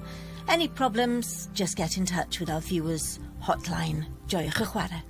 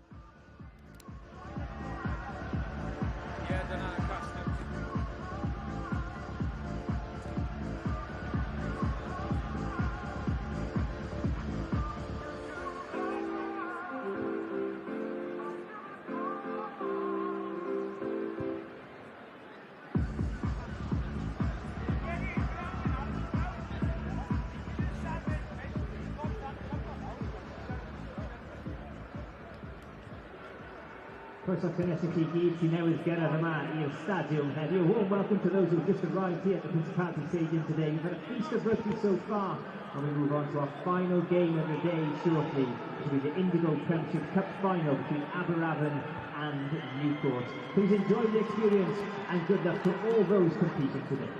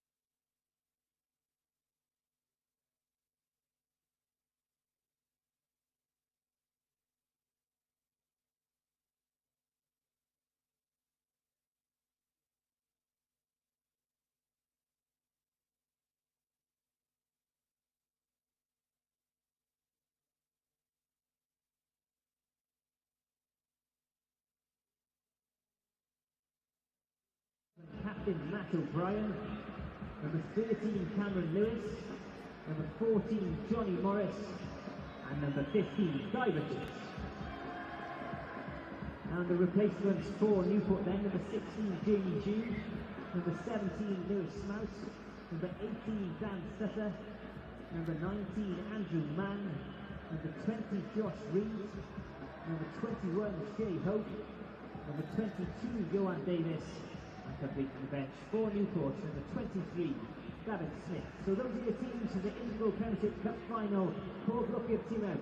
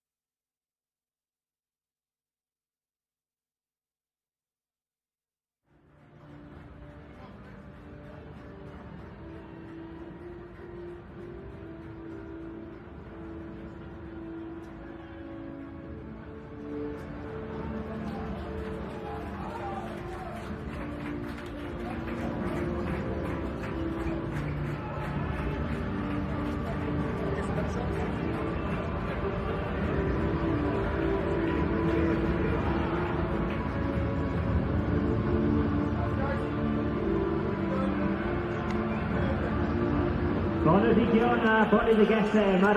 welcome to the main event here at the Principality Stadium today. The Premiership Cup final between Aberavon and Newport. It's the first time in the competition's 50-year history that these two clubs have reached the final together and played against each other. Form goes out of the window on a day like this, as we see the players and the fans entering the arena. And Goffey, it's a big day, isn't it, for these clubs? Well, you're saying main event, but these two, if they're warm-up events, my God, we're warm. We are warm because we have seen a feast of rugby already today. What a sort of spectacle has been put on in perfect rugby conditions in the best stadium there is in the world. And now we've got an Aberavon team facing an old Newport. I'm an ex-Newport player facing this as the main event to sort of top this off. Let's hope it lives up to the expectation. Yeah, you see the teams there on the screen there. Jason Hyatt has gone for continuity on his team with plenty of experience in the starting line. Only 3 changes from the last game that they lost in the Indigo Prem. As we look at the Newport team, Tyrone Morris made 7 changes to his team that lost last time out in the Indigo Prem. And there are 8 players in the matchday squad who were involved in 2018 who defeated Dale McIntosh's Merthyr. Plenty of ability throughout the team with the likes of Dan Sutton, Lennon Gaines, Elliot Froon and Cameron Lewis, all boasting regional experience. But look out for the captain, Matt O'Brien at centre and Cameron Lewis outside, and both of them superb talents. The referee is Aled Evans from Carmarthen. Okay, right. And we're good to go here at the Principality. Newport to kick off, and Aberavon in their traditional red and black shirts, the Wizards. Goffey, if there is an underdog, maybe Aberavon are slightly so. Yeah, you'd say that about the sides today, and you know, they've upset the apple cart. So this is cup final rugby. You know, I played the cup final in 2001, and it can go any way. You know, it's the mistakes and how you nail the big moments. Early opportunity, the chip through, charge down. No advantage. Let's go forward. The back 4, the knock on. How important is it, Goffey, from your experience here with Newport, then, to get a solid start, to settle those nerves? Because undoubtedly, Newport, who were here in 2018, have got a bit of experience under their belts and have learned from that. And to settle down is important.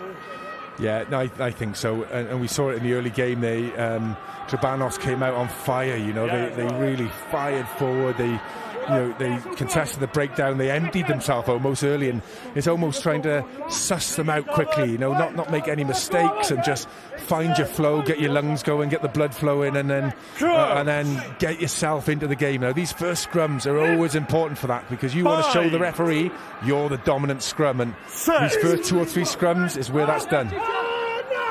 Keep it up. There's Creek in this near side. It's gone down. And the decision's gone Aberavon's way. Seems to be hinging in this near side. Was it a touch judge call from the left there? But they seem to be going forward. So normally, the first scrum, they will reset. But, you know, he's made his decision. He's set his stall out, the referee. Newport have got to get together, and they've got to tighten up and see, right, you've got to learn how to play the referee in situations like this as well, what you can get away with and what you can't. Yeah, Henry Palmer, the one that's been singled out by the referee. So I'm going to set you there. Oh, sorry. Alec Thomas there, the experienced Alec Thomas, obviously former Scarlets player, Carmarthen Quins player and coach before coming over to Port Talbot. Hold. The former World Cup winner with Wales Sevens, scored the winning try in that competition. Stay on.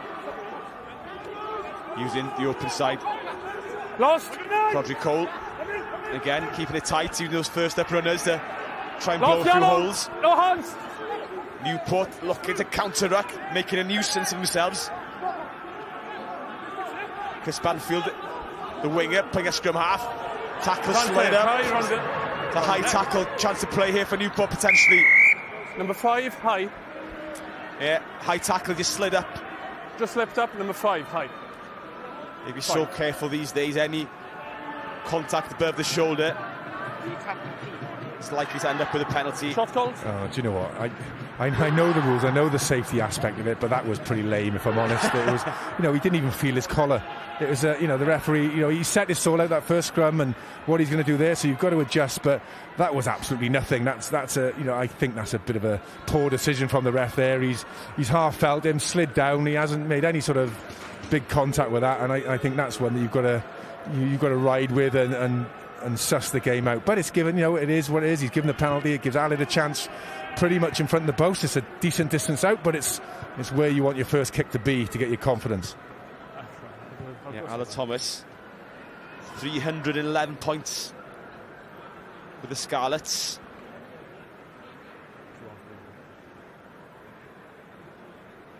And he scored the first 3 in the Premiership Cup final. As the distance, as the accuracy sails over. Yeah, he's a lovely lad, Alan Thomas. He was across at the Dragons at one point as well, and really nice fellow. I think he's a quantity surveyor by trade as well, so intelligent lad, as all the backs normally are, aren't they? Us forwards don't do stuff like that. They claim to be intelligent. I wouldn't vouch for all of them. Although Geraint James is a QS as well, I think, the tight head for Aberavon today, so he breaks the mould. Not dealt with. Number 5 obstruction. And that's a cheap penalty to give away. Obstruction straight into the winger. 2 mistakes there from Aberavon, dropping the ball. Number 5 stepping but across. a needless obstruction, potentially giving Matt O'Brien decision. Yeah, number 5. Matt O'Brien has left this go for the post, and Will Reid will line up. And Sam Williams just getting caught out, and he was trying to be a bit too cute there, I think, wasn't he? Yeah.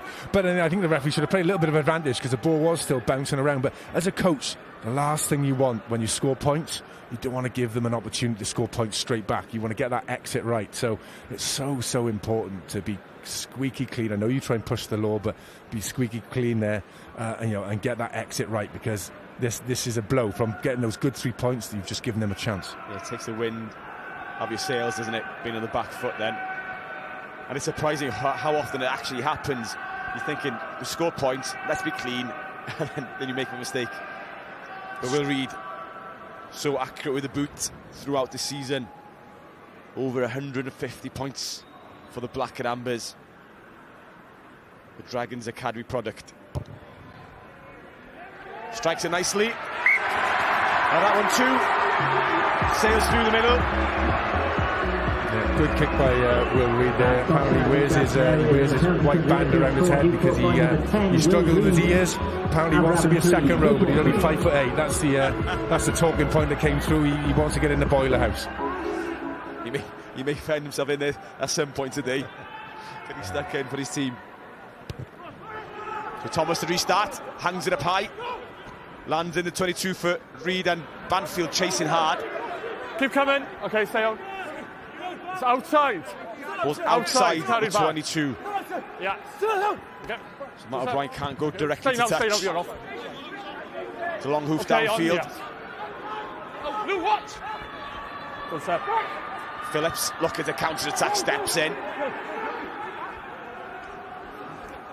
Again, going back to their shape, using those first-up runners.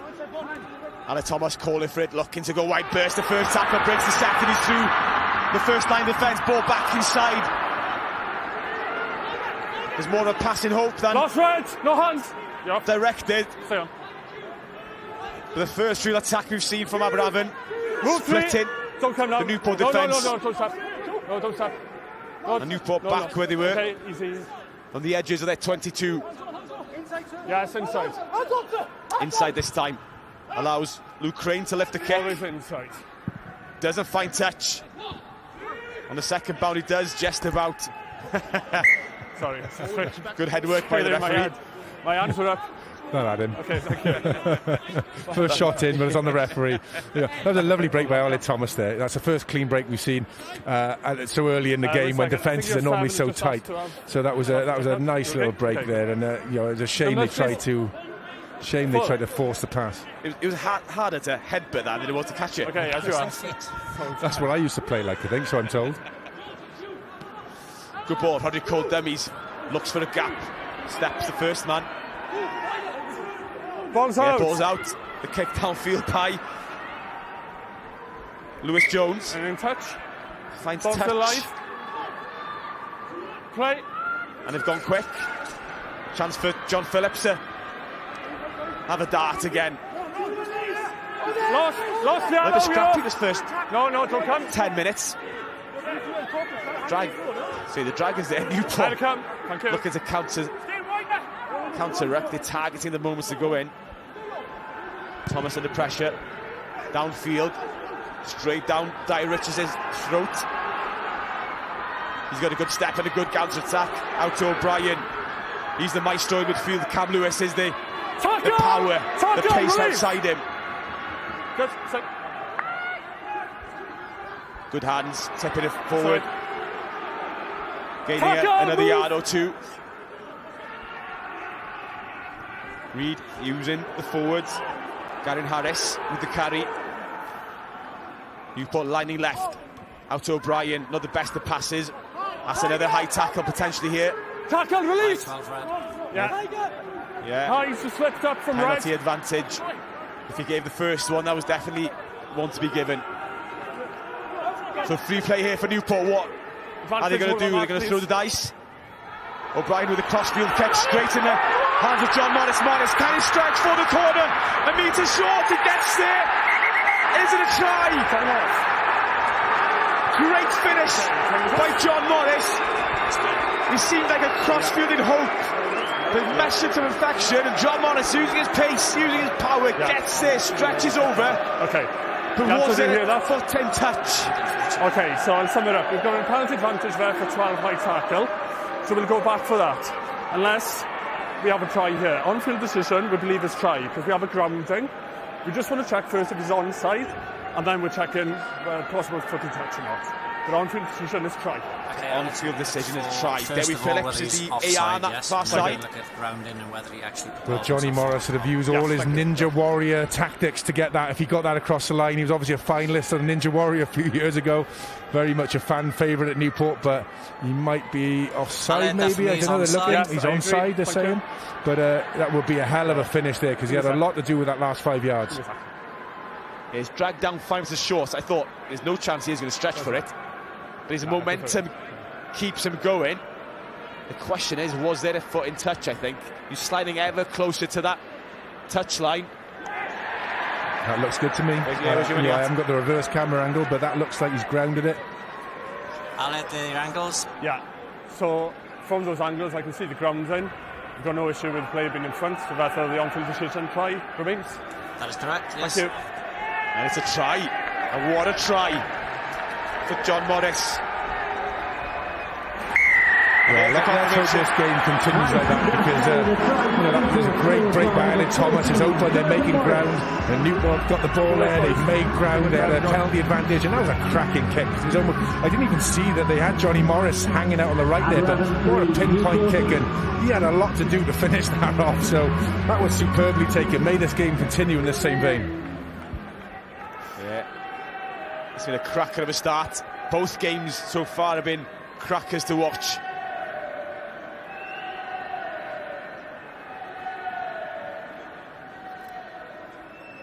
Will Reed, his second attempt. Tougher by far in comparison to the first. On the wrong side for his right-footed kicker. He slides by the near post. But there he is, John Morris.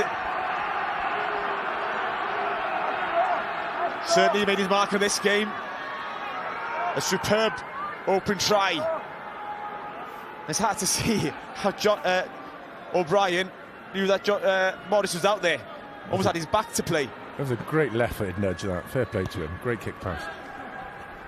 Yeah, considering both these teams come into this one having lost their previous two in the Indigo Prem. Newport almost not handing Cardiff the league, but opening the door to allow Cardiff to pip above them. I'm sure Newport will have something to prove to themselves. Now, they have been the strongest side in the league all season. That was a good contest here, but Steph Andrews, I think he's either taking one in the stomach there, or hopefully not, a little bit lower down, but It was a good contest, and it was just a clash in the air, nothing malicious by the looks of that, but hopefully it's something innocuous. Yeah, just in pain. Yeah. Nothing in that. So take it back to was it 2001, said Goffey, when you were here? Yeah, 2001 we played Neath, so Lynn, who was commentating earlier on the previous game, was the opposing coach, and I dislocated my shoulder about 20 minutes ago and managed to get it back in just after we scored. We had the final whistle and the cup to be awarded, so I managed to get back on the pitch even though I needed a surgery later week. But I've still got the jersey in the house all signed up. Pride of place on the wall, so it was a real special moment. These cup finals are brilliant as a player. You remember them forever. Oh, yeah. A knee in the ribs there. So it'll be that's going to hurt. Yeah, that was... he protected himself going up there. I can't see where it Fruin that went up. Elliot Fruin on this near side. And Elliot Fruin, he's just come back off a broken jaw, so I think he's been 6 weeks out with a broken jaw. Now he's gone and broken somebody's ribs. So now he's gone and broken someone's ribs, but he wasn't going to get a punch in the jaw or an elbow in the jaw going up with his knee like that. But yeah, we're hoping he's okay. But it was a nasty looking clash there. I know kind of regional rugby's taken over now from the club time, but it is special, especially for the lower league clubs. Being you the mates on a stage like this, it does last in the memory forever, doesn't it? I imagine. Oh, I loved it. I've still got my jersey there. It still holds a special place. And I was back at Newport Rugby Club the other week with the Newport Supporters Club, and they inducted me to the Hall of Fame. And it was just a special feeling playing for your local club and doing things like this. Yeah, one off.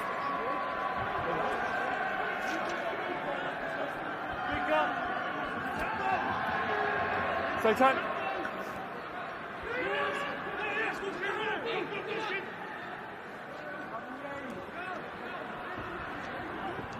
Fourteen hold.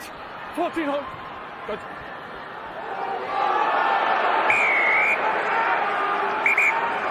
Okay, time off. Let's have a look at this. This could be tasty. Right, Owen, I want to see your refereeing opinion on this one, because he's tapped the ball up because it's bounced, he's let it bounce, but then he's jumped the second time for the ball as the player's coming in. So I think there's a lot of mitigating.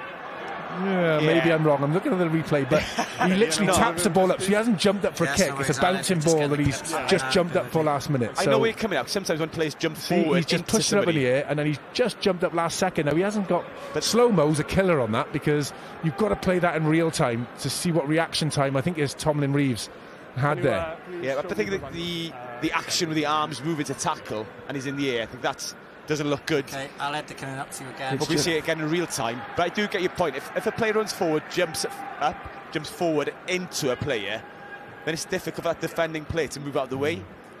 But he's jumped up for his own. He's tapped it up by his hand on his own, so he's had no time to adjust in real time. In a slow-mo, it looks brutal, but Joe Tomlin Reeves is not looking at the ball either. He's targeting the man. The angle from the main stand, okay? It's a nasty. It is a nasty challenge, but it's the mitigation part of this that tackle from Savin Red.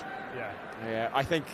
Look, he was never in control of the ball. I think Joe Tomlin Reeves probably had time to assess the situation. Tackle in the air. But the ball was still in the air. Yellow jumps so quickly just before Savin Red makes the tackle. It's very difficult for him.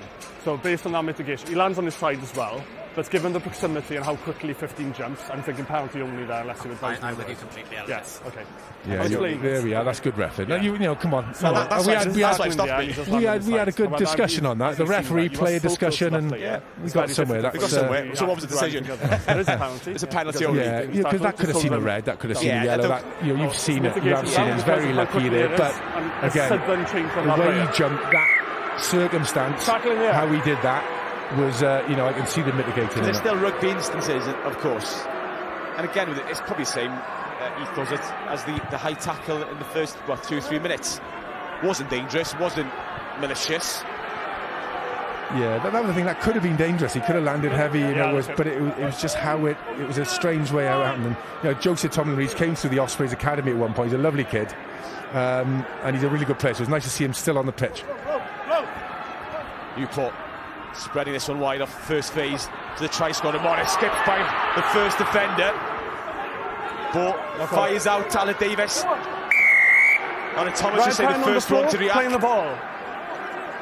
You're on the floor, you're out of the game, you must get back up. I think the referee got that one right as well. It's a tough spot being there. Almost in exactly the same position as the first penalty, but you know, what a tough job he's got here, because you're reacting to something that's happening in a split second. And that look, I thought Ali was okay on that. I thought the ball was out, but he's right on the spot there. He's made that call. I think the fact he was off his feet at the breakdown, so he makes the tackle, or is a part of the tackle, then he's off his feet and he dives on it for a second bite. Yeah, he's just as held, isn't he? He's just not supporting his weight, is he? Yeah, that's right. No, that's a good call. That is a good call. But yeah, it's a good break by Johnny Morris again. You know, he's stepped really well. He's asking questions of these defenders, making ground, and it's always tough then. It's very sporadic, so it gives a good chance now. Will Reed to stretch his lead. 7 still.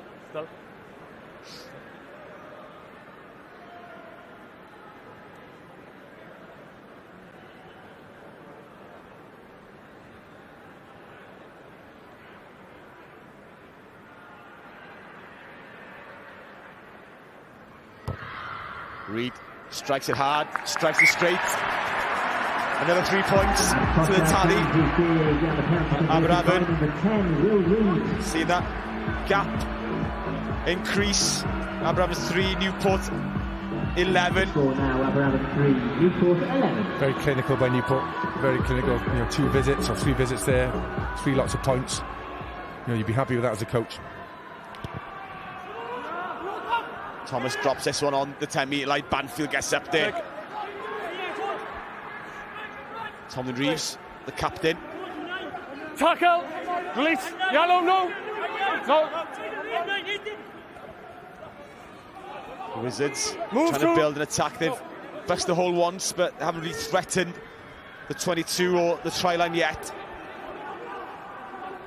Cole bringing in Banfield again off the blindside wing. Banfield these days with Command and Quinn's such a prolific try scorer. Move, Yellow! Sevens, Wales Sevens player. A few of them dotted around in the Aberavon side. Ball back inside. Just not accurate enough. Cam Lewis looking to counter-attack. Just held. Scrum advantage, Yellow. Aberavon just getting there. Shape. Defence lined up. Yes. Nothing really on for Newport here. Stay on. Who's it? Luke Crane to lift the kick. The former Bedwas player. Would have seen his former club playing earlier on. Aberavon under pressure again, having to fight for the ball. Lost. Don't come. Asking for numbers. Roderick Cole, St. Port. Possession slowed right down. Left-footed box kick. Good contest, but Newport winning the scraps. There could be some space out left. Again, Aberavon through the middle, this time legally. But are their hands on the floor? Newport hands on the floor. On the floor there, yeah?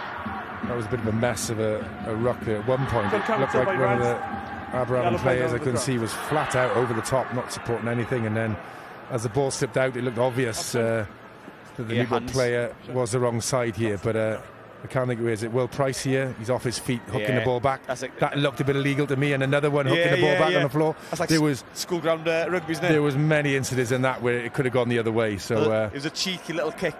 I'll be honest, I didn't spot it the first time round. Yeah, there was lots and lots of little things going on the floor there, but again, it's the dark art of rugby. When you get away with it, it's lovely. It is a dark art in there. It's like the driving maul. Oh my god! You know, you could count up as a referee. That's illegal. That's illegal. There's another. You know, there we go. Which one shall I bang you for?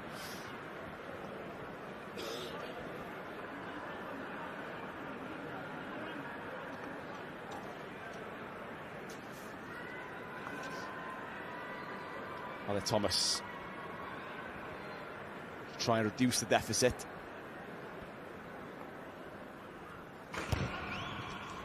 Gives it a mighty slap. And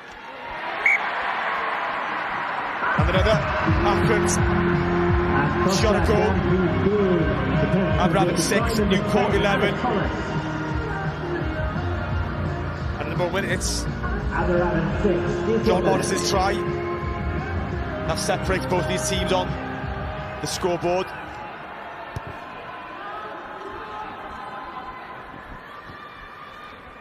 Good take.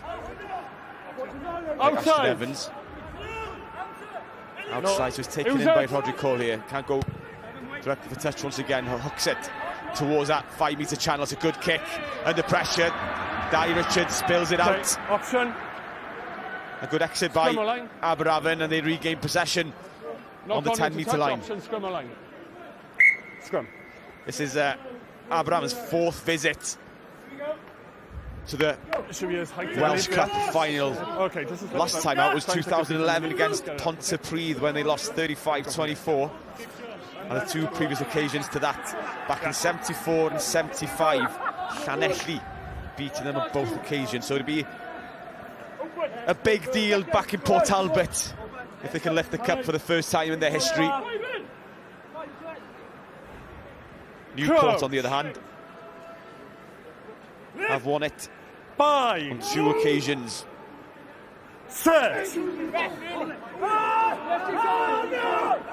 Cole feeds, it goes down on the far side. Referee's playing on here. Cole to Banfield. Then Thomas looks at a long ball out. Lovely pass. The chip, plenty of space in the backfield. Elliot Fruin coming across to tidy up. Good cover play. Inside.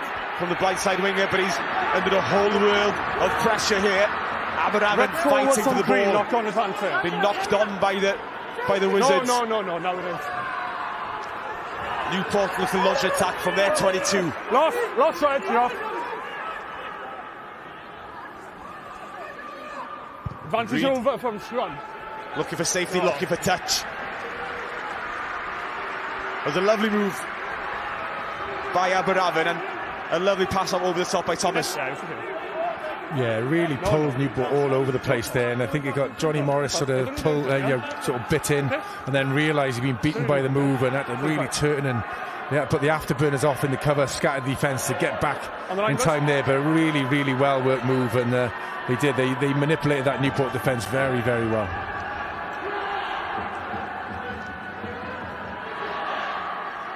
From ball, Cole whips it out to Thomas. Hold! Bomb across field for Banfield. The competition there, has that gone back off a Newport hand? If so, Banfield tries to pick up the bits. Move. Oh, and a needless penalty. Yeah. Banfield on the floor, not getting it out the way. No rolling away. Wrong side preventing it. Oh, they're killer penalties when you got a team on the ropes. Yeah, you just need to be a little bit whiter than white on things like that.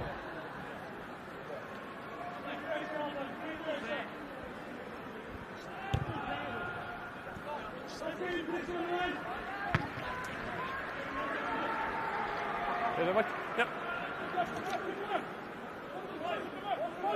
That's right, yeah.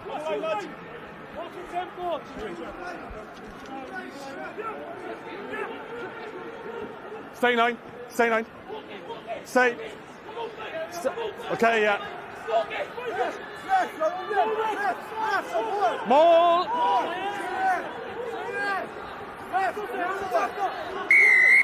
Small taken in, turnover.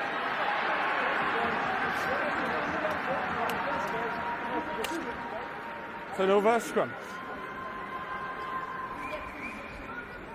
Sinead Harris there, member of the Wales Women's Six Nations team. Okay, that's the middle. Scored against France on Friday night. Just saying there that discipline is the issue with both sides. Whoever concedes the fewest penalties, they're the more likely team to go ahead and win the game. Yeah, these cup finals are decided by mistakes, and just one. It can be like a drop kick, and I think Dave Richards has just had a couple of little drop kicks. He's going to try and get his confidence back, but good play by either Sam Williams or Shay Smallman there. They climbed through that maul and tied it up and got the turnover for the scrum there. So really good, real good work in there. Good scrum by Aberavon. One across. Illegally. One straight across. Rowan Jenkins. Here's the mark. Now they look to be the dominant scrum to me there. Now he's right in the spot, the referee. I'm the offside there, but Aberavon seem to have the momentum going forward. They seem to be the dominant. They were dominant the scrum before. So, the referee picked up a technicality there, but Aberavon have got to make sure they do it in a controlled fashion. because they try and force it like they probably did there in the ref's eyes. Then they lost out on a penalty when they were seeming to be quite dominant. So they've got to make sure the left and right side are coming up equally rather than chasing too hard. Yeah, you've got to get the right pictures, haven't you, for the referee. If he thinks you're boring in, he's going to pin you for it. But it gives Newport field position. A couple of appeals in the crowd for not straight. Cam Lewis on the charge towards the 5 metre line. Newport coming. That's a good challenge on Lennon Gaines, the Dragons player who's coming back from injury. Skinner. Reed, little chip through towards Morris again, and the pressure does well. Under pressure, Steph Andrews. No, he doesn't. He doesn't. Aberavon somehow. I've got the ball on their own try line though. Looking for an exit. Trying to get the bodies in position to lift the kick up. Who's it?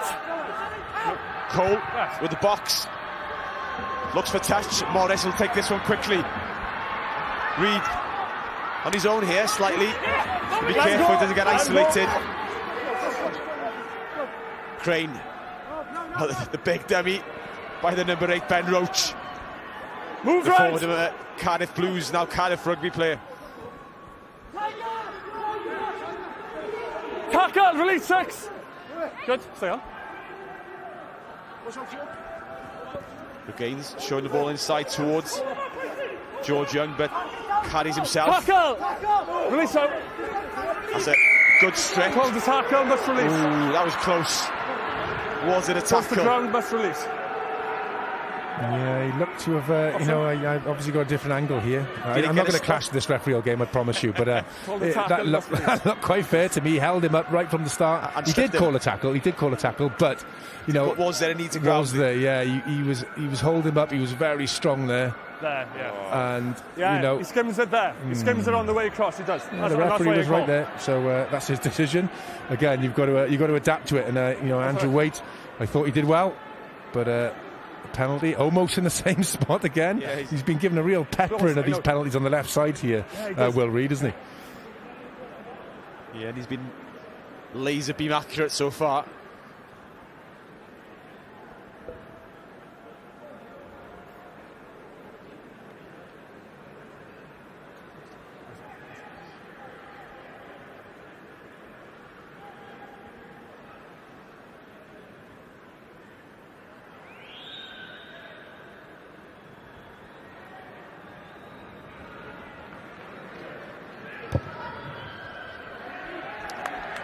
Another one over the post for Reed. A lovely striker of the ball, never in doubt. Aberavon 6, Newport 14. From the opening 25, Miss Goffey, how do you start off with Newport? How have they done? Are you happy? They've been super accurate, haven't they? When they've had their chances, they've taken the points, and Aberavon a couple of clean breaks, and they're looking okay as well. But Newport, say, if you give them that accurate, they're that accurate when they do get the ball, you just can't let them anywhere near your half and give penalties away. Yeah, that's a great clearance kick as well by O'Brien. Pumps the ball back into the Aberavon half. I mean, one thing Aberavon haven't been able to do yet is punch holes with their forwards in that Newport defence. It is early days, people are fresh. Okay, who's out? Okay, they and haven't hold. been able to create too much quick ball. Our first phase they've have. Stay. But they tuck this one up the jumper for the rolling wall. Line that over. Come. Newport holding firm. Cole with the box. Looking to put Elliott through in the pressure. Banfield after him. Froome does well. And a good little dummy by Dai Richards as well. Beats the first man, beats the second. He's in open field. Good tackle by Thomas. Joe Thomas in space here. O'Brien. Morris outside him. And Cam Lewis. Morris cuts back on the scissors. Beats the first tackle again. Aberavon maybe falling off. Too many tackles. Another one. Newport on the rampage. The scream's left. O'Brien pops it short towards Lewis Jones. Move a right, metre short. On the charge again, the forwards come. Short. Good solid defence this time by Aberavon. All the Newport boys more or less in that shot. Yeah. Numbers around the ball. Maybe some space out right. John Morris hugging that right wing. Penalty advantage. If they can release him, a penalty advantage coming as well for slowing the ball down. Ball over the top, Reed. Intercepted, but the penalty was there. 3, and they were next to him offside. But it seemed for a second there was a try beckoning if that had been floated over to John Morris. Do you know what? Even that kick pass again, the accuracy that that was used for his first try. But they play so well with the ball there, Newport. If you're going to show someone an attacking play, how they attacked the game line once they had momentum, they were so flat. They didn't give Aberavon a chance to recover. They were on the back foot, and those flat passes on the game line, just pumping and pumping wherever they were going was they just gained yards upon yards. And Aberavon just struggled to get a platform to stop them. It was really nice play right up until the point they got near the posts, and again they forced the penalty right in front of the post, but a really nice gain line play there.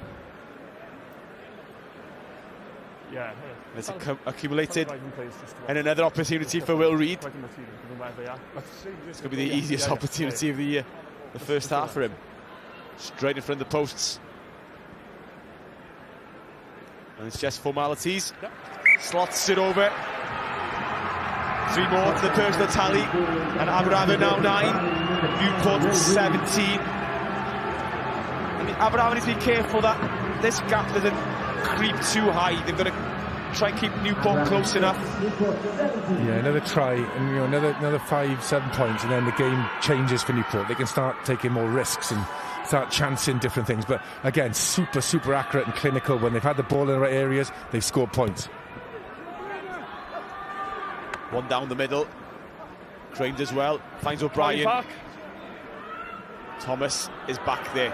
Looks up. He's got a couple of men outside him. Goes himself. Slides through the first man. Move. Presents the ball to Cole. Good defence by Newport. Hold space. The chip through by Price. Somehow finds the way to Banfield. Still alive. The second grubber. Is that one going to stay? Infield, over the line. Oh, that's close. I almost think that's a try. You got anything there, Mike, from your angle? Banfield doesn't give up, and I think I've got a sneaky feeling he got his hand to this. This could be a changer for Aberavon. This could get them back in the game here. Yeah, we just want to check. But it was quite a bit nonchalant. He was waiting for the ball. I think it was Reed that was waiting for the ball to come over the line to dab it down, and it just didn't want to roll quick enough. Yeah. A nice little opportunist effort there, and a lovely kick down that left side, and the ball just did what a rugby ball does, and just it was hard to tell what hand touched down, but it is close. And again, Reed was in that position, whereas do you let it go over the line, do you just hook it into touch? But it was well chased up. Yeah, quick thinking by Banfield, backs his pace. They'd have to slow-mo that just to see how the pressure is pushed down. A super slow-mo. Here it comes again. Yes. There's no clear grounding in goal from anybody here, and the ball is eventually knocked on by Red 9 into touching goal. So it's eventually knocked on by Red 9. So you keep on playing it here. Bear with me a sec. I just want to check whose hand that is from. Whether it's Ian Davis, it's yellow. Okay. I think he's going to award a knock-on for a second. It's a tough one. It's just, this is the angle. This is the. Yeah, that's his. He's grounded that, isn't it? Yeah, he's grounded that. Will Reed is. But that's so close. You know, it was a worthy effort. Banfield really chased that well. And thank you. Yes, it's a goal line drop out for Yellow. Yeah. Already in goal, we stay on field decision. Goal line drop out. There's a goal line drop out. No fair competition for the ball. A game changer, isn't it? Goal line drop out. 5-pointer there. Oof, that was close. That was close. And yeah, it was a good opportunist effort. And unlucky. That's the one thing maybe Aberavon were disappointed with this first half an hour. You know, that was an opportunist chance gone, but they haven't created anything yet. They haven't carved Newport up like Newport carved Aberavon up. Yeah, they probably haven't had the ball in the right areas, the possession to spend enough time there. And whenever Newport have gone in the Aberavon half, they've just scored. They've got a penalty or they've got an opportunist try. So it's up to Aberavon to build pressure. Now they're in the half. Don't milk it. Roderick Cole trying to make him milk a penalty for his side. I believe he's put him down safely, but just want to check it over. Yeah, they will look at that just in case, but play goes on. Numbers to the left. Tomlin Reid. Tackle, bring it in. son. Will Price. Off. Cole off his feet there, trying to... No, you placed that directly inside. Get the ball back to his men. Rowan Jenkins. We're back in the side I'll today. stick it on field on that tackle. Last week. Comes to the light. Yeah. Price. Thomas. Not much space for Aberavon, is there? They're not going over the game line. They're keeping the ball, though. They're keeping the ball really well. They're going through the phases. Oh, that was a big hit that came in there very low. Andrew Waite. Move. There. That's what Patient does in possession. Maybe not crossing the game line, but putting Newport under pressure. They've got the penalty as a reward. Let's go away here in seconds. Captain, okay. Lennon Gregain's unhappy with something in the field. We had a good chat before the game. I explained we've got a process, we've got eyes on everything. Just relay that message to number 7. I can't have him approaching me like that. Can I have to speak to that? That's fair enough. You know, that's what makes rugby the way it is. You know, you take the referee's decision. You don't backchat, or you do it respectfully, and and that's up to the referee what respectful is. And he's laid down the law. That's good. And Greggans, he's good. He's a proper Newport lad as well. Greggans, I've been told he's just returned from an injury as well, and proper local boy. But part of the GLC, they said he could become a member of if he wanted to. But a real good competitor. But you just got to, it's a passionate day. You've just got to keep that little bit of ice on your passion. Yeah, I think Lennon Gaines has had a couple of shoulder ups over the last couple of seasons, playing with injuries. On his way back still with the Dragons. He's still only 23, so there's plenty of time ahead of him. Newport have done well to stifle this first rolling ball. Yeah, and they've won it. Turn of the ball. Aberavon not getting much change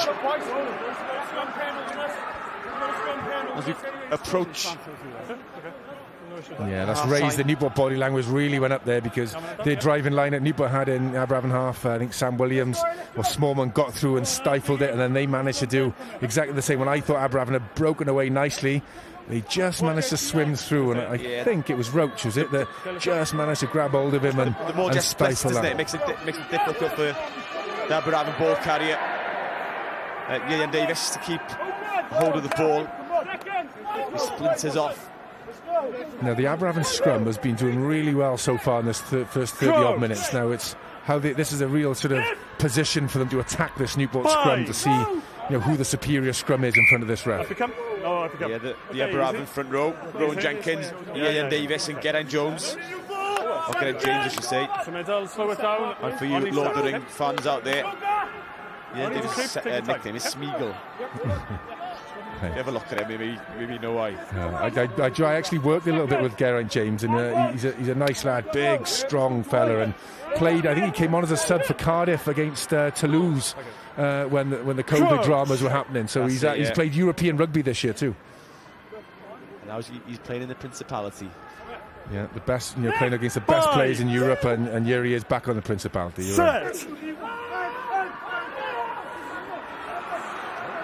Newport getting the shove this time, and inevitably the scrum goes forward, the penalty follows. Yeah, Joe Tomlin-Reid's not happy with that.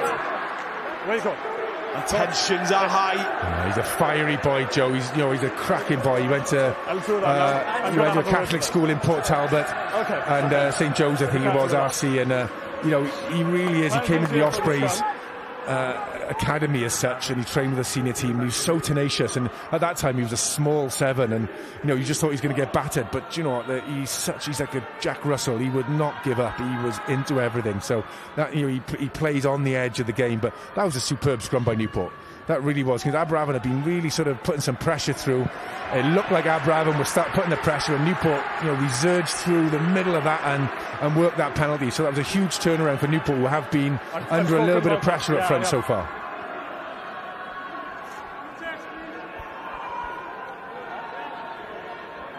Let's go, Talon, please. Gavin Harris with the ball in hand. Former Pontypool player. He was also played for Dragons 8.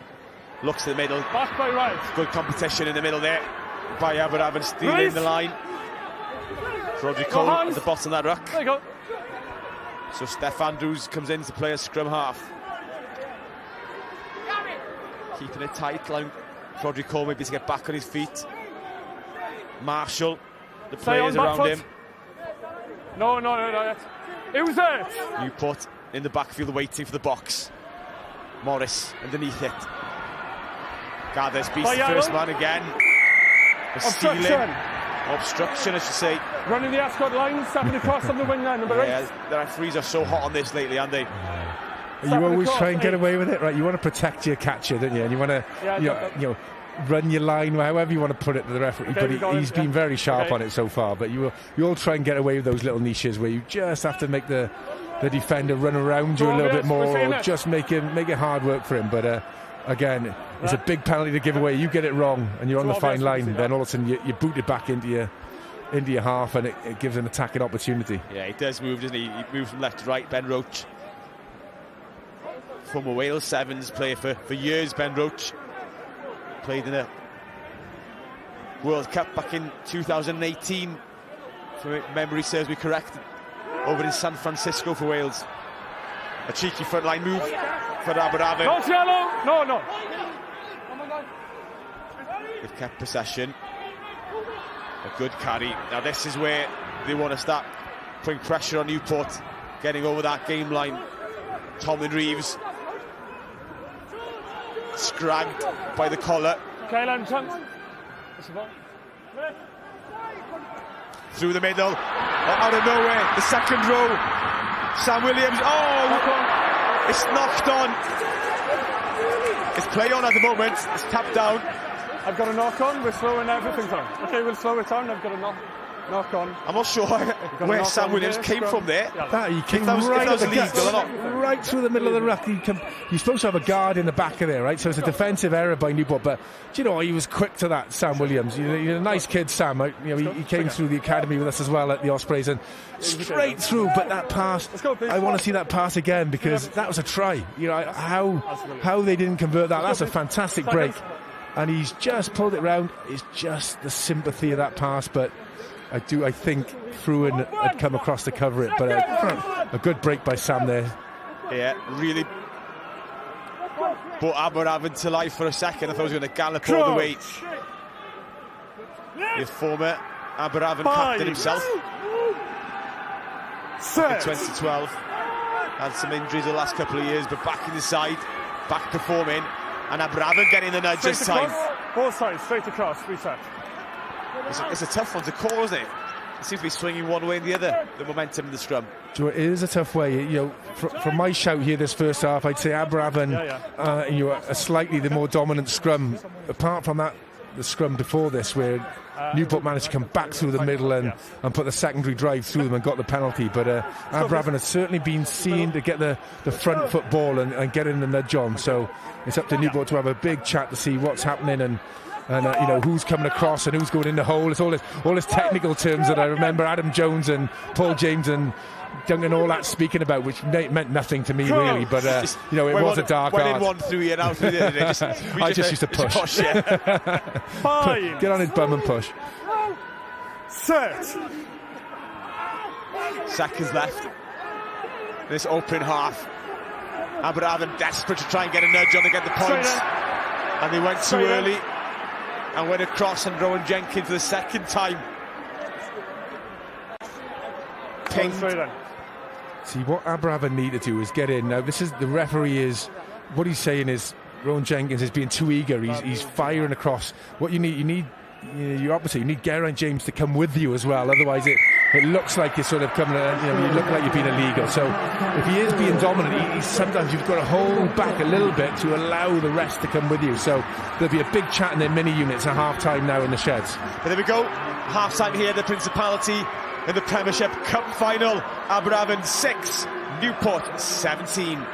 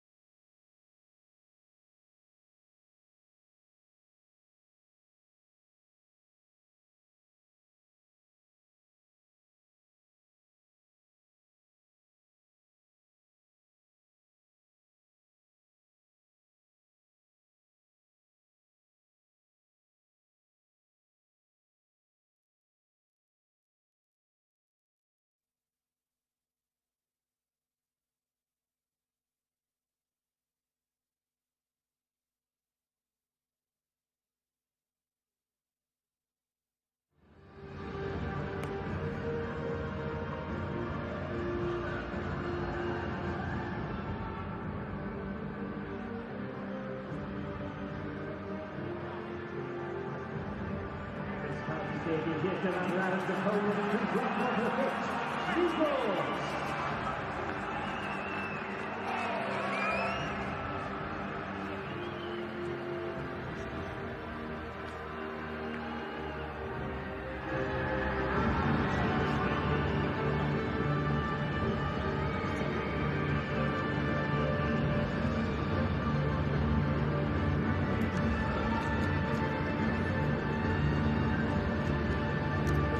Welcome back to the Principality Stadium for the Premiership Cup final. To remind you all, the half-time scores: Aberavon 6, Newport 17. Newport, of course, chasing the double, the Premiership double. And they'd seal the first one of those two today, if they can be accurate in the second half as they were in the first 40 minutes. Little roop round, getting in each other's way. Reed under pressure. Aberavon sniffing an opportunity to turn the ball over, maybe.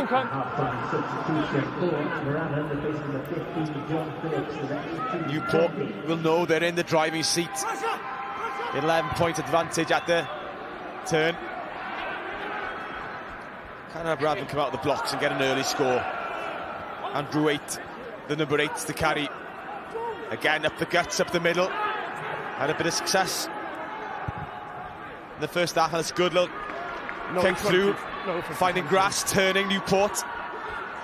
Richards under a bit of pressure. Does well, finds touch.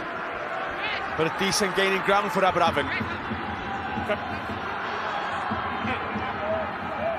Just to see what the mindset will be off Newport. They've gone in with a decent lead, they've been very clinical, but they can't rest on it, they can't sit back. You know, Aberavon, obviously the team talk, what would that be in the change rooms at half-time? You know, it might be a rocket, the cups might be flying, it might need an injection of energy from them, and, you know, all of a sudden the momentum could change. So, you know, again, this next 5 minutes are very much, they'll both be sussing each other out and trying to get the advantage.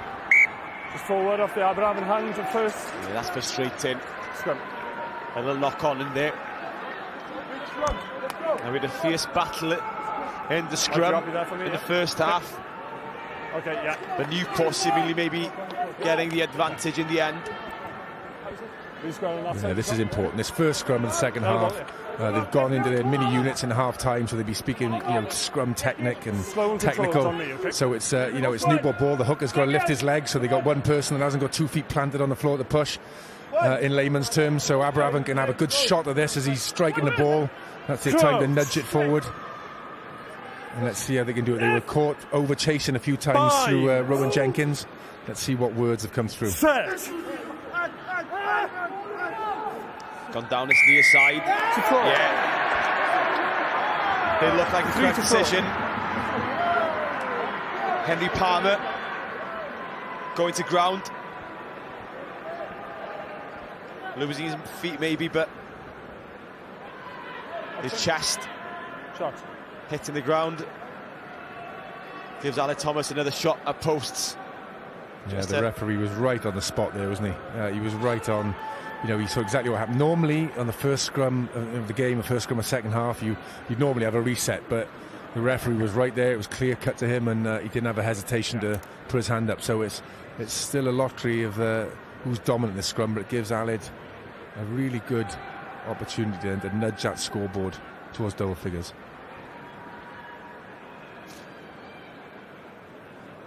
Yeah, Ale Thomas, as I mentioned earlier, probably a bit disappointed that he was released by the Scarlets nearly probably 4 or 5 years ago. He's still in his early 30s back then, had plenty to offer to regional rugby.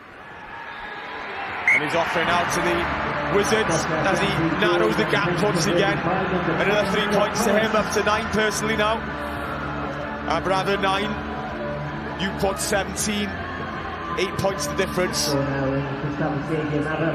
That's an important kick there, Owen, isn't it? That really is an important kick. It's you know, just when they're sussing each other out the second half, just nudging that score, but getting that first score, just, you know, it lifts you a bit as well. So it's a hugely important. That was what they do with this exit.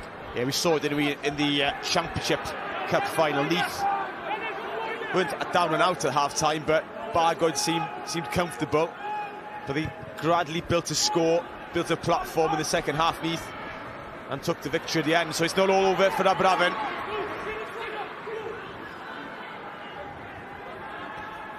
Newport now with the first possession in the second half. Carrying down the middle. Quick ball for the backline to try and ship it again. Under pressure. Ben Roach in the wide channels. It's stolen by Aberavon. Where's this going to spill out to? for a second, for maybe a chance on this left-hand side. Cole. Gage, the kick downfield. Trying to turn. Elliott threw in. Dyer Richards pumping it high again. Joe Thomas again with a step under pressure here. Needs to find some support. Newport all over him. Straight off. Ooh, is that a... Okay, not from mark one off the feet. Sloppy by Newport there. They had him under pressure. They did really well, and you know it's almost like excitement, isn't it? It's like, we're going to turn him over, and he just went off his feet and just overstepped the mark. It was a shame because they had that pressure and let them off the hook and give Nala Thomas a chance just to get the ball back into the Newport half. Yeah, lost the best of kicks. I'm sure Thomas will be upset with that.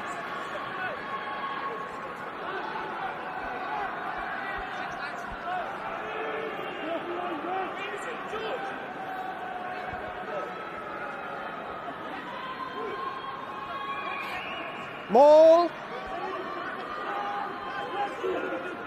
Line out over.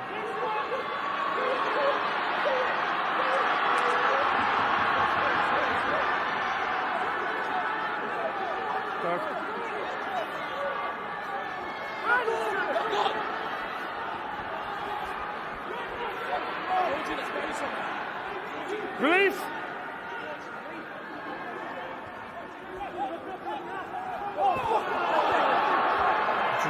Check that again. I think for the ball, Newport. And this is the break. This is what Aberavon need down the middle.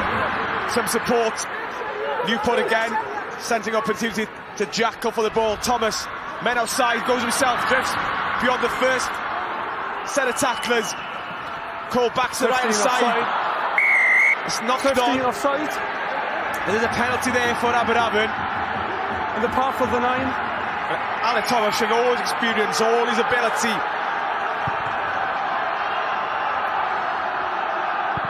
That was a lovely break again, wasn't it? That was a really sort of finesse of that was lovely. And you know, he's got to be about 56 years old now, Alec, as well. He's been around forever. You know, well, I used to play with him, and I think I've been out of the game 40 years. But, you know, that was a lovely little break, and they just couldn't quite keep the continuity going. But and they're not going to go for the post. I thought they would nudge it in so they'd be within a score, but they're confident enough to kick it into the 5-metre lines for you know. And I can imagine they're going to go off the top and wide here, or do you reckon it's going to be up the jumper and grunt it over? I think they try and grunt it over, but they've definitely got their tails up, haven't they? They sensed an opportunity. It would have been an easy 3 points for Thomas. Could have made it a 5-point game, but they switched the direction of the attack. But only more towards the open side, towards the line. And it has to be a score for Aberavon. As the hands go up in the air, the crowd go wild in the stands. And it's a try claimed by the hooker, Yayan Davis. And he's absolutely chuffed to bits. You know, that was a confident decision, though, isn't it? You said, you know, it was an easy kick of goal, and they caught Newport a little bit cold. As I said, they come out the mindset a little bit. Maybe Newport have come out thinking, you know, we're points ahead, we're doing well. Aberavon, all of a sudden they've stung Newport, and that, you know, the confidence not to go for the penalty to get within a score, straight to touch, and they didn't mess about. They took a front ball, peeled it, you know, they offloaded it to the back, and they got that ball rolling, and then they went a yard over the line. They didn't even just get to the line; they got right over the line. So, you know, real confident try by Aberavon. It's put them right back in this game. He had a conversion to follow. As Thomas gets this, it'll be a 1-point game here at the Principality.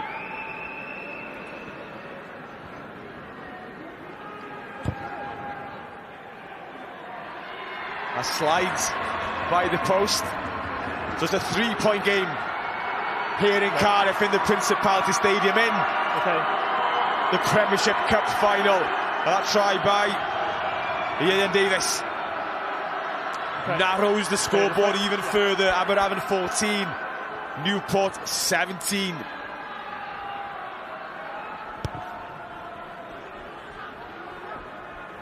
It's the third game of the day here at the Principality. The 3 of them have been nail biters. Outside. The final half an hour here is set up to be a nail-biter as well. High tackle. Slipped up. Pen sliding advantage. up. Penalty only, just slipped up. Crossfield kick, looking for Cam Lewis, who's on this right wing. Where's he going to bounce? Keeps it in. Oh, fumbles it. No advantage. Frustrated. Probably a ball he could have collected. Slipped up on the tackle, high. But back for the original penalty, the high tackle. And Cam Lewis has taken a bit of a bump on this near side. I think it'll be okay. No, kick. No. Yeah, Richards gathers. And it's Jonathan Phillips with the tackle, who doesn't execute it as he should. Yeah, do you know what? Again, the slow-mo gets you. It wasn't that bad. He's just slipped over, and the momentum of I think it was Dave Richards he tackled, was it? Okay, let's go, lads. And it just meant he slipped up. To say it wasn't anything dangerous, nothing malicious, but again, it's on the book. If you do it, you get penalised, and that's what's given Newport a chance to just bang the ball just probably inside this 22. No, it just hasn't quite made the 22 there, so it's almost bang on it. So they can launch something. But Newport have had a slap now this first half. They've come out a little bit slow, and Aberavon have stung them. So it's this is game on now. 8 unanswered points in the second half for Aberavon. Newport will want to stem that flow. Again, Lewis on the charge. He's such a powerful runner.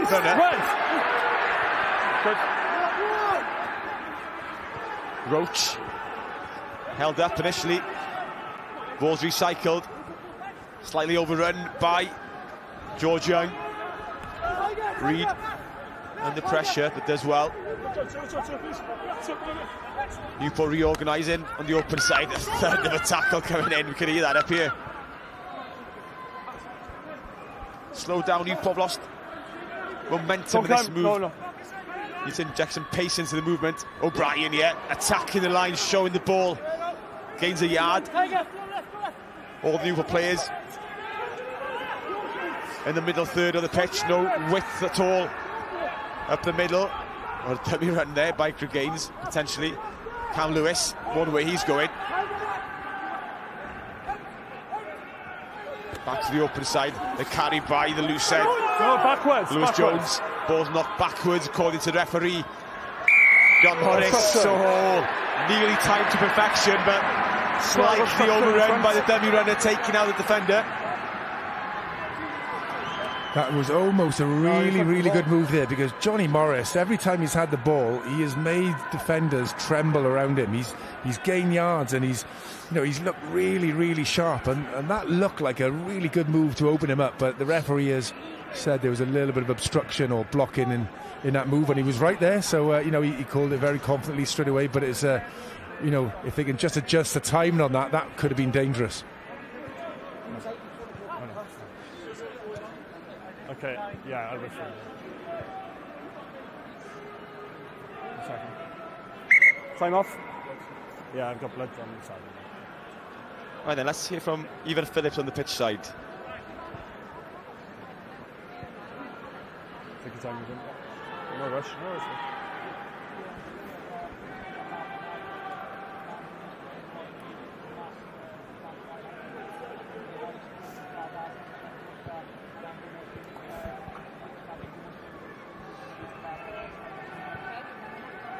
Okay, thank you. Right. Okay, water off. Time on, please. I'll tell you.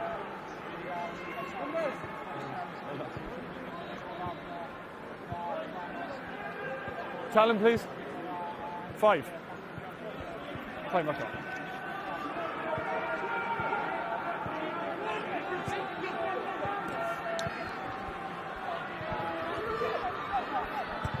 Hold 6. Hold 7. The kick downfield for Di Richards.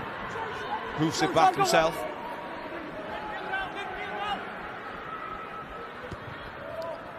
Hold right. The kicking battle begins.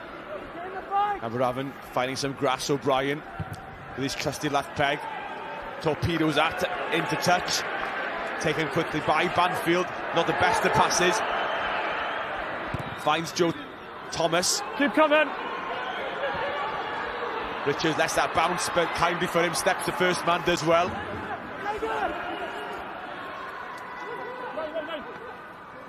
Newport slowing it down, not rushing. A good little tip on again, Jones on the angle, driven back on this occasion. O'Brien again, sensing, sees the space, drives Aberavon backwards. It's a brilliant kick, turns the defence. The touch finder by Aberavon, but Newport winning that kicking battle. We're getting a chunk of ground. Is your vice, please? Crodry Cole putting that in, out, not getting the distance he would have liked of. Yeah, it's that patient game as a forward. You hate that kicking battle because you're just sort of sprinting 20-30 metres in the middle and you just say, quick, get on with it. But that's exactly what you want. You want to finish it on a positive, and it's given Newport this line out with a good attacking position. Ball off the top, bring it in. Elliot Fruin off the blind side. Another one who's been on the 7th circuit. Such a dangerous player. It's been such a loyal player for Newport. Love the chip on the top. Morris tries to chase his own kick. The mark called, but Newport are looking to do that crossfield kick, and they've had a bit of dividends from it. Yeah, they got it in the hand of Johnny Morris there, and it was a very well. Okay, I think he shouldn't have chipped it really. He should have just carried on and gone through the phases, because they managed to get that little bit of momentum. But again, mention him again every time this Johnny Morris had the ball. He's looking sharp, he's looking dangerous, and he's got defenders worried. Let's go. That could be a plan. Just get the ball in his hands more. There'll be a chance to get the ball to John Morris today. I think that might be shouted on. Yeah, he's looked exciting, but it's just given Newport. They've just had to climb back into this game a bit now. Yeah, they've settled the nerves in the second period, shipping at 8 early points. Ripped. Ball's ripped, but it's a turnover ball. Tackle! Is an opportunity to try and counter-attack deep within the half, in the 22. Trying to go wide. Pushing players off. Crodry Cole is there. Thomas.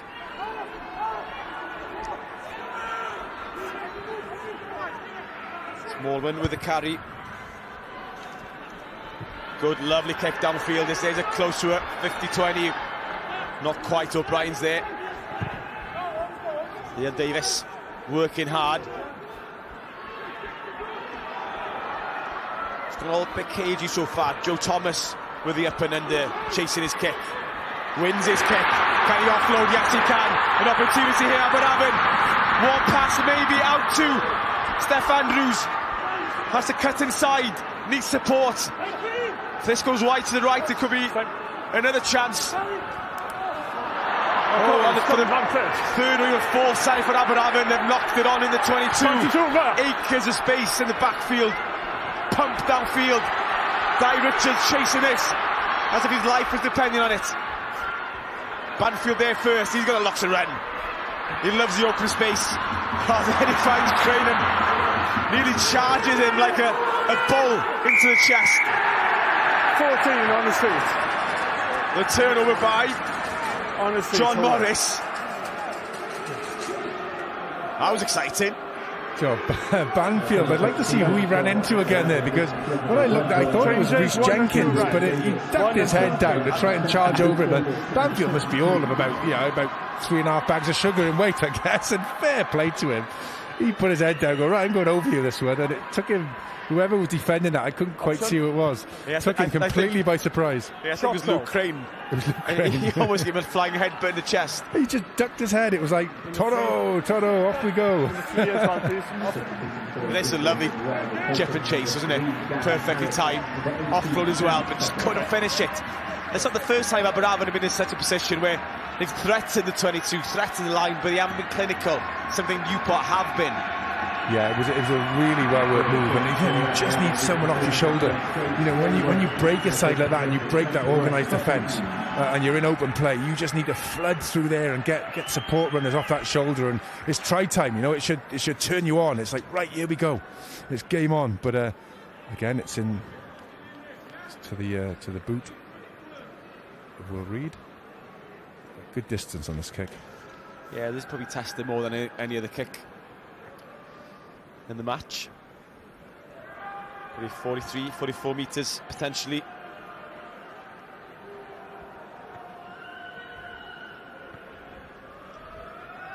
Reid, he's got the distance, that's for sure. He's got the accuracy as well. And that's sailed over, plenty of legs on it, which shows Aberavon they can't give a penalty away anywhere in their own half, because Will Reed's got the distance. And they've started a few changes come on. I can just see the presence of Dan Suter, who was nicknamed the Sausage. He's a prison officer now, I've been told, but you know, really strong lad. So you know, some changes are starting to be made. Forward of Fialo, advantage scrum.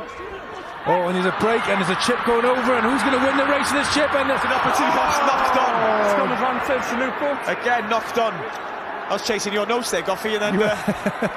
You were chasing my notes, and Luke Crane put a chip in, and it looked to be a certain try. I'm thinking, do I speak for a win here, or do I let him come back? Luke Crane has a chip in, and he just couldn't hold it, but a fantastic clean break again, a lovely left-footed chip, and he just couldn't bring it back into the bed basket. He was tickling the fingers, tickling that ball back in, and he couldn't quite crap it in. If he'd have stuck that, he'd been over. And his side potentially would have been ahead. Okay, new front row was really stricken. An earned opportunity, I don't want to say squandered, but just literally slips through their grasps. Yeah, you know, you nail those in a cup final. You know, that's what takes you home, nailing those. And they've had a couple of clean breaks now. They have managed to split Newport at times. So, you know, this is certainly not a one-sided contest here. On me. Crouch.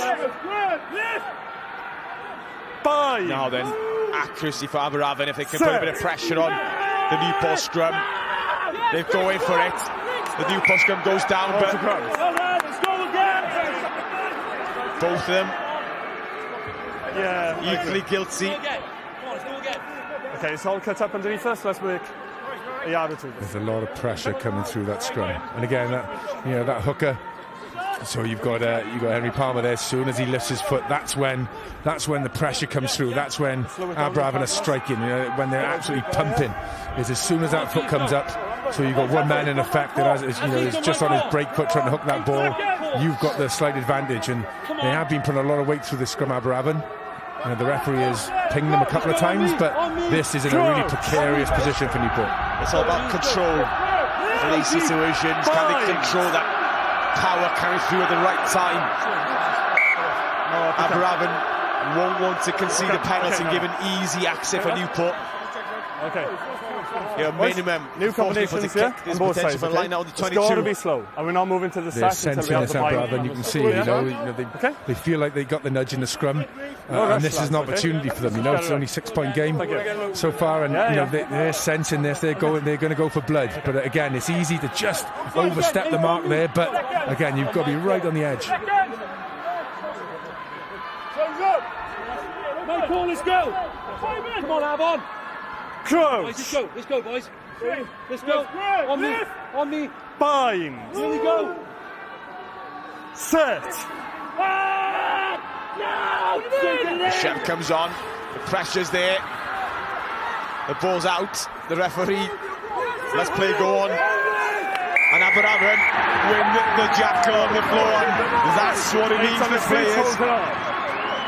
See, that never should have been allowed to go out, in my opinion. There, the scrum became a mess. Newport sort of sheared through, and Aberavon just sort of disintegrated. And to let that play on was a little bit of a travesty. But he did, and Aberavon were very sharp. And I think they caught Luke Crane just at the back there and got him isolated, because the whole pack had sheared past him.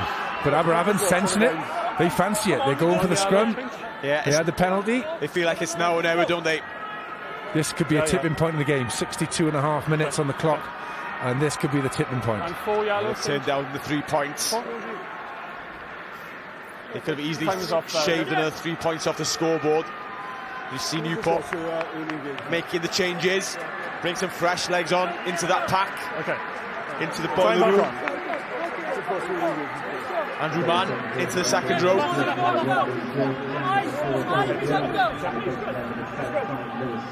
Jamie June is on as well.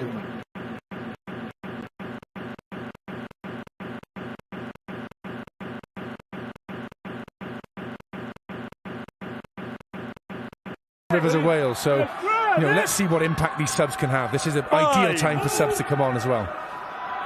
Set. Aberavon lined up. Everyone on the open side. But they keep us in the scrum. They're sensing an opportunity for a penalty. Yes, the decision comes from Cole. Snipes himself. Cole towards the line. Is he held up? It looks like it. The referee hasn't made a decision. He's on his hands and knees, burrowing for a look for the ball. Yeah, I'm in here, lads. I'm in now. I'm in. No. Wait a second. Wait a second. Rod, you right? You're going to get up? Okay, you haven't scored, sorry, but you've got a penalty advantage here. Okay? You haven't scored, sorry. You got a penalty. Yellow in the press. The power of this Aberavon pack is starting to tell a driving line out. The scrums, they've had the power all game, but Newport have managed to counter them with a few. But this is their position. 5 metres out. Their intention, they had an easy kick to goal, but no, they're trying to wear down this pack.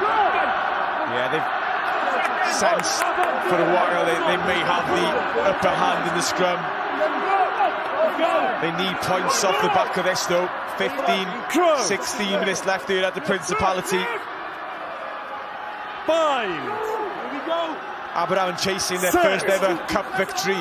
Newport their third. Aberavon again piling on the pressure. They're getting nearer to the line. Spills out and it's a penalty try. It's exactly what they were aiming for. And it's a 7-pointer and potentially a yellow card as well to follow. Pressure taking a down penalty try, yellow card. And it is a yellow card, and this one is flipped on his head completely. Yes. So who's going on? Is it Suter that's being yellowed there? I'm not too sure. You know that, have a look there at Chris Jenkins. Now the ball did kick out of that scrum. They were going over. The ball kicked out, so it wasn't anything that Newport did.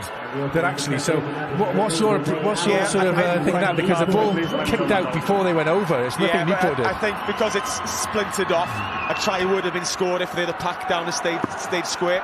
There's definitely a yellow card, and Dan Suter is on the bench for the next 10 minutes, and Aberavon are ahead 21 points to 20. Move to. Okay, don't pull him in. Thank you. Hold. Drilling that one downfield. Richards, who's been a threat on the counter-attack, he's been happy to be running the ball back. He's enjoyed the open field here. No, don't come. No. Newport seem to be rattled in the second period, seem to be controlled in the first half. Reid goes, offloads, does well. Oh, the pass to Richards, somehow sticks it. One more, can he get there? The step inside by O'Brien. And the 14-man Newport team has struck back immediately. Well, has this just ignited this second half? You think Aberavon have just pummeled Newport up front in the scrum. They pummeled them in a driving line out for tries. Now all of a sudden down to 14 men. You think, okay, the shoulders are going to drop. They've just lost the lead for the first time in this game that they were in control of. Then all of a sudden they strike back with a play like that and a fantastic try. This I'm hoping is going to ignite this last 15 minutes of this game. It's a lovely show and goal by Reid. Opens a gap. And it's this pass here. Nearly a knock-on, you think, for half a second. The pass by Gavin Harris. Richards does well to keep it. And O'Brien, the Premiership Player of the Month for March. I'm sure he'll be a candidate for the Player of the Year in the Indigo Premiership. And the captain has restored his side's lead. Yeah, that was a very nice, Will Reid. He just showed the ball a bit, didn't he? He just sort of swerved and he just made that, and got the ball behind. That offload so important on the front foot, and there's a bit of a juggle going on there, and that probably spun the defence a little bit. It sort of, it probably just flashed them a little bit, and a fantastic try. Reid, he's missed his first shot at goal, surprisingly maybe. I half jotted that one down before he kicked it. Yeah, well, I think he missed one on the right-hand side as well, didn't he? So yeah, you're right. He hasn't liked the ones on the right-hand side. He's kicked everything from the left, but he's just sort of slid that wide, and that's a crucial conversion as well, especially down to 14 men.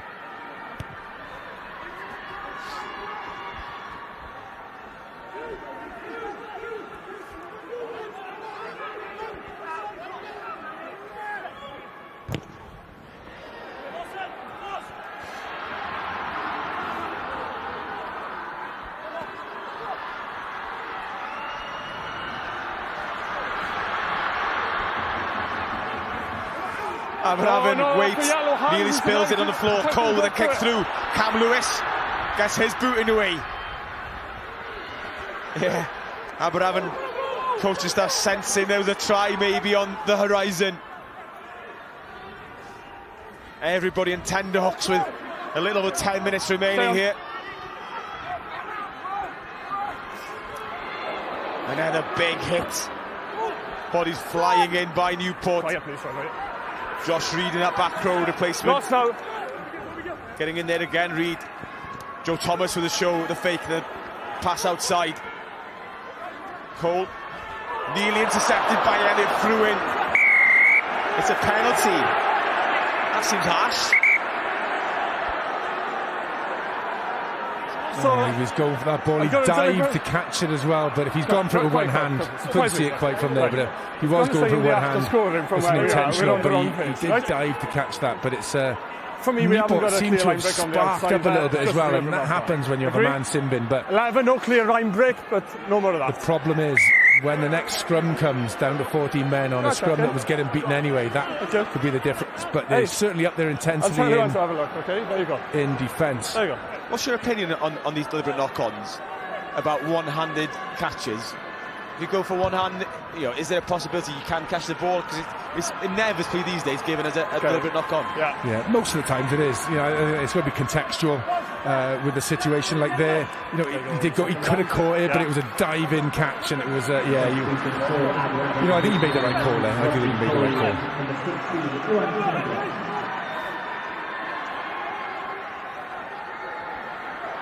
Can Aberavon make the most of this one-man advantage they still have for the next 5 minutes? Trying to suck in the bodies in the rolling walls to start off with to create some space. Newport doing well to make a mess of this. They're getting close to that touchline. Playing advantage. And the penalty's on its way. Okay. There's an opportunity to go wide. Find out Joe Thomas. Alex Thomas on the loop. Okay, easy. Penalty. Just relax. Thank you. More than likely going to go for the corner again. This is tense moments for Newport. They're hanging on, defending very well, but that one-man advantage, especially in the pack where Aberavon are starting to really flex their power muscles here. They're going to kick to the corner. Dan Edwards now on for Alex Thomas, I believe.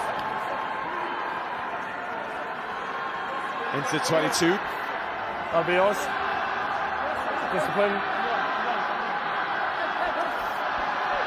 Glenn James passing on the messages. Win kicks up here at the Principality. Newport sack it and win it. We talked about key moments, big moments. Maybe that could have been one in the context of this game. Luke Crane hoists it up, finds safety, finds 5, maybe 10 metres at best. That was huge turnover for Newport, but they haven't made the most of it. They've only cleared their lines 10 metres from where that initial line is less. And that was a big moment for them to pump the ball downfield. Chris Webb here, watching on. He's supporting Aberavon. I think he'd have played for Aberavon in his younger days, I imagine. He might have, actually. I mean, especially if once he was behind Justin Marshall and Mike Phillips, and he really had to earn his stripes, Rhys Webb. Aberavon with possession in midfield, options left and right. Switching play. Newport here, still down to 14 for the next couple of minutes. They'll be chuffed a bit if they can keep Aberavon again. At the moment, it's a 0-point gain on the scoreboard, 2-point gain on the scoreboard. With that one-man advantage for Aberavon, they flip it out towards the left-hand side. Steph Andrews hasn't had too much space throughout the afternoon.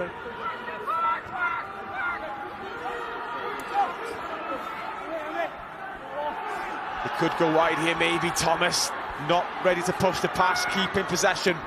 Back again, the chip through. Will they stay in field? Di Richards has to play it. And it's ended up being an inch perfect thing. Yes. No.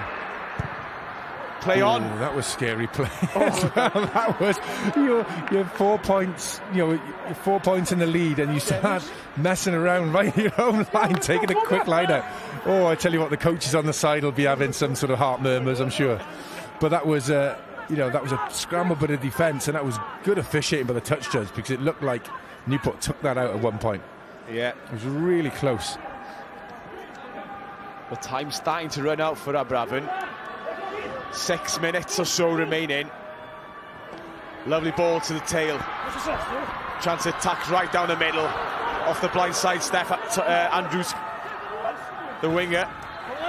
Round the corner, making yards. Aberavon now then. Move through to me. Good. How much energy is there in that Newport defence? Through and flies up. Stops it there and then. No. Ball recycled. Aberavon needs to be patient. There's still time. That's your ball. That's your ball. The ball's there for the replacement scrum half. Temblett. Temblett again to the right. Joe Thomas slides out of it. Does well, but Aberavon losing ground, losing territory. Newport appealing for a decision. Not many plays out to the left here. Ball to the top. And it's gone forward, yeah. There's Luke Davis hanging out there. Push it forward. That's a huge defensive set by Newport. They're under the pump. I think there's probably only a minute or two of this yellow card to run.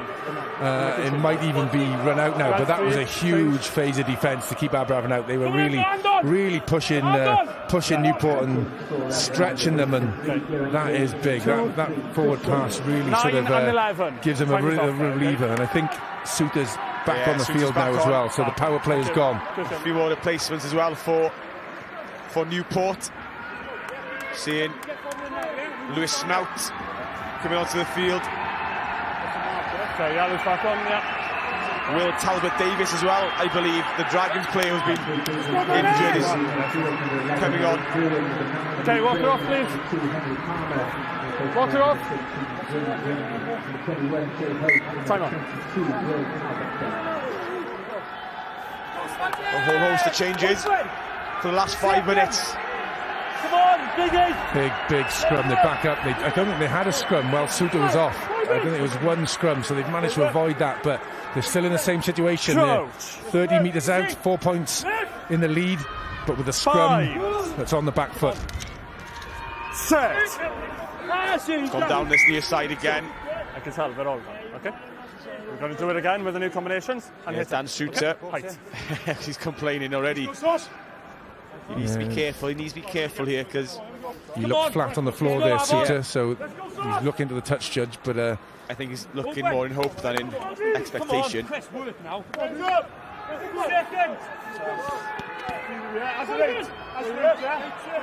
Crouch. Bind. Come on, Chris. Set. Again, he's gone straight down. Yeah. I'm surprised. Yeah, I agree. Yeah. The nearest AR hasn't come in on this. It.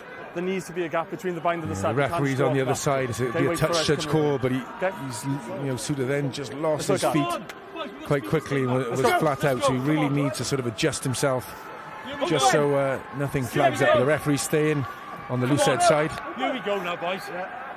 Come on. Crouch. Come on, all eight. All 8 of us. All 8 of us on me. Bind. Here we go. Here we go. Set.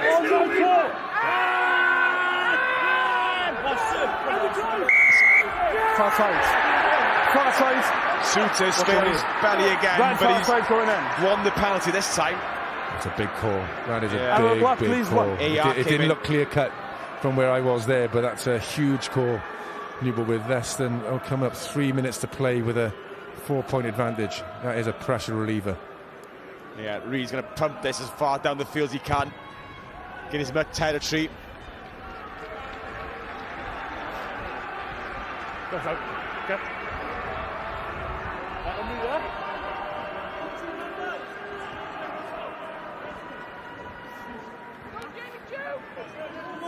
Let's go. Newport Taking their time, eating up the clock. Every second now counts. And Aberavon have nicked it at the front. Is there a last throw? The dice. Is there a final twist? Not much time. That's a huge steal, but I think was it Sam Davis still on the pitch? I can't see the number, but that was a huge steal there because Newport were in a great position, and that is a big defensive set.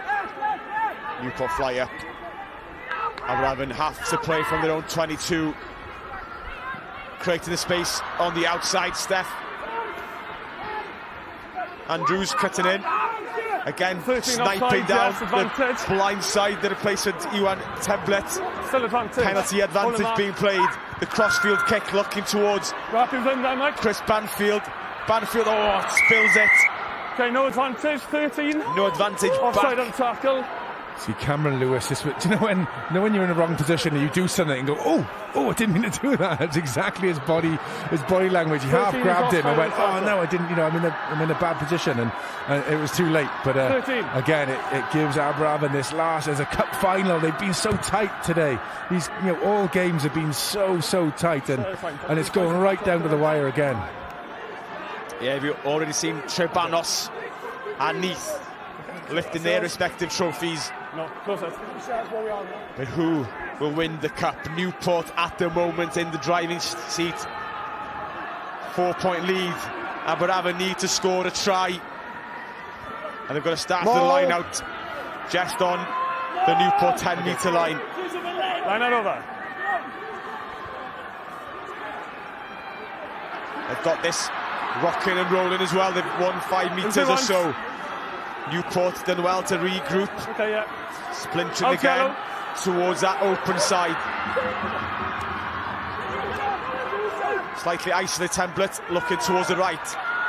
Newport defence slightly disaligned for a second, but can they switch it left? Once again, beating his man the step, a lovely step. Running out of space, going to stay in field. Tackles made, ball's alive. Again, the touchline so close and bundled into touch. Is Joe Gage.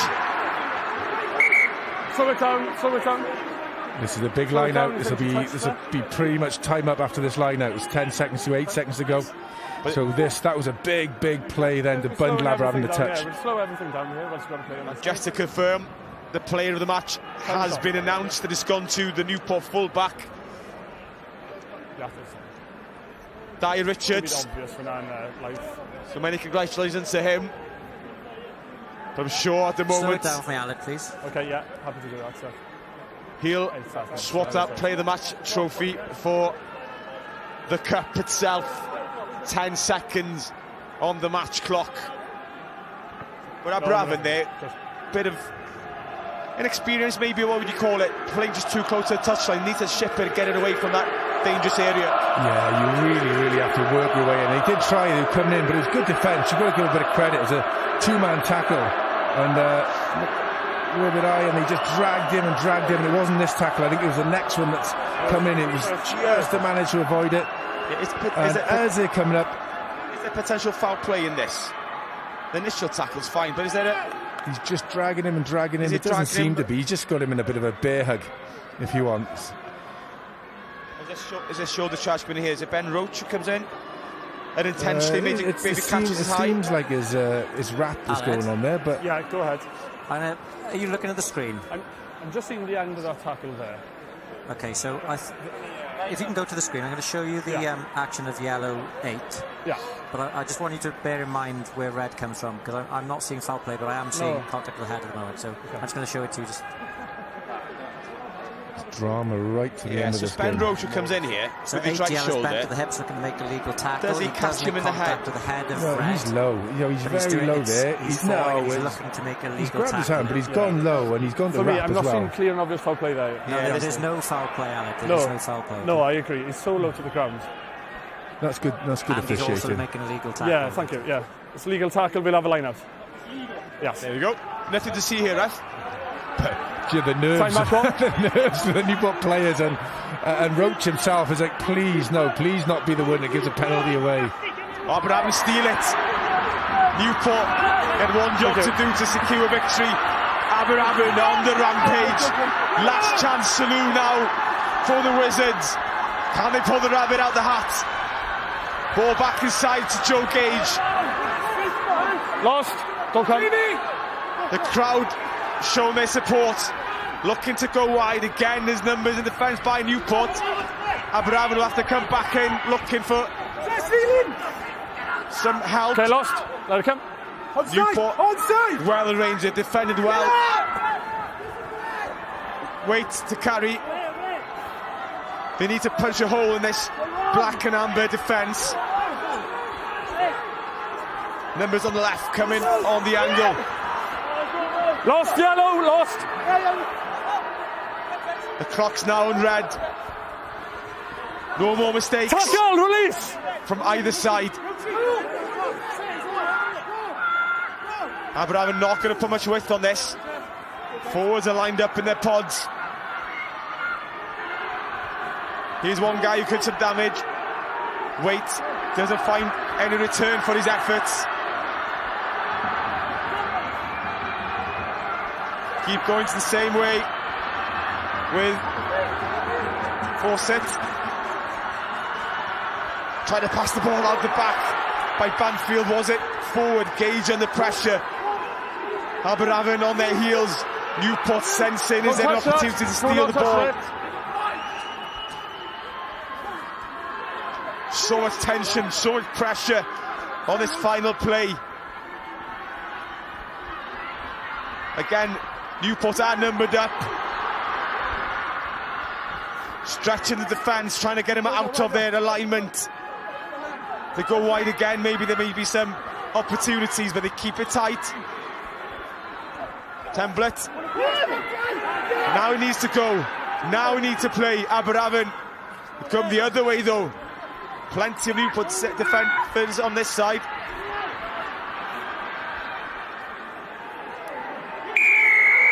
And that's the penalty, that's the turnover. Will Reed has stolen the ball. And that's going to be the final act, the final play. And Newport are the Premiership Cup champions. They've been crowned the champions for the third time in their history. 1977, 2001, and now 2022. And Goffey, final words, deservedly so. Yeah, deservedly so, although Aberavon came out second half and were probably the better side in that second half, and Newport had to use all their resolve that they had to come there. Now, I was here in 2001 and I know how lovely a victory like this feels, and I still, looking down now, I can remember the emotions I had on that day, but Aberavon really played well in that second half. They pushed Newport right to the limit, and Newport had to use a lot of resolve to come back there, and I think that was 10, 12 plus phases at the end, and they just took the wrong option going down the blind. It was on open, they had men over, and they really were competitive. There's three really tough, tight finals here today, and we've seen lots and lots of drama and excitement, and the crowd certainly have got their money's worth. Yeah, the final score here at the Principality: Aberavon 21, Newport 25.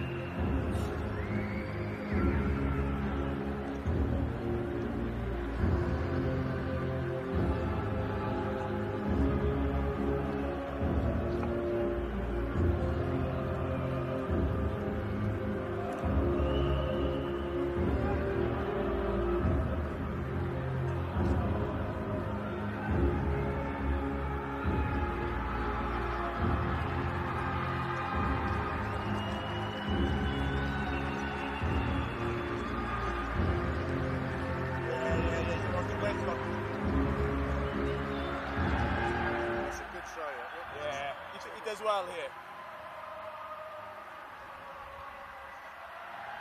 Reed was good. Reed is, he's got a lot of promise. He's only about 21. So This is the better side second half. They out-muscled them, weren't they? Yeah, yeah.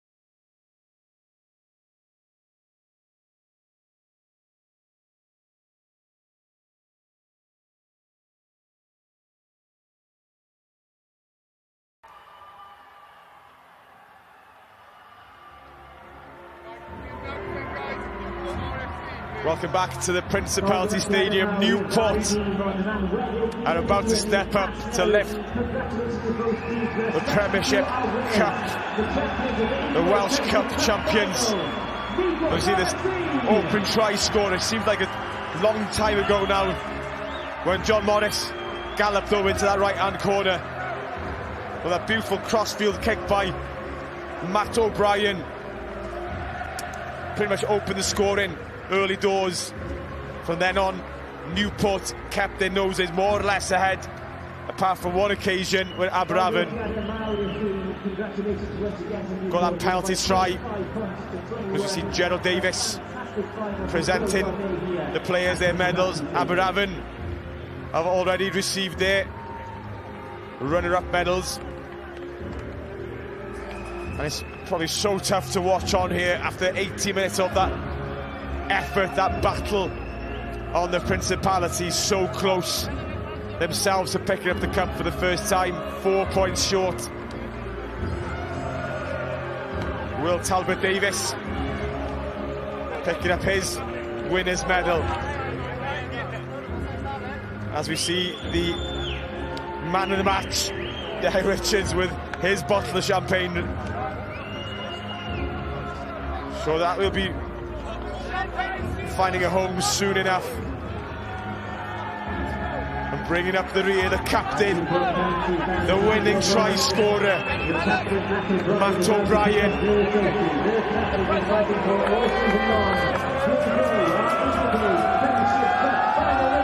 And the cup winners for 2022, Newport. As Matt O'Brien lifts the cup aloft. They have been one of the stronger teams throughout the season and have deserved the victory today. And Goffey, these pictures will be in the clubhouse wall for years to come. Oh, do you know what? It's superb. This night, this cup final night is absolutely incredible. There's so many black and ambers I can see on the other side there. Their voices were ringing out in that last 5 minutes. And they'll get back to the clubhouse tonight to an absolute sort of, you know, like a tunnel of people and noise, and it's just such a special experience. And it's, you know, I'm just so glad that I managed to experience it in a black and amber jersey as well. And, you know, feel for the boys out there. They've really put a real effort in, and that second half, you know, Aberavon were pummeling them up front and, you know, really giving them a torrid time in the scrum and driving line outs, and down to 14 men they came back, and that's a fantastic victory.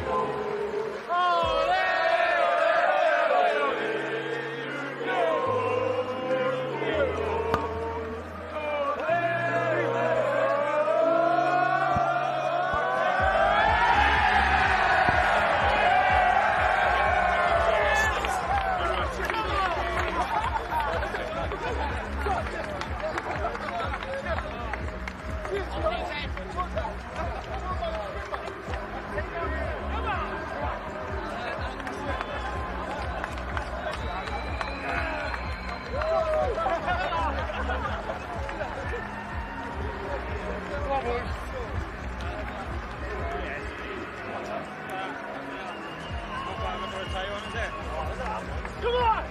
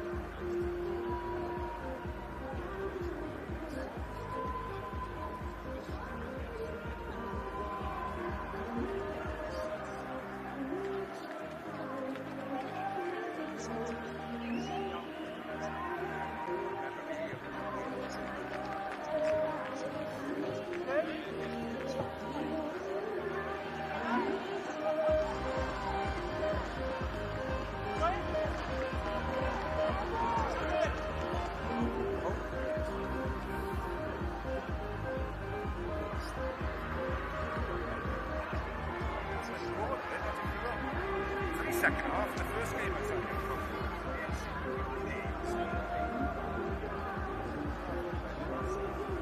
Well, you're living local now, aren't you?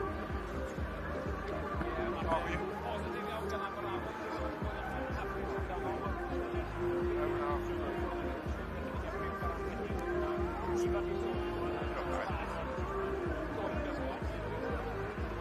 Are you down there?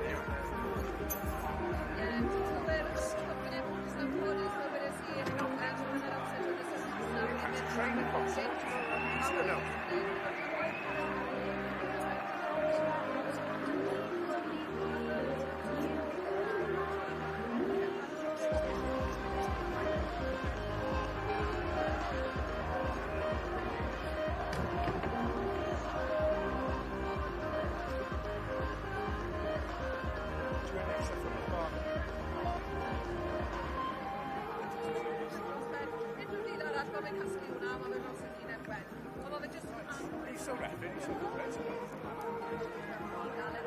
That's a tough game.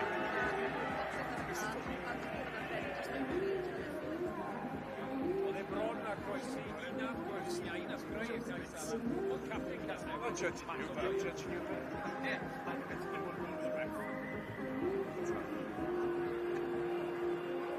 Right, now we get out.